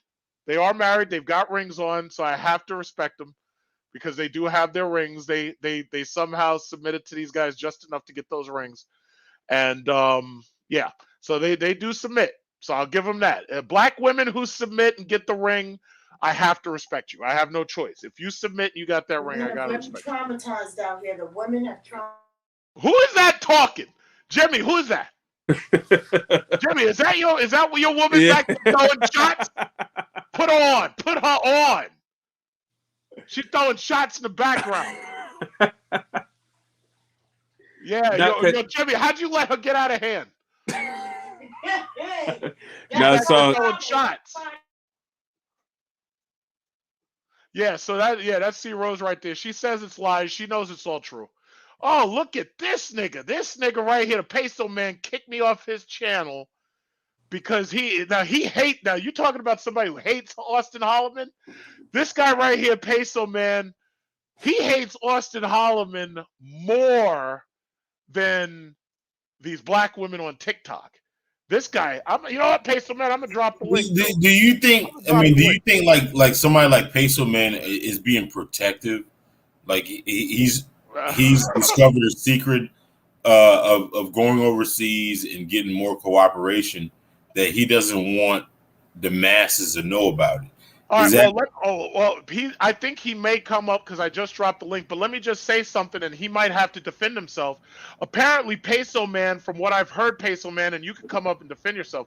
From what I've heard, Peso Man was a passport bro, and he went to Uganda, I believe it was, and supposedly he bought a bicycle from somebody, or somebody bought a bicycle from him. I don't know the exact story, exactly word for word. And apparently, he ended up fighting the guy and beating him up or something. And the guy threw some licks in on him and they got into a drawn out brawl and shit. And apparently he got like his passport suspended or some shit. He got kicked out. And ever since then, he's been angry at the passport bros, especially Austin Holloman, because Austin Holloman. So he just went overseas and got fucked up, and now he's. Peso Man, I dropped the link, Peso Man. So if you want to come up here and defend your good name, you can, because I'm listening to the story secondhand. Ain't nothing to defend when you're somebody. He hates Austin Holloman. Austin Holloman has 40,000 subscribers. Peso Man has like 2,000. He gets these black women to come on, and they're always talking shit. And the thing about it is, they don't like black men because they can't get a ring. And it's just sad. So the thing about it is, Peso Man, I dropped the link. He says he doesn't hate his people. But listen, I dropped the link, Peso Man. So if you want to come up, I'm gonna give you that much. I'm gonna let you defend yourself. It says he's just disgruntled. It says, this is C Rose. C Rose has got that beautiful black Nubian skin because of those filters. So when the filters are turned off, when she turns the filters off, she goes right back to being unfiltered. So anyway, I have a vested interest in the recovery of the fuck the black community. She says fuck the black community. F the black. She says she has a vested interest in the recovery of the black community. C Rose, that link is there just in case you feel the need to defend your good name. That link is there. I dropped it for Peso Man. Apparently he ain't coming up because he hates Austin Holloman. He hates him with a passion. Hates him more than the black one. I F with C Rose at least, you know what I'm saying? She keeps it 1,000, you know what I'm saying? Like she is she's cool chick, man. No. Listen, I love C Rose and Sister George. If they were younger with no children, we could work something out. But the thing about it is they're not. So unfortunately, by the way, I dropped the link there. So if you feel, Peso Man, I dropped the link. So if you feel the need, what is this? She says, you a lie. My skin is beautiful. I didn't say it wasn't. I said you got a filter on, and you don't really look like that. I said you got a filter. You a lie. My skin is beautiful regardless. I film twice a week, unfiltered. Yes, I know. I've seen them. And my page is full of unfiltered pictures. Don't try to play me. I'm not playing you, Sister Rose. You know I'm just joking. You know me, and you know I'm crazy. But I dropped the link, so if you wanted to come up here for a second, because we're getting off here in about 10 minutes. So if you feel the need to come up here, because y'all keep on doing these live chats where you pick straw men to try to defend these arguments that shouldn't be had, because y'all keep picking straw men. You never pick me. You keep picking straw men to come up. So if you feel the need to hit that chat, Sister Rose, C Rose, you there? Where's Sister George? I'm surprised she's not around. God damn it! What's the issue? I keep posting the fucking link, and you keep not pushing it. What are you talking about? Let me in. I don't see you. I don't see you down here. I don't see you down here. What's the issue with Peso Man and Austin? What's the issue? I'm trying to get this nigga come up, but I dropped the link. So Drop the link two click more the link. times. What the fuck you just so doing? he has no excuse. I keep dropping this fucking link, and this guy's not coming up. I don't know what this guy's problem is. He's just trying to avoid the ass whooping. Yeah, no, I'm not trying to whip 2. nobody's ass because I'm too tired for that shit. I've been singing and shit for a half hour. I'm wide awake. It's like, yo, Peso Man, let's go. Let's go, boy. You got 586 people waiting for you to come defend your honor. Get your ass up here. I heard you got beat up in Uganda. I heard that guy say, give me my bike. And I heard he went upside your head. Somebody said he read from Friday. Oh, look, it's Art of Will. Art of Will, keep in mind, I'm waiting for Peso Man to come up here. I don't know. No, it's all good. We can. But anyway, yeah, Art of Will, how you doing, brother? I'm doing great. Love watching your shows in the morning, especially right when I get to work. Okay. Great shows. And also anyone that wants to get info on finance. So far, like he's been 100. I would say also the collab with Mike, probably one of the best lives ever that didn't have like shenanigans because I'm going for that shit. Yeah. Yeah. Oh. So Art of Will, just introduce yourself real quick. Sure. Do you do anything on your channel or anything? No, I don't have a channel. I don't see myself having a channel yet because I work a full-time job. I got a couple of ops that are trying to dox me, try to find out where I work, even though I don't have a channel. So right now, I don't plan on doing it. In the future, if I start to work remote and companies don't see my face, then, that's definitely a possibility. Or I can go a completely different route. All right. Yeah. So how long you been watching? I don't know. Did you have anything you wanted to add about this topic on this passport bro shit since you saw what Fox 26 did? The thing with the Fox 26, Houston Fox or whatever, even though I know they reached out to Austin to like do an interview. I think he did do an interview. I'm not sure. I haven't really kept up, but any type of mainstream media that's going to do a controversial topic and is going to especially do one on you, they're almost never going to put you in a good light. They're always going to put a type of spin on it. And as you saw, they had 2 strags on there. They were the one that were uplifted, if you noticed, when it came to that topic. And the thing is, it's funny that this struggle Sam Cassell looking motherfucker with Down syndrome who barely survived abortion doesn't pull up every time he makes a video. Pull up. Here's one of the reasons why I don't pull up, because the last thing I want to do is I want to hear that one whiny motherfucker who calls him who I call Rico Bum.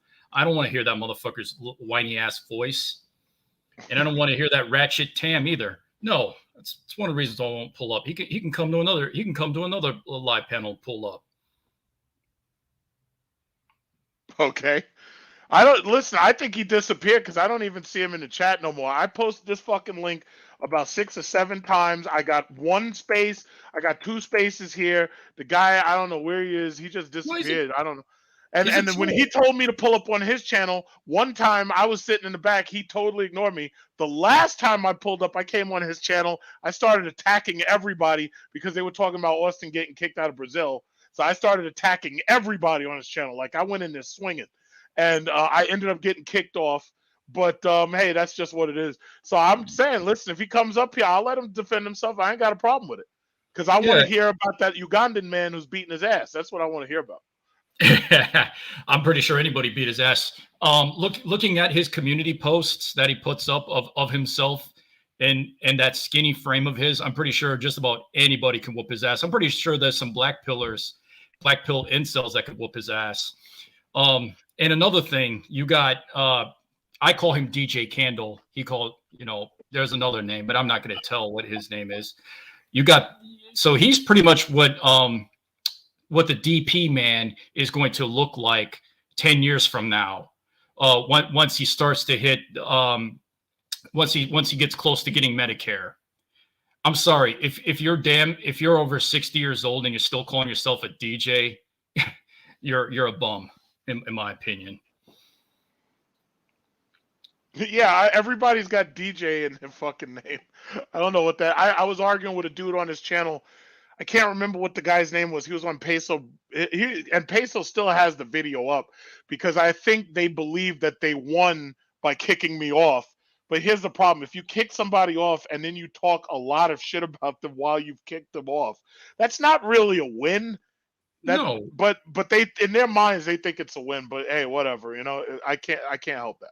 So that's just that. But I told him, listen, if he wanted to come up, he could have come up. He didn't fucking come up. I had the link there. I got this guy, Amaruki Nation. Amaruki, how you doing? What do you want to say? Very good, sir. I listen to your channel a lot. Really appreciate your platform. But one thing I have a woman who's from Africa, West Coast. It's pretty much Cape Verde. But one thing I didn't like is this man who came on and called the two women strags. I think we should have a code among ourselves, even though what we're experiencing is across board. He should not be able to call our women strags. That's unacceptable. If two women get passed hold on. over like a Jewish holiday, they're strags. Well, before you, hold on. Before you say anything, let me just say this. First of all, I know Art of Will pretty much, and furthermore, as far as they've already told us, they're not our women. They've told us that. So my issue was, it's like, I've talked to this man before. I know him pretty decently. And the thing about it is, I think he's kind of copying me because I'm the one who says that shit. But they're quick to tell us that they're not all women. They're quick to tell us that. No, I understand that, but we are men. We're not allowing women to determine who we are and how we operate. This man from another nation should not be able to come on your. Oh, it's your platform, but he should not be able to come on here and call your women strags. That's just. But they're not all women. Should not be able to do that. They're not, bro. They're not all women though. But they are. No, but they said they're not. It doesn't matter what they said. We are the leaders. They are. But well, okay. Have you dealt with one? Go ahead. Hold up. Have you dealt with one of these hyenas? No, you can call him that. That's fine, but he can't. Oh, because he's Korean or he looks That's like correct. He's Asian? That's correct. All right. Will, what would you like to say about that, Will? What can I say? He's just like just apologize, sir. Just apologize. That's all. Apologize for shit. Why don't you cam up since you want to come at me? No, I just apologize. Why don't you cam up, pussy? It's a simple question, sir. Just can you apologize? Apologize for what? I'm sorry for calling my women strags. How about this? It's simple respect. I'm sorry that you had a shit mother. I'm sorry. Oh! I'm sorry. You see what you allowed in, Mr. Big Trucker? What I allowed in? Of a father. Yeah. And he needs to be checked. That you get no, but led by just women check by your him. balls. That way he doesn't know to cross boundaries. Yo, listen. I know him. No, you don't, Mr. Big Trucker. I know him more than I know you. Mr. Big Trucker, it's just a code. That's all. He should not be able to call our women that. He should know the boundaries. That's all I'm saying. Your women. You want to know who? First off, your Sky's daddy. That's his woman. You pretty much are. You're the cleanup man. That's pretty much. Call it what you want. Call it what you want. These are my women. It's the you should not be able to call our women strags. That's all I'm saying. Those same women. I don't see what's difficult about that, Mr. Big Trucker. Mr. Simp. Oh wow, you are such a simp. I mean, call me what you want. It doesn't matter. But these are our women. Man, this guy. Who's got children in the background? That's me. That's Mr. Amaruki. That's me. My lineage. That's my lineage. His wife's cheeks. Yeah, Amaruki. What time zone are you in? Are you in Eastern Standard Time? Yes, sir. Boston. Yeah, it's 11:58. Them kids need to be asleep. I know. He stays up. That's so strange. Oh, okay. I'm sorry, Will. What were you saying? Is your woman in the house right now? No, she's coming from work. She's coming from work. There you go. And she's probably getting ran through more times than Penn Station. Oh my God. It's possible. It is possible. I don't know that for a fact, but I trust her. You trust her. Good job. Here's the thing. And I'm gonna assume, actually, I don't need to assume. It's that if somebody were to give CPR on your wife's C-section. Oh, here we go. It's the white liquid that's going to seep out is going to come in more. It's going to come in more volume than the replicants from Aliens and Blade Runner. Anyway, Mr. Big Trucker, you've allowed him to speak, and all you've heard from him is complete disdain for our people. Yeah, but that's all you heard from me. No, not from you. I've heard you at least point out our problems and how we could fix it, possibly. You know, that's fine. There's nothing wrong with that. But what this man has done is complete disdain, shown complete hatred for our people. I don't know why he's allowed to do that. Again, blame your mom. Okay. Blame your mom for getting passed over like a Jewish holiday. Let me read these 2 super chats because one of them I think is targeted to you. It says, "You guys got me." Oh, this is anecdote again. "You guys got me crying over this peso bit. What happened?" Yo, who the fuck? Oh, somebody's got a what is it called? Feedback. I had to mute you. It says, "You guys got me crying over this peso bit. What happened?" Anyway, much respect to Big Truck. I just subscribed to your channel. You're the man. Thanks a lot, Anecdote. Thank you for the support. The second thing, shooting from the sky, are they your women if they put you on child support? They are our women, sir. These are our women. Hands down. These are our women. Okay? This is our issue to handle. We will fix it at some point, I assume. Okay, but these are our women. Let me ask you a question. Would you say that most of our women are thoughts? Oh, God.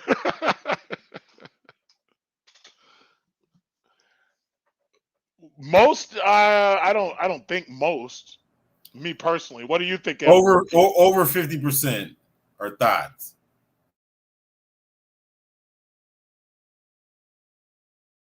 Will, you're muted. I had to mute you because of the feedback. Just to let you know. Is there? I would say it would be like 70%. 70% of black women, I think, are thoughts. All the women on assistance waiting for their handouts. Oh, you trying to give me ideas? You trying to give me ideas for my next platinum hit? Mr. Big Trucker, great show. I just wish you had some type of code, but that's you. No, I have. Listen, I on. have a code. I have a very simple code. Don't insult me, and you get to stay. It's just that simple. Okay, I got another person. It says they're not our women because they don't claim me. Simple as tell this Naruto fan to go to bed. I don't. I guess he's talking about Amaruki, so he's going. I have no idea what that means. But anyway, EP Gump again been very very generous tonight, Mr. Heavy Hands. So no, Will, listen, if you had been saying the same thing and he couldn't see that you were Korean, obviously he wouldn't have the same smoke for you, obviously. Now, my thing is, it's like, I'm not going to police somebody on certain levels. And it's like, I know you. If I didn't know you, I might be upset. But the thing about it is I for the most part, I know enough of you to say, I ain't mess with you. It's like that. So if he has a problem, that's his thing, but I'm not gonna police you like that. I'm just not gonna do it. So, who's this? Okay. I'm very disappointed in you, Peso Man. If you're still here, you were supposed to come up. You were supposed to come up, sir. I'm putting the link one more time because we're about to get ready to get out of here. It's 12:03. We still got 560 people in the building. Peso Man, usually, you know what Peso Man does? Peso Man on his channel, because he's got like a few viewers on there. He's got like usually like 20 people watching, right? So what Peso Man will do is Peso Man will get his people to come over to your channel to harass you. Yep. Now, I haven't seen any of them try to cam up. I haven't seen any of them take this link. I keep putting this fucking link down here. They're ignoring it. So I kept putting it down there. I'm looking for, I'm not scared of smoke. The smoke don't scare me. But the thing about it is, I keep putting the link down there. He won't come up. I wanted to hear about the Ugandan man and the bike. That's what I wanted to hear about. But I was going to let you come up and say what you wanted to say. I kept putting the fucking link. I just put it back down there. Nothing. He doesn't come up. What's going on? If you put a link down for me, I would have run up there. Big Truck, do you think that he trades like crypto? No, not crypto. Currency. Maybe like pesos are down or some shit like that. Maybe he's distracted. That's why. Well, based upon what I saw of his channel, I don't really, because I've been hearing things about him because there's some people who actually know him on a more personal level, and they ain't got too many good things to say about him. So the thing about What it is is, the peso? I mean, what? I mean, if you guys that trade like foreign exchange, what is the peso doing right now? the peso's doing nothing. Pesos, The you know fucking what dollar pesos is doing? fuck. Yeah, and by the way, it depends what country you're talking about. If you're talking about the Filipino peso, it's down. If you're talking about the Mexican peso, it's down. All the currency is down against the dollar right now. Peso is down the street, blowing candles, swallowing all his juice. Don't spit with his mouth. So full you of think that he steam might be in his upset mouth. that he's losing money right now? And I like, guess he is. which peso? Oh, there's a Oh, lot. but no. Let me tell you this. Peso Man on his channel, he had this loser ass dude named Andre. Andre looked up my social blade to say, "Oh yeah, well look at Big Truck." On the last video he did, he only had like 300 people watching because I was playing like Mega Man 3 or some shit. And right now, I got 539 people on the block. Peso Man, he never gets more than like 25. But these dudes were making fun of me when I came on his channel swinging. I went into the Lion's Den swinging, and I put out the link. Peso Man's no. I'm gonna put this shit out one more time. Nothing, and he knows. I put the link out multiple times. The dude won't come up here. Who is the guy with the raccoon hat? That was some apparently as a Naruto fan or some shit. I don't know. I don't watch. So, I mean, how's Austin trigger peso? Because he act like you know why? You know why? Because Austin. The problem is Austin Holloman. His channel blew up real quick to 40. He's at 40,000 subs right now. He's basically national news if you want to count Fox 26. So the thing about it is they're afraid he might end up becoming like a Passport Bro version of Kevin Samuels. That's what it really comes down to. And whenever you're doing well, there's always a jealous motherfucker out there jealous of you. And it's always doesn't like matter. that. It doesn't matter. You could be the best janitor in town. You could be the best garbage man in town. There's another motherfucker angry at you. I mean, what is Peso's man philosophy? Should we be like dealing with the hyenas? I mean, like, what is this stick? I genuinely put the link down there because I wanted him to explain to me ultimately why he doesn't like He said Austin. hyenas. Austin Holloman is a triggering dude because when these women were messaging him in his DMs and everything, he told them to get off his dick. Basically, he went out, got a Passport Bro fucking a tattoo, and he was basically telling them, "Yeah, don't worry about what I'm doing. Get off my dick." Right. So now they're trying to ride on him because of the story. But ultimately, Peso Man has been hating on him more than these black women combined. Like, it's absolutely amazing. I was gonna let him tell us. So what is Peso's man's stick? I mean, does he think that we should deal with the hyenas, or I mean, like, what is he upset about? Now he's saying Austin Holloman's my friend. Do you believe that shit?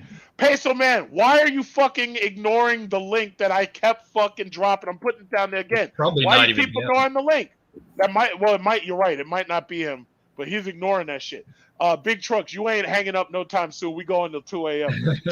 Excuse me, guys. I got a job and a business to run, and I think they expect me, because if I go in there fucking sleeping and shit, or crash my car because I'm in traffic for fucking 45 minutes, because I'm that tired. It's like I think people might think less of me. Well, soon you won't have to worry about that problem. As far What as is Peso? I driving mean, you, right?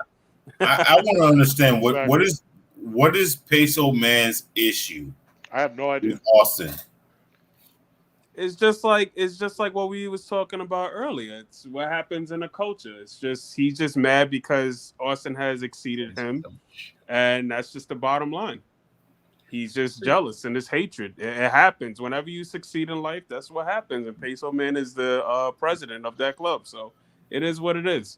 So he's tight that Austin can retire in Brazil, and he has to be in his fucking matrix. Yes. Well, Without again, excited about that shit. See, people like Peso Man, and then also dating coaches, like they want to teach you to not only be the cleanup man and son husbands, but they want to teach you to try to run game on strags that have more bodies than the Arlington National Cemetery.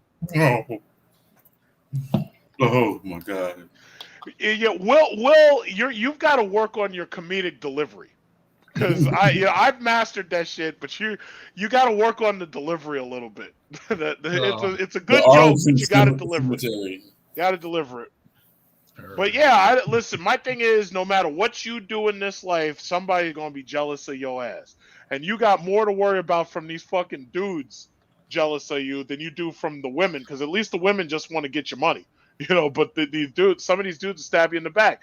So my thing is, it's like there's no reason for any of these dudes to hate on Austin Holloman. There's no reason whatsoever. Hey, John, can we change this picture? Because I feel like this woman's gonna come busting into my TV. No, you know what, man? Hey, shout out to the women. Shout out to the women. Y'all motherfuckers, how the fuck did the whole country of Brazil hate on Austin Holloman? But that's not true. That's the problem. It was like one person, and then they started blowing him up on their social media. The fucking country, do you know how big Brazil is? They ain't worried about no fucking Austin Holloman. I was using hyperbole. I mean, it doesn't, like, this man makes video after video praising Brazilian women, and somehow one triggered feminist change like some type of narrative, which is beyond me. I don't know how the fuck that shit happened. That shit crazy. But no. It wasn't. See, here's the problem. She came after him on that death threat shit or that death wish shit. But what it really came down to was he posted it. Had he never said nothing about it, it would have just blown over, and he would have done what he was going to do anyway. He would have gone to Philippines, and anybody who was talking about him, they would have been forgotten in the wind. The mistake he made was actually posting it, because as soon as he posted it, it blew up. Because all of these women are following you and sideline hating, and the moment that you show them that you taking the L, they're jumping all over you. That's what they're trying to make it like Brazil's got a fatwa out on them. This isn't Afghanistan. Oh, okay. No, I get it. I understand that. I'm going to say yes and no, because Brazil does seem to have some form of hidden feminism. Well, almost every country has some form of feminism, but Brazil definitely does. And I started to notice that with that one female that's from, I think she's from Sao Paulo, who is too damn big to fit in the single airline passenger seat in Qatar Airlines, so that the court in Sao Paulo then came to a judgment to have Qatar Airlines pay for her counseling and whatever, and reimburse her for the seat, because they wanted her to like pay extra for a seat because of her size.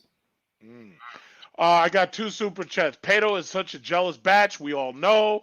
And then this dude says the chick with the baby on the panel has an OnlyFans account, FYI. I'm not sure exactly who you're talking about, Kevin. Who were you talking about? I'm not sure. You said yes, Nate, but I'm not sure exactly who you're talking about. I guess you're talking about the panel, because I don't know how many of you actually watched the panel with that Brazilian feminist who basically claimed that she attacked Austin. When you watch the video, she's dancing all over the place. She has no real argument. When Tasha TKO asked her, well, have you confronted any white men? She wouldn't just say no. She danced all over the fucking place with that bullshit and didn't just say no, because these women know damn well you bet not say nothing to the white man. But see, a young black guy, yeah, you'll come after him, but you won't say shit to a white man. Big Truck, it got that bad to where Tanya TKO got involved. Tasha TKO, Tanya TKO, I forget what. I think it's Tasha TKO or something. But the same woman that said abort black. No. That was Cynthia G, I think. No, that Tasha was TKO? that was Tasha TKO. I never knew that she actually said that. Yes, she did. That was Cynthia G. No. She was really upset about Roe v. Wade. Let me just pull up the screen. I'm not gonna play any of the video, but let me just pull up the screen. Yeah. So yeah, just so we understand who we're talking about. Abort This is black who we're talking about. male babies. This is who we're talking about right here. And as you can see, that Brazilian feminist is down there next to this little guy right here. This is a little fella, and he's like her. They look like, I think he's her dummy, and she's a ventriloquist. And whenever she says something, he translates it for her. So it's like a ventriloquist act. And that one right there, the one in the bottom right frame, she's the one who came after Holloman, right? So as you can see, she ain't got no hair. She, No, I mean, hey, I'm sorry to interrupt you. Go ahead. But they're trying to say that it was synthetic G. No, it was Tanya TKO said it first. Okay. She was the first one that led the charge of aborting black male babies. Okay, now listen. Listen. If she said it, I'll take your word for it until I hear otherwise.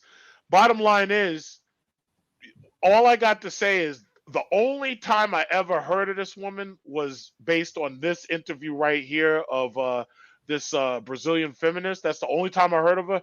And I have to say, I appreciated the questions that she threw at her. She asked her, have you confronted any white men? This chick didn't just say no, but the answer was no, she hasn't. And then she also asked her something else. I brought it up in the last video I did. But she asked her a couple of fair questions that were balanced. But the bottom line is, this feminist, she's getting way more publicity than she's even worth. And the reality is, she wouldn't be getting any if Holloman had kept it to himself. I wouldn't have said shit.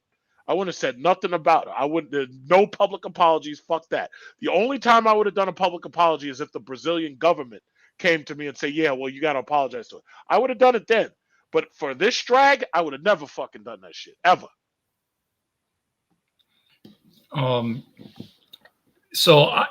In a way, I would still leave, even if he didn't give her attention or anything like that. It was still a good move for him to leave the country, just because I've heard of what she's been doing behind the scenes, reaching out to U.S. Embassy, reaching out to other types of government entities to try to get him in trouble. So, yeah, even without the exposure, she was still moving sus behind the scenes. So You're right. It was good for him to just get out the country. And by the way, TKO asked, is prostitution legal in Brazil? Simple question, right? Mm-hmm. Prostitution is absolutely legal in Brazil, but what's not legal is pimping and organized prostitution rings. Like, there's no whorehouses, supposedly, right? Right. She wouldn't answer the question as simply as she could have answered the question. So Tasha TKO grilled her on that. Now, first of all, if you reach out to the embassy ain't going to do shit about that, because as far as they're concerned, Austin Holloman's basically not even worth even thinking about. That's number one. But the issue that you would have had is the fact that when he's down there, he's going live constantly, so they're trying to triangulate his position. That's a problem. Because if you got somebody trying to put hits out on you, or trying to tell people to try to beat you up or escalate violence against you, that right there is a problem. See, as long as, here in America, when you got your Second Amendment, it's like they can't do shit like that. But when you go to another country, if you're unarmed, then they could try to come at you. But my thing is, I'd have never apologized to that strag, ever. It wouldn't have happened. It would not have happened. I mean, isn't there a problem though? The thing about it is, Tanya TKO and these black women, they promote feminism, right? Isn't feminism about whole culture? Feminism is about whole culture. Feminism is about, I got this one sexy Virgil. She says Austin got his wake-up call. Yeah, well, here's the thing, though. I would have never, if I was Austin Holloman, you'd have never heard about it. That's just how it would have been. You'd have never known about it. Maybe he put it out there in order to generate energy. Maybe he did that on purpose. I don't know, because I haven't really talked to him. He did that on purpose. Because you think about it, now he's in Thailand eating bugs and fucking snails right now. But let's take a step back. Uh-huh. I mean, with feminists, right? Whoa! Hold on, one second. Respect women or get a transgender. You see the shit that you see this? You see this? You see this disrespect? You see this bullshit? No, this sign language. Sign language 101. I mean, sign language. I mean, wouldn't you think that feminists, I mean, I could be wrong, don't they promote whole culture? Absolutely.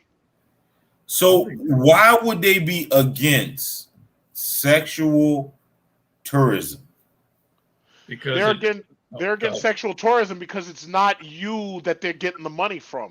You're giving yours to somebody else, but on top of that, if you choose to go ahead with these women and actually Yeah, no, marry but I'm one just of them, saying. I mean, their whole philosophy is sell your pussy if you can sell your pussy. but So why wouldn't but hold on, they're interested in their own reproductive abilities and freedom. They don't give a fuck about the rest of these women. Taliban's over there telling these women they can't even go to school and shit.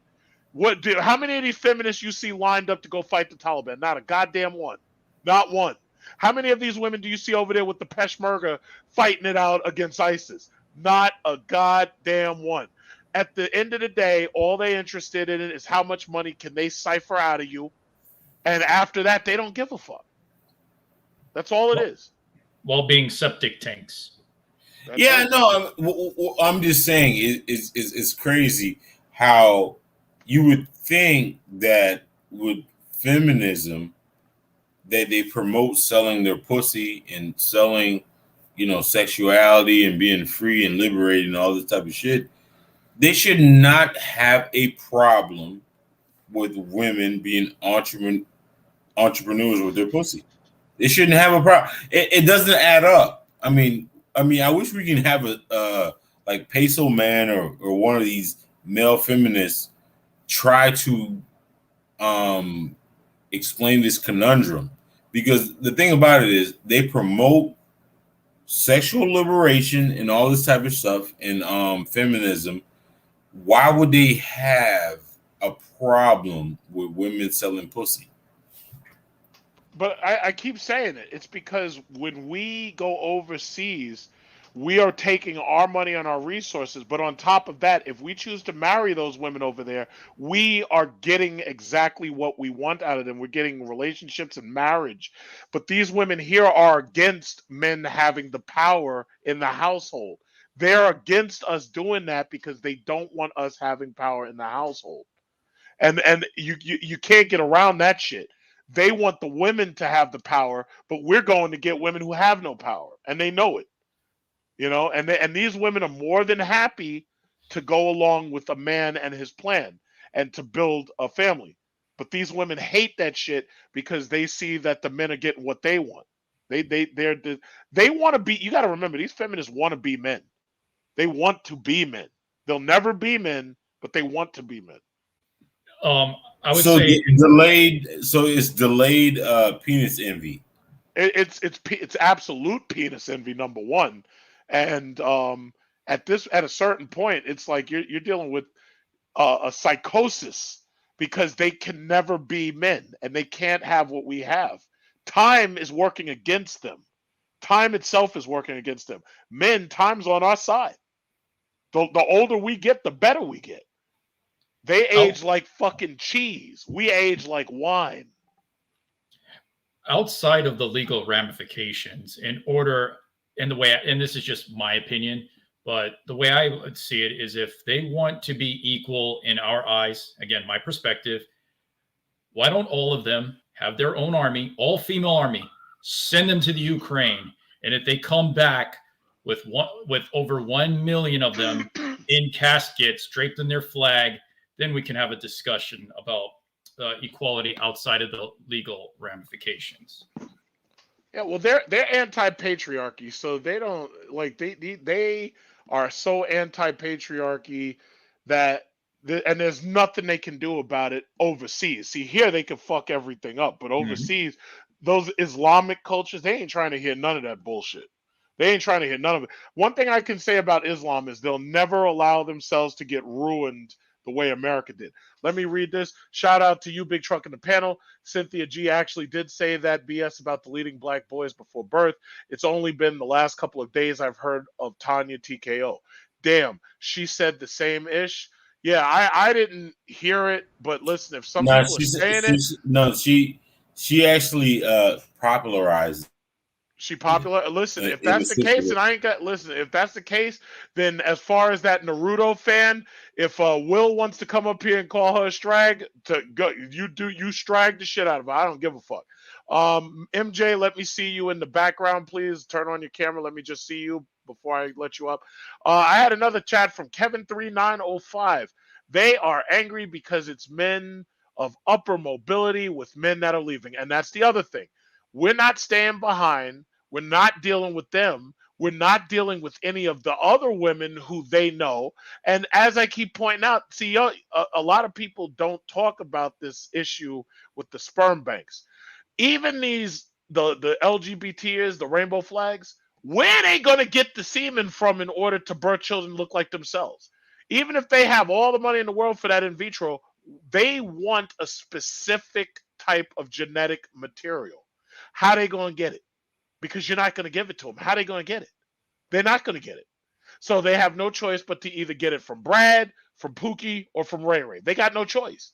And you know Pookie and Ray Ray ain't going into no damn semen bank. You already know Pookie and Ray Ray are going to say, listen, if you want this sperm, you're going to fuck me for it. It's just that simple. So the reality is we're destroying their plan B. MJ, in the background, turn on your camera real quick so I can see you. I just need to make sure, verify you're a man and a black man or a woman or what. I gotta verify you, MJ. We So need to sure get one sexy Virgo on here. she ain't coming up. I keep putting up this fucking link. She ain't coming up. Drop the link one more time. I'll drop it one more time. She ain't coming up. She needs up. to come on here because she got She a whole ain't lot coming up. She's talking all this shit.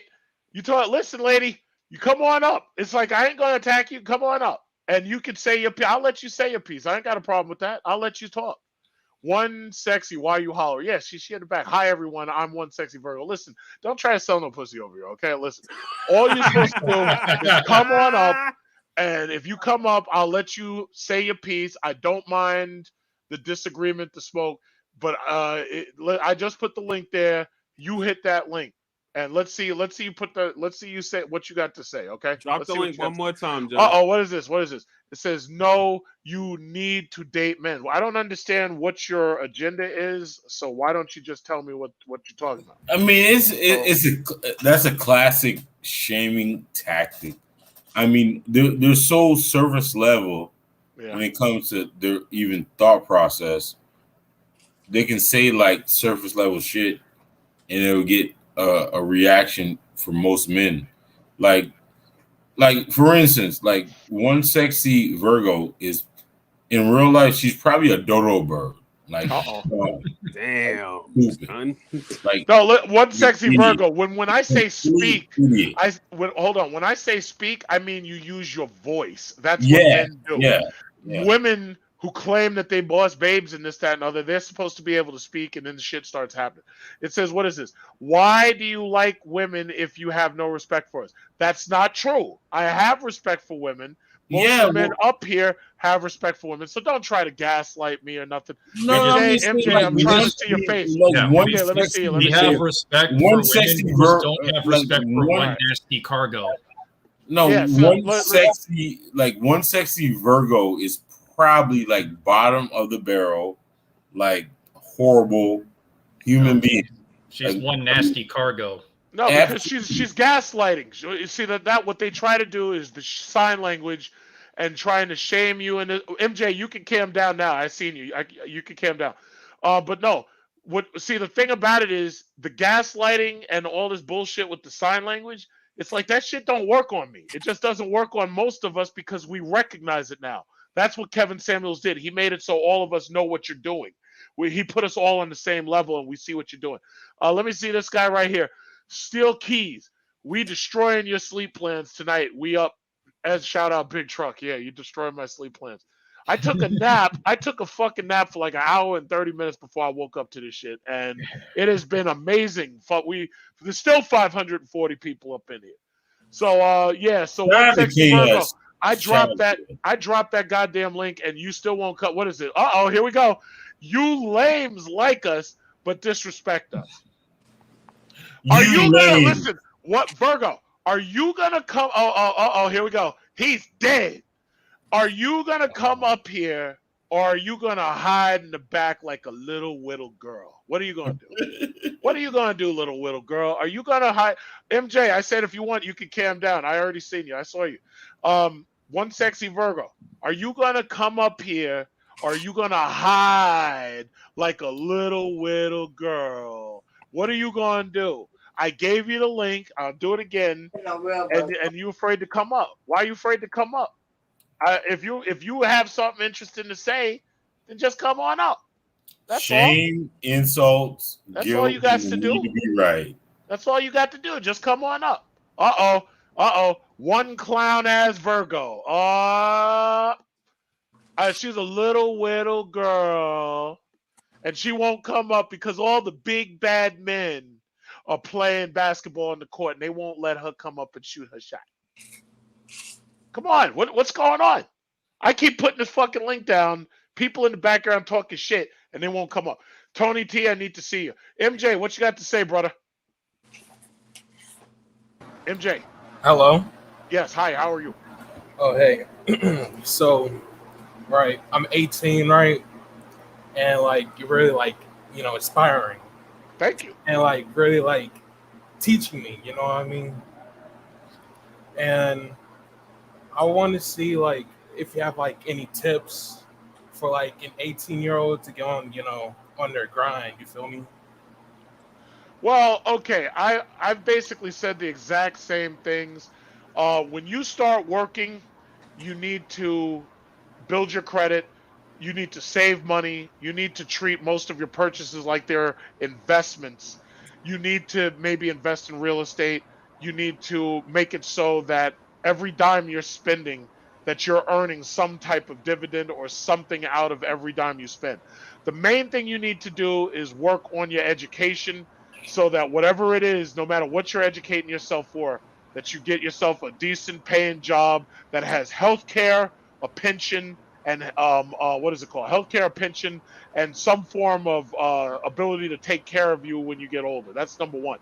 So your credit, your job security is extremely important, and you need to invest, and you need to make sure that that every dime that you spend, whatever your skill is, you need to make sure that you're getting something out of it. Tony T and RKE, let me see you in the just cam up yourselves so I can see you. Make sure that you're humans. I got this guy, Lord ADS. Please cam up so I can see you guys in the background. I'm going to try to rotate the panel one more time. And then, because it's almost 1 o'clock, and I really eventually I got to get some sleep.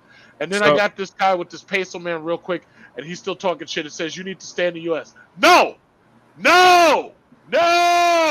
That's it. I got right here. You bandits have no class. DJ Torch. This is that nigga from this is that guy. This That's is him. DJ Candle. That's the one. That's the DJ one. Candle. DJ Torch. That's the one. Yo, DJ Torch. Yo, I'm dropping this link. That's If you DJ dare to Candle right come up there. since you're such a big man. Now, y'all were making fun of my numbers the other night. Y'all making fun of my Mega Man video game numbers. You ain't making fun of my numbers tonight, are you? So, DJ Candle, the link is there. You and Peso Man hiding. Sideline hate. Sideline hate. So real quick to the young man that was just on here. Another thing I want to add on to what John said. Also, don't let whatever job that you do get, whether it's in Walmart, McDonald's, or even something like at a Foot Locker in a mall, don't let anybody tell you different about what you're doing. Remember, it's only temporary. A job is a job as long as it's honest work. And like John said, make sure you save up your money. Try to get as much overtime as you can. More time off the street is more money in your pocket, because when you're in the street, guess what you're going to do with your check? You're going to spend it. Okay, guys, I'm going to say this again. Tony T and Lord ADS, you're in the background. I can't see you, and I can't see what you look like. Cam yourselves up for me. I need to see you before I even consider letting you up. They just left. See, some of these niggas are coming in here with Peso Man, just like DJ Candle, and they are terrified of This me. guy Ben looked like he's jerking off to porn in this picture. Yeah, well, the bottom line, yeah, right? Yeah, so Lord ADS, I need you to cam up for me. After that, you can cam down. Okay, now I see you. Okay, all right. The other guy dropped off. So MJ, did I answer your question? Yes, sir. And by the way, yeah, if you look at my videos that I made called playlist, it's called Market Watch. A lot of times I'm dropping financial tips and stuff. So if you're a subscriber and you watch that, a lot of times you might learn something from me. If you shoot me a simple message that I can answer, I usually give answers to most stuff. Last super chat says DJ Torch looked like a fake AZ Derek Fisher. DJ Torch called me a liar because I looked up his subscriber numbers and I said, listen, DJ Torch, you got 140 subscribers. I have, oh, here he goes again. I said, DJ Torch, you got 140 subscribers in total and I've got 80 fucking like 3,000. And this nigga called me a liar because his real number is 145. What I find But he funny called me is a that liar. he's dissing you but paying you at the same time. Let him. He can keep going. We can shit. I can keep this going for forever. If DJ this is Torch, exactly why our culture as black people yeah, is DJ so Torch, fucked up, because this is exactly what we continue to do to each other. This DJ is Torch. exactly the problem right here. And he doesn't look like that photo that you see that popped up. He doesn't look like that, by the way. DJ Torch. Okay, we got a new guy. We got Lord ADS and RKE. Lord ADS, do you have something you want to say real quick? And then I'm going to go to RKE. I'm trying to rotate the panel a little because I can only do 6. Lord ADS, what you got to say, bro? I'm just listening in more than anything. The passport thing, like I said, I don't 100% disagree with. I disagree more with the honesty piece of it. I think Austin is a prime example of what we're seeing out there that essentially goes on when people travel overseas. You know, they are going over for the sex tourism, and no one will say the honest truth about it. As far as work goes, I mean, if you can't find anything, go to the military, do something with yourself, right? Be smart enough to make ways for yourself out of desperate situations. I understand that, right? The money piece of it, the life piece of it. Me, I work remotely from home. I work as a Agile Cloud Solutions architect. So, you know, IT is the way to go if you're going to be working remote or traveling overseas. That's the job you can do from anywhere, right? But on the other side of that, back to what I was saying, like one of the biggest challenges to me is our image as black men. You know, we go overseas, we do these type of things, we misbehave, and now other black men who are involved with these certain situations have to live with that particular black eye. So I think there's lots of pieces we have to work on here, but when it comes to you traveling overseas, you know, living your life, doing what you want to do, I agree with that 1,000%, but let's not hide behind something that we're not, you know, and that's being honest about it, you know, about what we're going over there for. That's all I have to say at this point. Okay, Lord ADS, let me answer your question. I see David Jackson. I see you back there. I'll let you up in a minute. Just hang tight real quick because I got to rotate the panel because I can only have 6 people at once. Let me just say this, Lord ADS. I don't really disagree with you, really, but the real question you need to ask yourself is why is it that so many men are flying overseas, not just for sex, but why are so many flying overseas looking for wives? Why is it that it's so like everybody keeps on saying, oh yeah, well, we got plenty of women right here. Why is it, do you think, that the guys don't want women here? Do you think it's the court system, maybe? Do you think it's the high divorce rates? Do you think maybe it's the women busting it open on fucking Twitter and Instagram and OnlyFans? Do you think it's the fact the men don't feel respected from the women? Do you think it's the fact that the women are competing with the men and making a hostile fucking environment at home? Or what do you think? Why do you think a man is willing to spend $3,000 or $4,000 to do a round trip ticket to fucking Thailand looking for a wife? Why do you think? Do you think that if the women here weren't so difficult that maybe they'd save that money and stay here? Because $4,000 is a lot of fucking money to jump on a plane. So real quickly, could you answer that? Because I want to try to move on. I got David Jackson. I got RKE in the back. I'm trying to move on. So would you like to answer that? Yeah, I agree with you. It's the feminist masculine agenda. Guys are afraid of getting Me Too. Guys are afraid of rejection. You know, I think there's a staggering stat that no one ever really talks about, that even after the pandemic, it's what is it, like 23% of men still haven't found a way to get laid. I mean, that's a very dangerous thing in society. There's so many shifts in social norms, social behaviors, how things are projected upon us. You know, especially, let's be honest, as a black man, you're already working at a negative trust percent, right? They don't trust you from the start. So these guys are getting a raw deal in a lot of cases. I agree with that. Women should choose more based on character than DNA, but that's just the standard of society we live in this day and age. Everything you said, Truck, is absolutely true. These guys are getting bashed, beamed, and basically taken out. It's almost like a form of self-deletion where they're not allowed to mate, right? But well, Lord ADS, you said it.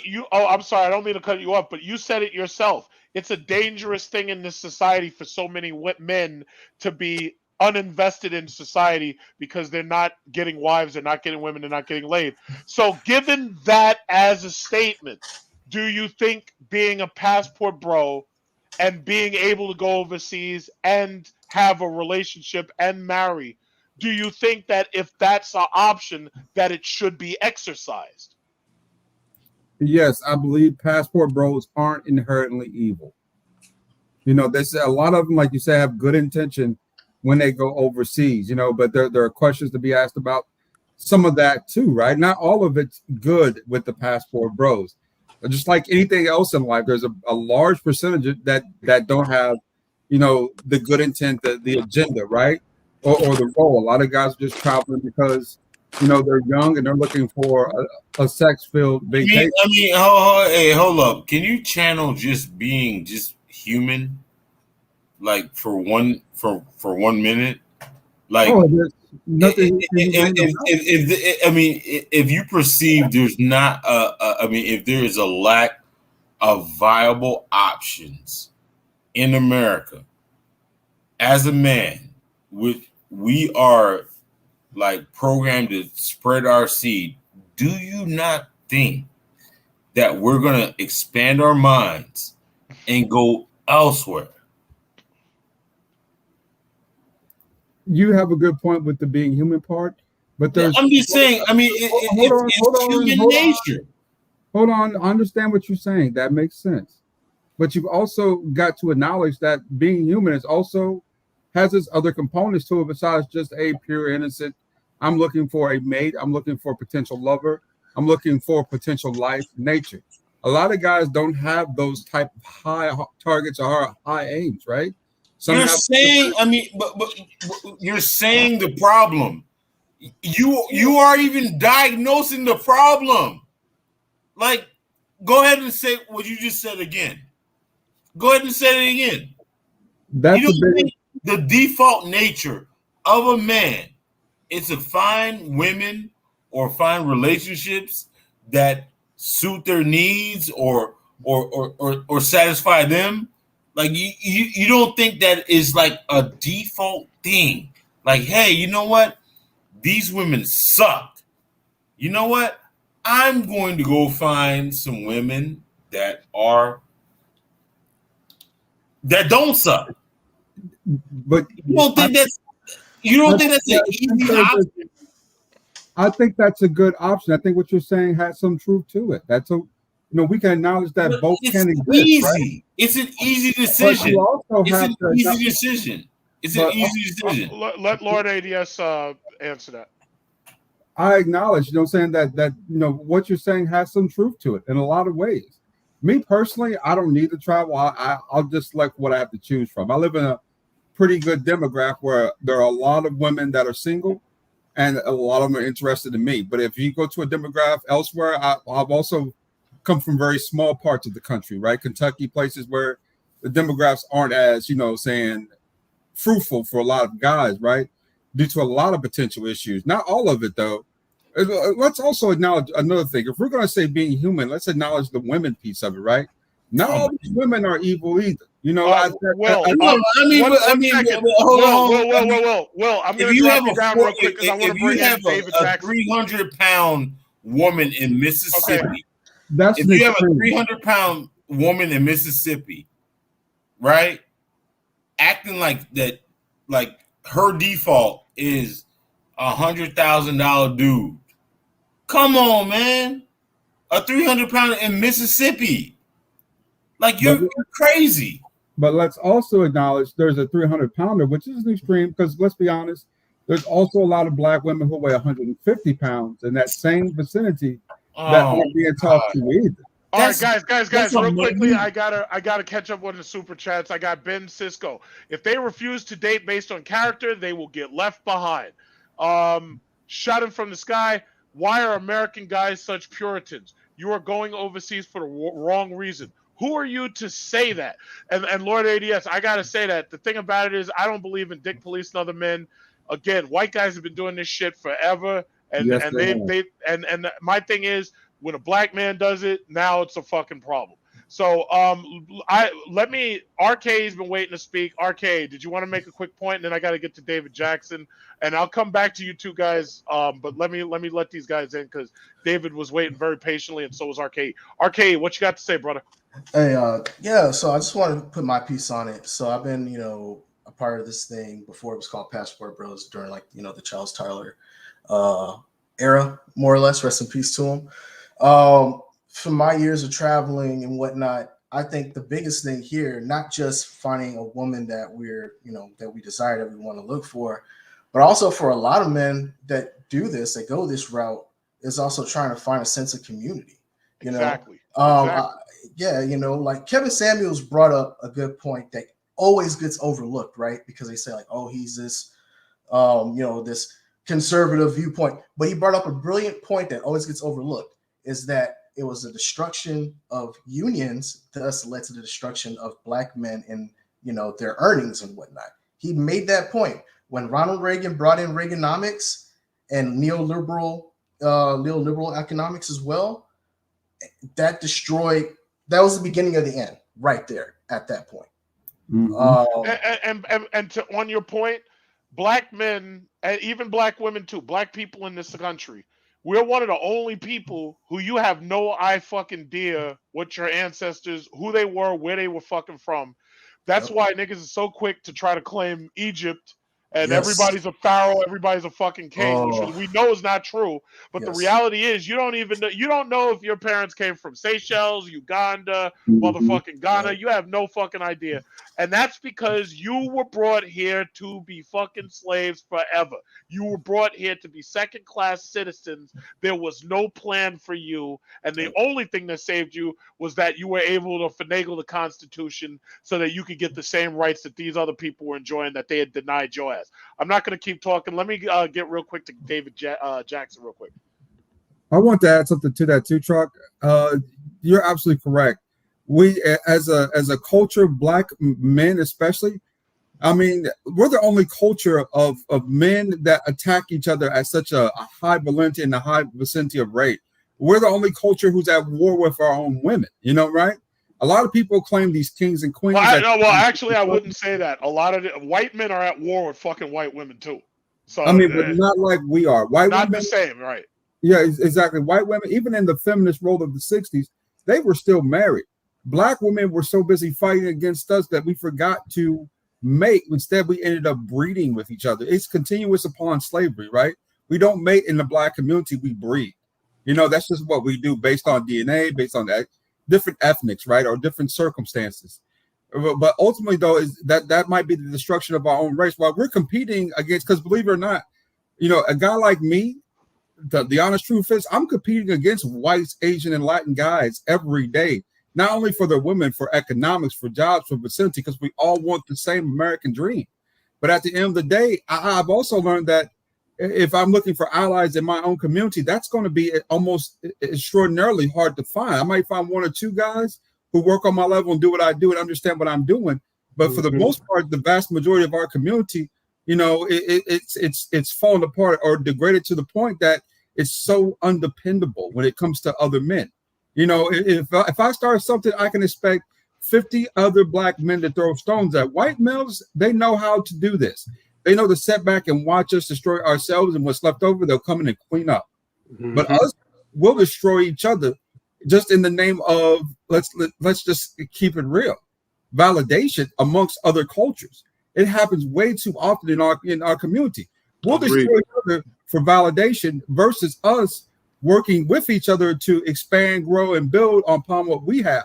Because it's like we're so busy being servants to other men that we forget that we're competing against these same men for the same things we all desire. And you're right. You're not When people say kings and queens, and even when they say African American, I kind of get a little lapse with them because I know I'm not African American. I'm American. I didn't come from Africa to America. I'm third generation American, you know, and I believe in American right and American privileges. So, you know, it's such a mess. I don't know that we can fix this. No, I don't think we can. But let me read these quick super chats, and then I got to get to David Jackson because he's waiting back there real patiently. Dr. Jordan Peterson described an old infant in his talk with Newman. The description fits feminist BW. I'm going to buy his book, 12 Steps to Life. I got one from Walter Anderson for $5. Thank you for your service. And then David Jackson. What would you like to say, David? And you're on mute right now. What would you like to say, David? And by the way, if you don't want to, you don't have to continue being cammed out because I already saw you. What you got to say?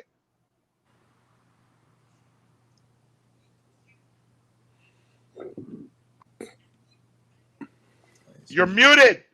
You are muted. You're on mute, sir. Jesus Christ. Dave, we can't hear a word you're saying, Dave. Can you hear me? Dave, hello. He's going through it. Dave, you're muted. Yeah, he's Dave. going off, bro. Oh, there you are. There you are. Go. Wait, Dave. There's something wrong with your mic. There's something wrong with your mic, Dave. There's something wrong with your mic. You're muted.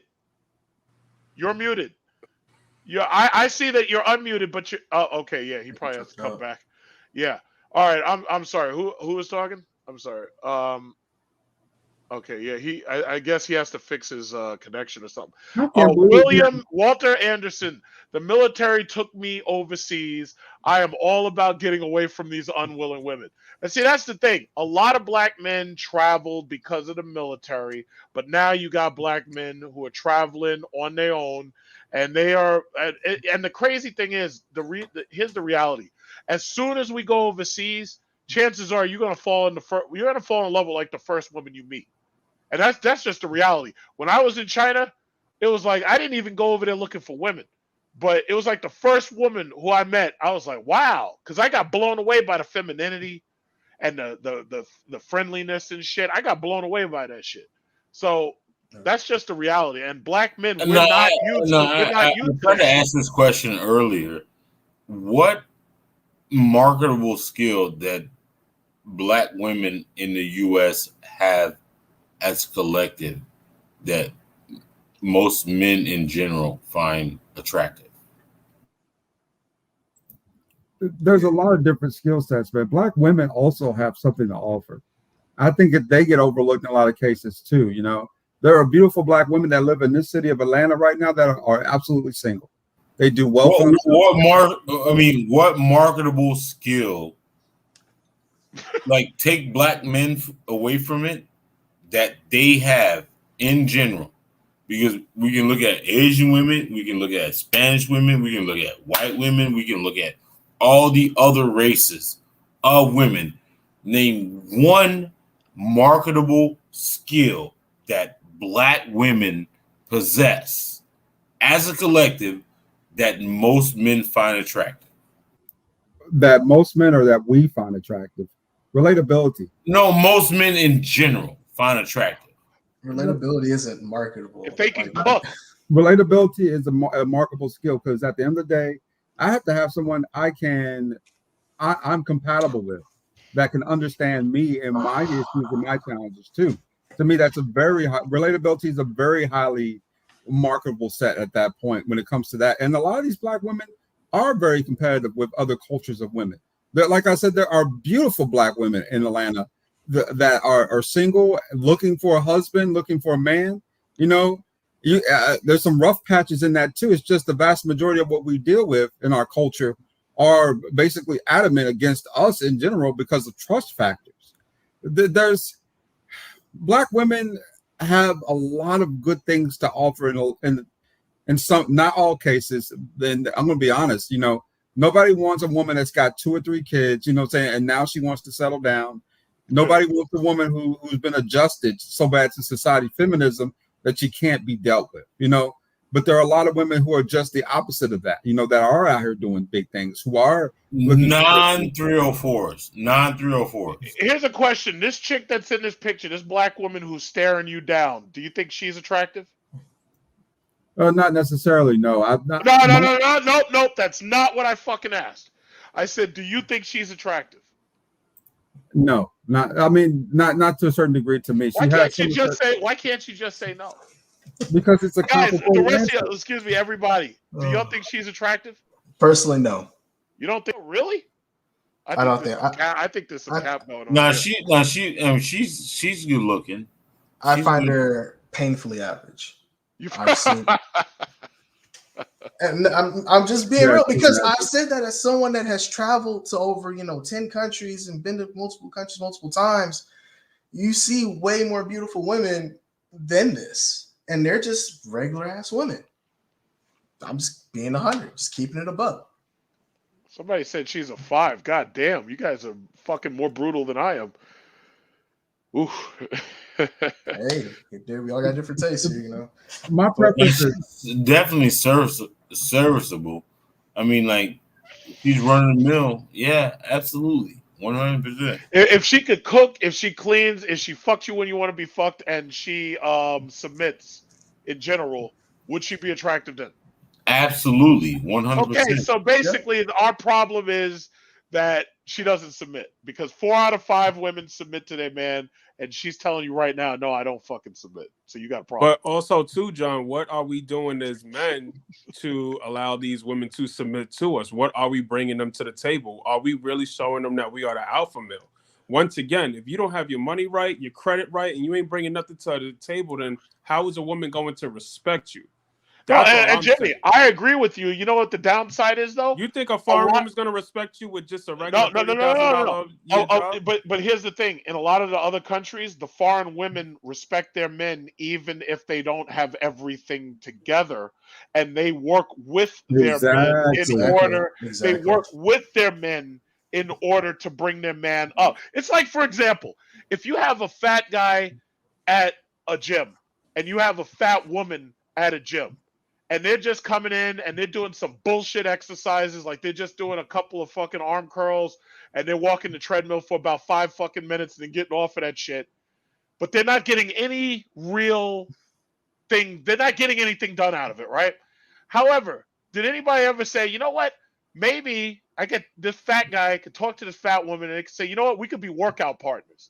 And I can motivate you. You can motivate me. I'll give you a reason to show up to the gym. You give me a reason to show up to the gym, and we'll lose weight together. The people, nobody works together. Nobody fucking works together, and they're competing with you when they don't work together.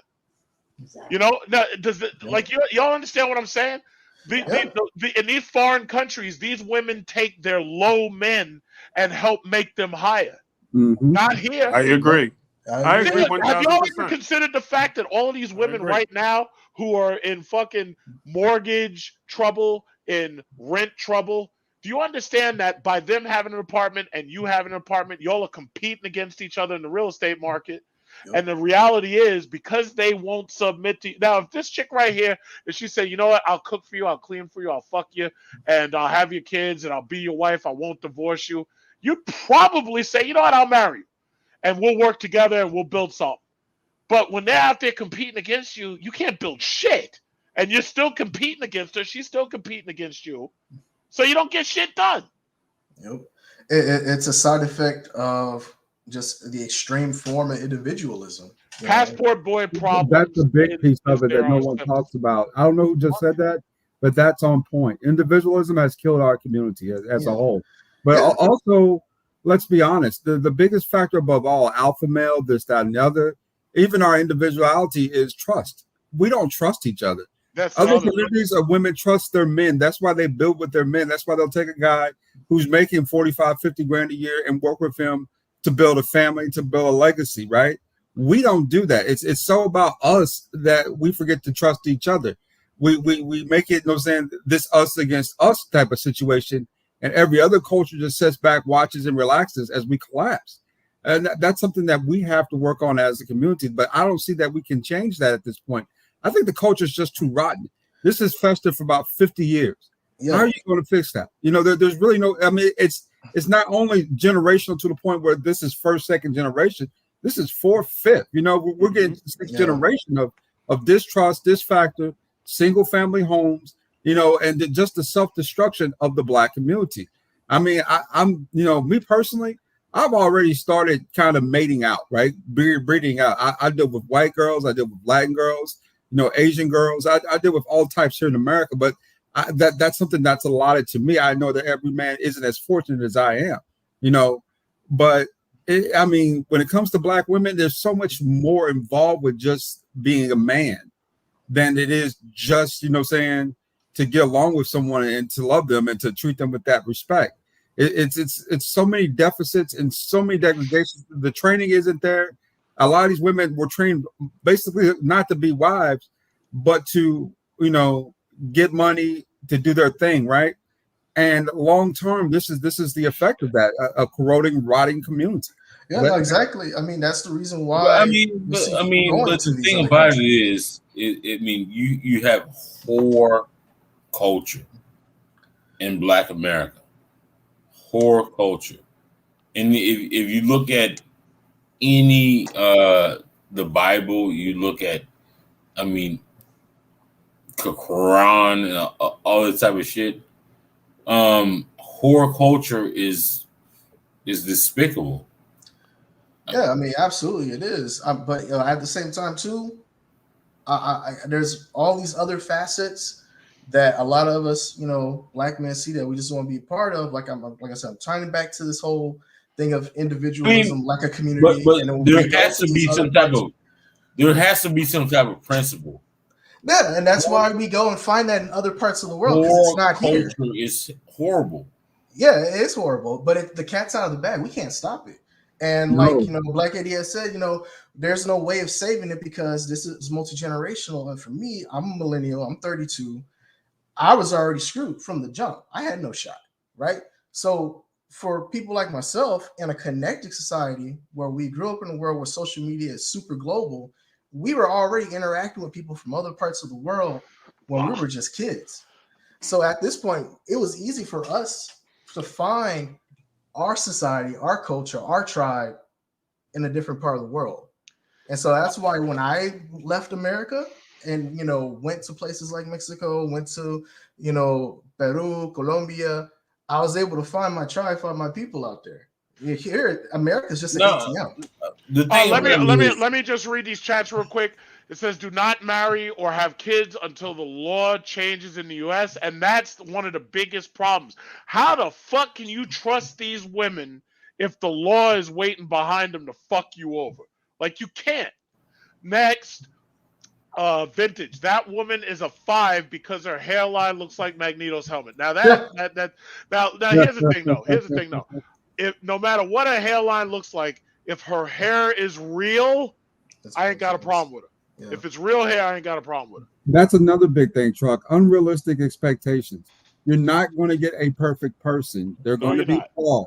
You know, so you're going to, I mean, you might get one who's saying who looks as gorgeous as, let's say, you know, Halle Berry, Diana Ross, right? A combination of both. But she might have a mustachio, you know, right? She might have that hairline, you know, above her lip, you know, right? Are you going to basically discount her because she has a flaw? Or are you just going to deal with the flaw and say that? We're not talking about physical. We're talking about personality. That's what it really boils down to. But you gotta understand. You gotta understand.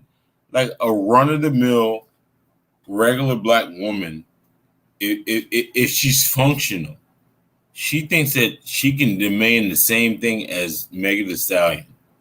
Like, that's how delusional they are.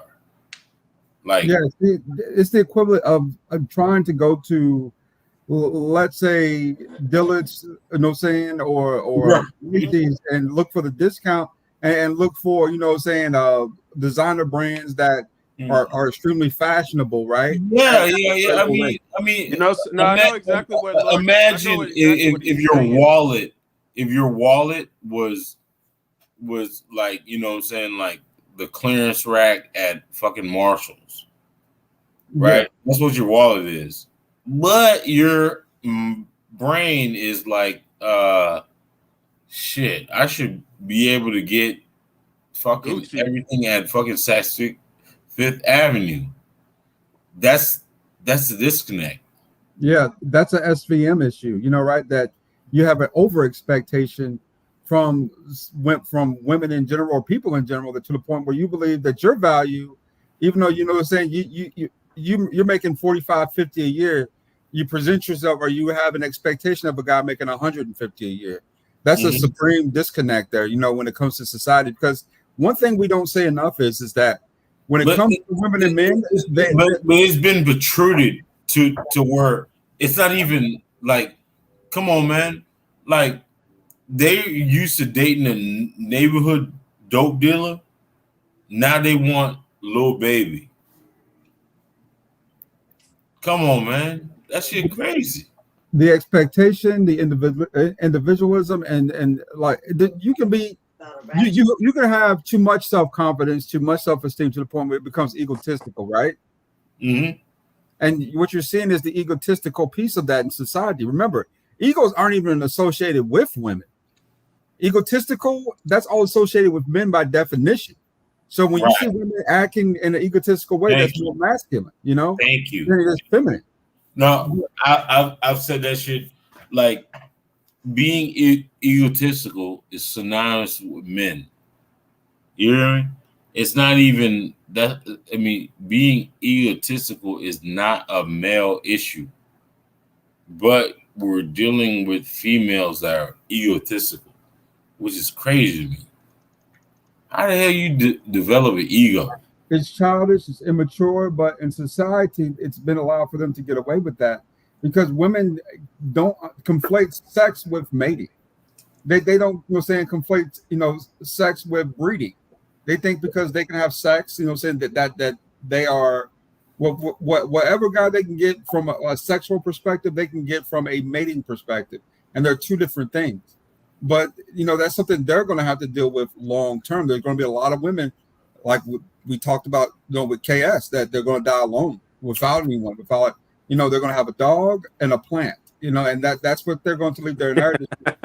Yo, Big Chuck, you ain't shit for that picture, bro.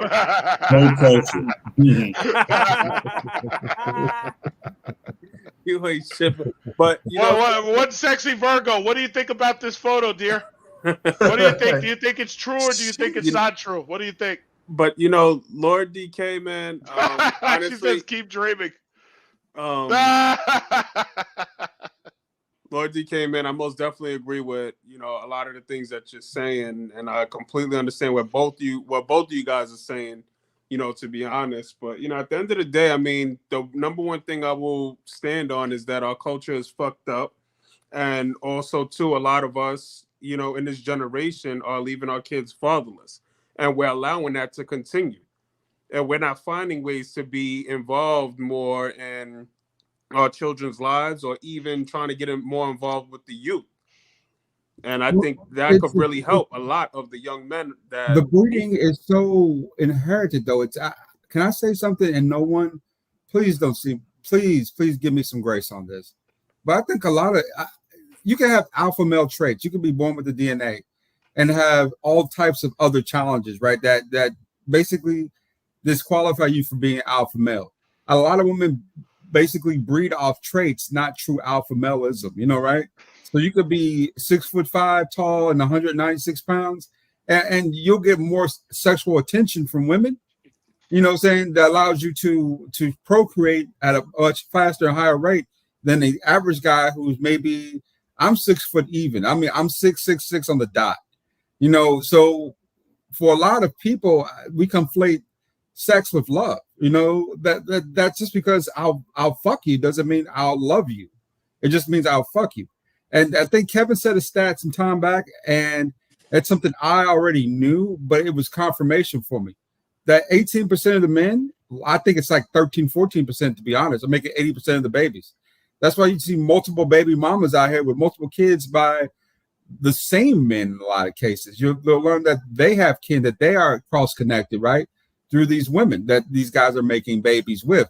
And I don't necessarily blame these men for it, because at the end of the day, they're just taking advantage of the opportunities that have been allowed to them, right? Versus the women who choose badly and then ultimately blame the whole culture of black men for their faults and flaws when it comes to mating.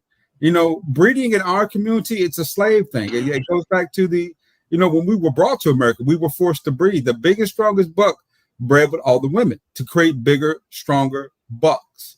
And that has just been a tradition we've carried on. And I don't see it ending anytime soon. It's just the nature of black people. It's DNA. I mean, you get, say a lot of people get the alpha male traits, the tall, the dark, the build, right? But that's just a sentiment from breeding for 15, 20 generations, right? That's a sentiment of breeding versus real alpha male, integrity, character, skies and skills, right? That for women, they're more visual nowadays because of the individualistic piece of that, of those that care of themselves and making their own financial means, versus, where they had to choose from a guy who, built things, right? Literally built engineers. Most engineers I know ain't even 6 foot. They're like 5'2", 5'3". That's that little short guy that got the big glasses that works in his office all day, doesn't leave the house, right? He can find a potential mate in his culture. He's Asian. He's got a wife and kids. He's white. He has wife and kids. Right? But black men, from a lot of cases, smart is associated with success in the black community. That's a big problem that I think a lot of us don't understand. Smart is associated with success. There are a lot of smart guys in the black community who haven't got to that level of success for whatever reason, that are being left out of the market, and then those genes die off. And what we're seeing is more of the buck breeding, right, in our community. The big, strong black buck in hope of an NFL. And You hope just already said what the issue is, though. That's exactly what the issue is, because us as a community, we're confusing sex for love, and guess who pays for it? The child. Yep. And guess what happens with that child? That child continues that. For example, if the daughter sees the mother confusing sex for love, what do you think the daughter's going to do? If the boy sees that confusing sex for love, what do you think he's going to do? He's going to lie to the next young girl. He's going to populate with her, and then the same shit's going to continue to keep happening. Let me very, very quickly. I have to read the super chats. One sexy Virgo had to go to sleep apparently because it's past her bedtime. Fuck that so bitch. she Good says, night.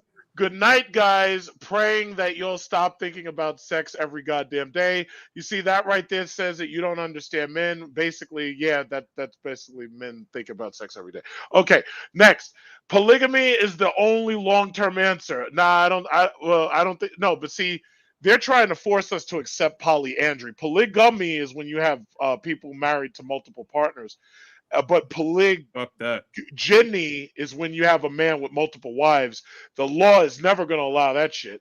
And then there's polyandry, which is what you're being forced to accept when your woman's out there fucking with other dudes, but she's still got your kids. So basically, she's a baby mama, and you're just in the background paying her money while she's getting pounded out by some other dude who might himself have kids with her. So you're being forced to accept polyandry outside of marriage. That's what you're being forced to accept. So yes, I think I caught up. Right there. Go. Who was about to say something? I cut off. I wanted to add something to it. Not like I said, guys, grab me some grace here. But even the black community, I mean, you see guys with alpha male traits. I literally met a 7 foot, probably 250 pound tranny at Quick Trip one day. Absolute tranny, right? And it shamed me to look at him. I said, brother, but all these traits that you've been blessed with, I said, why would you have any interest in other men? Guess what? He comes from a single family home. He didn't know, dad, he wasn't aware who he really was, It was just DNA used for breeding. Women raise these boys up, and they turn out to be so sissified in so many levels, right? That, that's also killing our community, right? I mean, it goes back to what do you expect when he's left fatherless? And just to be clear, when I'm speaking about becoming an alpha male, I'm not talking about the physical physique of a man. I'm talking about what a man can do and what a man is bringing to the table. It don't matter if you're fat, tall, skinny, short. Any man that can bring something to the table is an alpha male, in my opinion. And also, too, same thing as far as height. There's some short motherfuckers that know how to fight that'll knock a 6'5" motherfucker out. You'd be very surprised. Yeah, Don't yeah. sleep on them. So that's the reason why I never bring up physical physique on how someone looks or based on how it is. Now I know what you're saying is that a lot of women will look at a no good brother or Pookie, as Big Truck Review would say. Pookie. Pookie would say, and they would say, "Oh man, he got the waves, he got the braids, he's like 6'2", he's a handsome brother, but he ain't got shit." Yeah, and guess what? That's on them.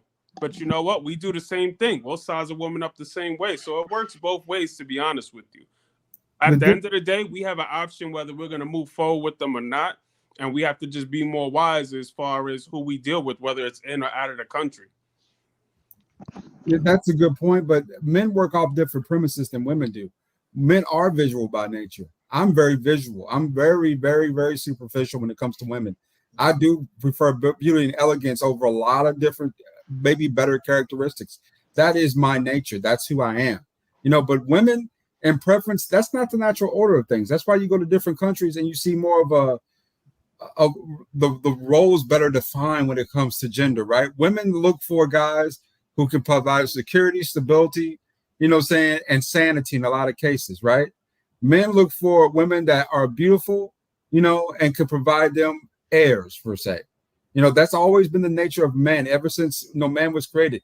Knights, kings, all those different high-end hierarchical roles, they prefer beauty and elegance over anything else. That's why you hear that talked about more. Very seldom do you hear about women's character or this, that, and the other being spoke of, at least before their beauty. It's the natural order, and for women to behave in that masculine feature, puts a lot of these guys, especially if they don't have those traits, in a very bad circumstance because it's a no-win for them. Thus, I can see a lot of guys having to travel. That makes sense. And also, too, another thing, I see the Prodigy had made a very good point as far as the family court system. This is another problem that I have with the Black community, because I'm one of those fathers that, you want to fight the system, but if you turn around, you don't have no help. There's not enough support in the Black community to fight the system. Like, for example, we're not showing up at family court demanding that things change. Guess what happens? We get put on child support. We don't pay it. We run from the law. We don't do anything to put ourselves in bigger positions to become lawyers so we can defend each other. Like, we're not doing anything to uplift each other. And then on top of that, once again, the children are the one that pay for it. And we continue this ongoing circle. Now, my question to the brothers in this room is, we understand what the issue is in our culture. But a lot of us in this chat, I know at the least 75% of the people in this chat have kids. What are we doing to raise our children to try to break that chain or to try to better ourselves as Black people? That's the real question I want to know. Because we keep talking about the same thing over and over. We identified the problem, but what are we doing to fix it? That's the real question. When I went to family court to get custody of my son, they literally fought me in every road. I mean, It felt like I was fighting the system itself at one point to get just some of the basic stuff done, like paperwork, right? You turn in your paperwork, they didn't get it. You got to do it again. You got to go back to court again. It's almost like they punish you for fighting for what's yours. Your child is yours. That is your DNA. That is your seed, And I remember going through that 2 years till finally, saying my son's mother surrendered custody to me at the age of 12. So I totally understand where you're coming from with that. It's an uphill battle dealing with court system because that's not what America. You really want the truth about being Black in America? Your life is mostly discounted as a throwaway until you're proven successful in society. That's the honest truth. You're a throwaway life. I think they even vet sacrifices of our men to their deities to bolster, America itself, and its prosperity and peace. It's just the way society has functioned, has worked. You might have taken off the physical chains, but in reality, to think there isn't a strategy and agenda to keep you in, different types of bondage, that's a fallacy. Let me real quickly read this chat. Antonius Anderson. Good night, sexy Virgo. I hope one day you can stop thinking like you're masculine or a man. Dr. Thunder. Big Truck Series Review. Salute. Yeah, I know Dr. Thunder off of a different conversation or a set of conversations I've seen him on. All right, guys, listen, we got 498 people still up in here. I don't know if you guys are in different time zones or what, but I put the link out for MJ, but he didn't come up. So I don't know how much longer. Like, what are we gonna do? We gonna get ready to go to bed or something? Because you guys got to work tomorrow. What? Yeah, I most definitely got to work tomorrow. Yeah, because I don't want to run out. Like, I man, let me tell you something. We had amazing. Like, I don't remember the last time I've been on here this long. I think the last time was on January 6th when they tried to take over fucking Capitol. But yeah, man, the turnout tonight was absolutely amazing. Absolutely amazing, everybody in the chat. And it's just absolutely incredible. Absolutely incredible. Absolutely incredible turnout. And we had a lot of good people up here too. And really, really good conversation tonight. But not to cut you guys off. What were you guys saying? Because I'm gonna get ready to start shutting down because it's like 1:19. So what do you think? What, you guys were finished? Did I cut you off? No. I mean, once again, I had a great conversation with everybody and all the brothers in the chat and that are in the room. And for the stupid motherfuckers that think that I'm talking about them, I'm not calling you all pookie. I said 75%. There's still a good 25% that don't have kids, may not, be married. So for all you dumb motherfuckers that feel like you got to validate yourself, have a good night. Go fuck yourself. Other than that, nice working with y'all. A hit dog, Jimmy, a hit. See, that's one thing you learn real quickly about making like comments on fucking YouTube. A hit dog hollers. You type just about anything, somebody's coming back at you in the fucking comment section. There's a lot of these people. A hit dog hollers. Everybody think you talking about them. Mm-hmm. Like that's just the nature of this business. It's just the problem is that when you say things, it strikes a nerve because a lot of these motherfuckers ain't out here taking care of their kids. That's just the bottom line. I see it all the time. And honestly, we have to assume some responsibility for that as black men. We have to. If we put life on the earth, listen, if we can't stand a bitch, that's cool. But do the best you can to stay in that child's life. We owe it to that child to do what we can and to try to help, even if it's just one soul that we can save off the street. It helps. Trust me, it helps. RKE, what say you, sir? Yeah. I just want to say it's a pleasure being on here. I guess my little final message here before I dip. For those who are making this journey or want to make this journey, I say the pro tips: learn the language, respect the culture, integrate into the society. Because when you do that, that's how you end up actually creating community, being a part of community, and actually finding purpose at that point. And not just being just a strict individual, being part of something bigger. And with that, you'll find love along that way too, and you'll find real happiness, in my opinion. Because that's how it happened for me.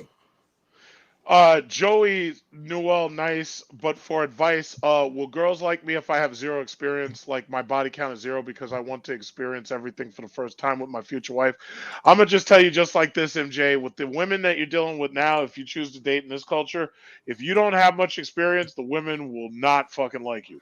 There are some women who don't mind, or who want a virgin man, but very few. And it's almost scientific studies where they've asked women about whether or not they want experienced men or men with less experience. And 9 times out of 10, the women say, yeah, I want experienced men. 9 times out of 10, they say that. And when they're saying experience, they expect that the female anatomy. They expect that you know how to blow it out the water and knock it out like in one shot. They expect that you know all that shit. Oh, wait, did I just fucking wait? Oh, snap. Wait. Oh, yeah. Wait. Did Jimmy Everyday Carrier? I guess he logged out. I guess yeah, because I was just trying to block a fucking 69 mega. I was just checking, but yeah, no. So MJ, it's like most of these women, it's probably better not to talk about your past. So if you're the type of guy who you ain't got a lot of bodies on you, or you have no bodies, it's probably better to keep her guessing and don't say that you don't have any bodies, because if you don't have any, then she's gonna think there's something wrong with you, or she's gonna think that you're not cool enough for some shit. And they've done scientific studies on this shit, and they say that women specifically are focused on the dudes who actually have experience with women. And in fact, one of the fastest ways men get sought after by women is by having a wedding ring on. When you have a wedding ring, all the women think you're stable. and they think they know your dick works, but they think you're stable, and they figure, hey, if you could take care of this woman out here, then you should be able to provide for her in some way too. So yeah, scientific study says that shit. RK, RK. Yes. Yeah. Oh, did you have anything else you needed to say? Because I'm getting ready to shut down. Anything else? No, I don't have anything else to say here. I just say, this movement, is going to keep going. I say this is just like a repeat of the Essence magazine article, Blame It on Rio. It's just part 2. This thing is going to keep going. Didn't stop the Charles Tyler era, ain't going to stop the Passport Bros era. Simple as that. So keep doing your thing, find your happiness, and yeah, it's all good here. Okay. So my thing, yeah, somebody says, yeah, if you don't have any experience, and if you're not bragging about how many women you smashed, and you're not acting overly sexually aggressive, a lot of the women will call you an incel. Somebody right here says you need to smash. So basically, there's people who understand what I'm talking about. That's facts, bro. When I was married, I couldn't keep them off. I don't know if you remember the movie The Departed, when what was his name? The guy was talking to the guy, and he's like, yeah, if you're a married man, the women are more attracted to you because they know you're a provider, they know other women like you, and it's kind of like women vet men by whether or not other women are interested in them. So if there's other women interested in them with the relationships with them, then the woman automatically assumes that, yeah, you must be on the up and up. That's kind of what it seems like to me. So if a woman stays in a relationship with you, then that must mean that you're on the up and up. But if you have no relationship at all to brag about, then they're thinking, oh yeah, well, nobody wants you. And that's the craziest thing about it. You could take the ugliest motherfucker, like that guy Big Ed from 90 Day Fiance. I don't know if y'all know who Big Ed is. In fact, I'll pull up a photo of this dude. So Big Ed from 90 Day Fiance, he was a passport bro, obviously. This dude goes over to what is it, to the Philippines, and this dude he starts dating this young chick, right? And then this guy tries to lie to her and tell her that he's taller than he actually is. Now he wears those sneakers with those heels, that the sneaker heels are fucking huge, and it makes you think that you're taller than you actually are, right? So the guy suffers from what's called Klippel-Feil syndrome, which means that he has like a malformed vertebra, which y'all saw Big Ed. Y'all saw he suffers from Klippel-Feil syndrome. So y'all saw this dude Big Ed. And Big Ed went over there to the Philippines, and the only thing that kept this chick from actually, because she's a single mama Filipina, the only thing that kept her from dealing with him was the fact that he said up front, I don't want to have any more kids. I think he even had a vasectomy or something. But she slept with this dude on night 1. Now, this dude is like the fucking Frog Prince, but this dude is getting women. And he's big time famous. And the only reason why she said that she didn't want to date this dude is because he said he didn't want to have any more children, and she wanted to have more children. She was disappointed by the fact he was lying about how tall he was. This motherfucker was trying to say he's 6 feet tall. He's wearing heels on his sneakers that were like fucking 5-inch heels or some shit. And people call him no neck Ed and this, that, and other. But listen, you can't argue with this dude. He's out there he's getting women. He's getting women. These like this is like the 3rd or 4th or 5th girlfriend he's had since that Filipina. And that's just a reality. When women see that you're wealthy, when you're powerful, when you're in a position of power, you don't even have to have a motherfucking neck, and they ready to get with you. This is what he's getting right now. They had a couple of pictures. Big Ed Brown and Liz Wood. That's his chick, Liz Wood. So he's getting chicks taller than him and who have necks who are dating this dude. She has a neck, he doesn't. She's tall, he's not. She's sexy, he's not. But guess what? It don't matter. Now, how long will this relationship last? God knows. Because from what I heard, this dude barely had a job. After 90 Day Fiance, this motherfucker's wealthy now. Everybody wants a piece of this dude. Even the Filipina that he was with. She was sleeping on the floor next to rats. We're talking about Passport Bros. He came over there. He was the Frog Prince. He kissed her and she got wealthy. She was sleeping on the floor next to fucking rats, and the rats were sick rats. When he went over there, he's literally sleeping on the floor in her house with the rats, and the rats were like, "Yo, man, could you help me out? Cause I'm hungry. This bitch ain't got no food up in this motherfucker." The rats were tired. They didn't even feel like running. Like the rats didn't feel like running away from him when he was sleeping up in our house. I watched this. I watched these episodes. This shit was hilarious. But he was in there. Uh, they did an interview after they had a night together. They were like, "Yo, did you guys sleep together?" They asked Rose, and she was like, because she was trying not to say nothing, and she lied about it and said, "No, we didn't do anything." Big Ed was like, "Yeah, man, I did it with her and this, that, and other." And she had shitty. Her breath stank. Her breath. She had halitosis or something. Her breath stank. So this guy, no neck, and he still got the consciousness, the positivity, the body positivity to tell you, yeah, her breath stank. I fucked her last night. Her breath stank. I'm telling you, passport. This guy is a passport bro right here. This guy went overseas, got with this younger Filipina, put money in her pocket like she ain't never seen before. Her entire family is eating because the Frog Prince kissed her. And that's the power of the passport bro right there. These feminists, they hate that shit. They hate it. They hate the fact that you can literally change things. They hate it. This dude was in her house sleeping next to rats on the floor. And he took her to a hotel because he didn't want to sleep next to the rats. Yeah, I know me 123 is say she was desperate. Yo, first of all, she was a foreign woman in a foreign country. And yes, she was desperate. Not only that, it was before COVID quarantine. Had the COVID quarantine hit, she would have been twice as poor.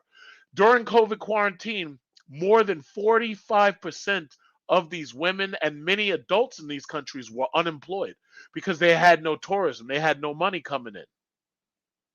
Passport bros, these women, don't let any of these women fool you. Don't let anybody spread a false narrative. These women are desperate to see passport bros come to their country. Big Ed is just the perfect example. They are desperate for a passport bro to kiss the Frog Prince. They are desperate to kiss the Frog Prince. Whether it doesn't matter how good you look, you don't even have to have a goddamn neck. And these women are desperate to kiss the Frog Prince because they know once they kiss the Frog Prince, life ain't going to be the same. That's what it is. So, gentlemen, this has been an emergency meeting of the Passport Bros. As you know, I'm the Passport Bro. I'm the head chairman right now. And the issue is this has been an emergency meeting of the Passport Bros. And this has been the most successful meeting ever of the Passport Bros. I think this has probably been like one of the few, but this has been an extraordinarily productive conversation. Somebody's asking me on my streaming tomorrow. Chances are no. I may put out a video tomorrow about passports and getting a passport and this, that, and other. I might do that. But yo, man, I'm so fucking. I don't know. If I did anything, it'd be Saturday because I'm tired now, so I gotta get up so I could be to work and get to my office. Got to get through this traffic. It's going to take me like 45 minutes to get through traffic in the morning. And I don't want to go to sleep behind the wheel and crash into one of these people. So this has been incredible. There's still 411 of you in here. I know I got a lot of new people who came on since, the Passport Bros blew up and everything. And all of you, whether I talk to you or not, whether you were on the panel or not, whether you had given any donations or not, whether you supporting the channel, I really appreciate that. I'm trying to make the best the best content I can make. I'm trying to make as much content, but I'm trying to make it as quality as I can. So I really appreciate everybody. I got me 123 still. I'm a nurse. Should have been off. Yeah, that's right. We got to go to bed. People, we working. We got to make that money. So everybody, yes, this shit was lit. Got Beatrice Hudgens. You're right. Those women are desperate when looking at Little Ed and his shortcomings. But I'll tell you what, Little Ed, here's the thing. You can call him Little Ed, but I'll tell you what, he's getting big women now. He's getting big women. Little Ed is getting big women. So all I can say is, as little as that is, Little Ed is getting big women right now. That Little Ed, you can call him whatever you want, but you can't argue with it. Can't argue with it. There's not he Big Ed now. He Big Ed now. Can't argue with that. Can't argue with it. So everybody, this right here is the reason why you get your passport. Big Ed right there is the reason why you need to be a passport bro. Big Ed right there. That's the perfect example. Now notice, white man, nobody's calling him a predator.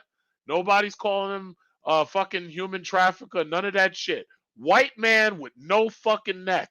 And they're giving him more respect than they're giving to young black men like Austin Holloman. They're giving him more respect. And this motherfucker doesn't even have a neck. But they just think about that. He used to be Little Ed. He used to be No Neck Ed. Now he's Big Ed. Big Ed is making plays. Are you making plays like that? Huh? He's Big Ed. That right there is Big Ed. Big Ed and Shoulders. Yeah, somebody said Ed and Shoulders. That's Big Ed right there. Making plays. Knocking them down in these foreign countries. Like, all I'm going to say is, listen, guys, you can't see, this is what it is. You can't argue with this. You can't argue with that. Look at that. You can't argue with that. Big Ed is knocking him down. You kiss the frog prince, and he's knocking him down over there. You can't argue with it. You don't see no nose rings. You don't see no fake hair in that picture. You don't see any BBLs. Big Ed's over there knocking him down. Got the Filipina, Kiss the Frog Prince. He got this one right here. Liz Wood, Kiss the Frog Prince. Nuh-uh. Big Ed's got the confidence. He's like, no. I may have no neck, but you're going to come over here, Kiss the Frog Prince. It's like, I ain't playing with you. You want to be a princess? Come over here and kiss the Frog Prince. That's what he's talking about. So that right there is the reason why. If you ain't got your passport, you need your passport. What does she say? MJ, I like mine. Men do too, and I don't date Pookie. Well, good for you. And stay away from Pookie. Stay away from Ray Ray, because they can't do much for you. Big Ed don't need no neck. Big Ed don't need no neck. Big Ed is Big Ed for a reason. He don't need no neck. He's knocking him down. He's knocking. I can't argue. I can't. How the fuck do I argue with this? How can I argue? He's knocking him down. Globally, he's sowing the royal oats. Just like Prince Hakeem. He's sowing the royal Big Ed oats. God forbid this chick get pregnant. Oh, well, then again, he said he doesn't want to have any more children. God forbid this chick get pregnant. She's going to have a bunch of no-neck motherfuckers for babies. Yo, Big Ed's knocking him down worldwide. What are you talking about? What are you talking about? And he's looking for marriage. He's not even just looking for sex. He's actually looking for a woman to marry. And he ain't even got a damn neck. And he's knocking him down. Look at that. I'm ending on a positive note. If you a passport bro, you cannot fail. If you a passport bro, they can talk about you. They can call you whatever you want. But guess what? You're not going to care, because you're walking around with your vixen, with your beautiful woman, your vixen, your younger wife, even a wife your own age. It doesn't even matter. They can say whatever they want about you, and you still winning. You winning. Kiss the Frog Prince. It's like, how do you argue with that? How do you argue? Me 123 says, I like the host. You're really funny. Well, me 123, as you know, if a man can make you laugh, he can talk your panties right off, right? And you know it's true. If I can make you laugh, I got that mouthpiece, I got that tongue, I got that magic tongue, the gift of gab. You know what it is. Any man who could make a woman laugh, talk them panties right off you. She says, yep, that's exactly right. Talk them panties right off. Talk them panties. At the bottom of my bed, I got women's clothing laying there. Talk them panties right off you. Right at the bottom of my bed. That's a beautiful dress you got on. It'll look better when it's at the bottom of my bed, crumpled up and forgotten. That's right. That's how it works. But yo, guys, I don't know when the next emergency meeting will be, because I don't know when the next time anything will happen, when shit goes mainstream. I don't know. But y'all stay tuned. I'm still, I'm constantly making content and this, that, and other, trying to keep up going crazy on the schedule. But guys, yes, I'm gonna let y'all go to bed because in the Eastern Hemisphere it's motherfucking 1:38 here at the East Coast time. I'm exhausted, so I'm gonna let y'all guys go to bed. And y'all have a very good night. You got Sunshine Shoulder. Somebody mentioned him. Yes, that's a black man in Philippines. He's doing great down there. Passport bro. I'm getting to bed. And he said, you got right here, you got this guy right here. Somebody telling ME 123. You got MJ, young brother. He's saying, ME 123, teach me some game. MJ, you better watch out for them Cougars, man. You better watch out for them Cougars. Yeah, they'll teach you that game. But you better watch out, though. Uh-oh, Jimmy's there. You got Jimmy Everyday Carrier. She trying to steal Big Truck. Don't worry, Jimmy. I'm in no danger of being stolen, I'll tell you. And who is the guy? Don't do it, bro. It's funny. Uh-oh. Hey, Big Truck, do a reaction to the business most recent live. What the business? What is that? The business? What are we talking about? I don't even know what we're talking about. What are we talking about? Prodigy. What are we talking about? The business? A reaction to the business. Who's that? But yeah, guys, yeah, it was amazing. We got a biggest, longest fucking live stream since they tried to take over goddamn Capitol. It says she's trying to steal Big Truck. Oh no, oh no. What's this? Big Truck, rest well, get some drinks down you for the next shift. All right. It says the business is Jason Black. This sounds familiar. Jason Black. Wait, let me look that up real quick. Jason Black. I know this sounds familiar for some reason. Jason Black. What's that about? What are we talking about? I'm not even sure. Maybe my brain's not working. I'm not even sure what we're talking about. Jason, but the business is Jason Black. What are we talking about? Jimmy's getting naughty over there. He's saying ME 123 is about to take MJ's virginity. See, this is what it is, MJ. If you mention the fact you're a virgin, the older women are ready to go. The older women are down to fuck. If you say that aloud, the women your age will not talk to you. But the older women, oh, they're ready to go. They're ready to go. And it's true, man. I know from experience, it's true. It's 100% true. She says, I have a man. Y'all are cute, though. Okay, I'm glad you have a man there. I am glad. Because I didn't know if MJ could handle it. I didn't know if he could handle it. Because, I don't know. I don't know. He said that don't mean shit. He said that don't mean nothing. I don't know. If you mention aloud, if you're a man and you mention aloud that you're still a virgin, the women your age will not talk to you at all. They're going for the 30-year-old guys with the experience. But the older women with the experience, they down to fuck. That's what it is. MJ, they'll have you on your back. They'll be riding you cowgirl with those hips bucking. Boom, boom, boom, boom, boom. Shooting fucking eggs at you if they got any left. I'm telling you, MJ, I know from experience, man. I know, man. I'm telling you. Uh-oh, Yarmer, he says, good live, you heard? Yeah, man, I kept it going. But I'm telling you, MJ, you say that shit too loud. You say that to these older, mature women, these cougars. These cougars are ready to get you. The women your age will not talk to you, but these cougars will mount you like a horse. Like, wait. You know what they'll do? They'll mount you just like our friend Megan Hall. Just like Megan Hall. You remember Megan Hall? They're going to mount you just like Megan Hall. They're going to do, you know what they're going to do? They're going to say, hey, MJ, I need you to come over and I need you to help me to do something. I need you to help me with my Wi-Fi. I need you to help me to move a microwave or some shit. Like they'll have some excuse to get you over their house. They'll have some excuse.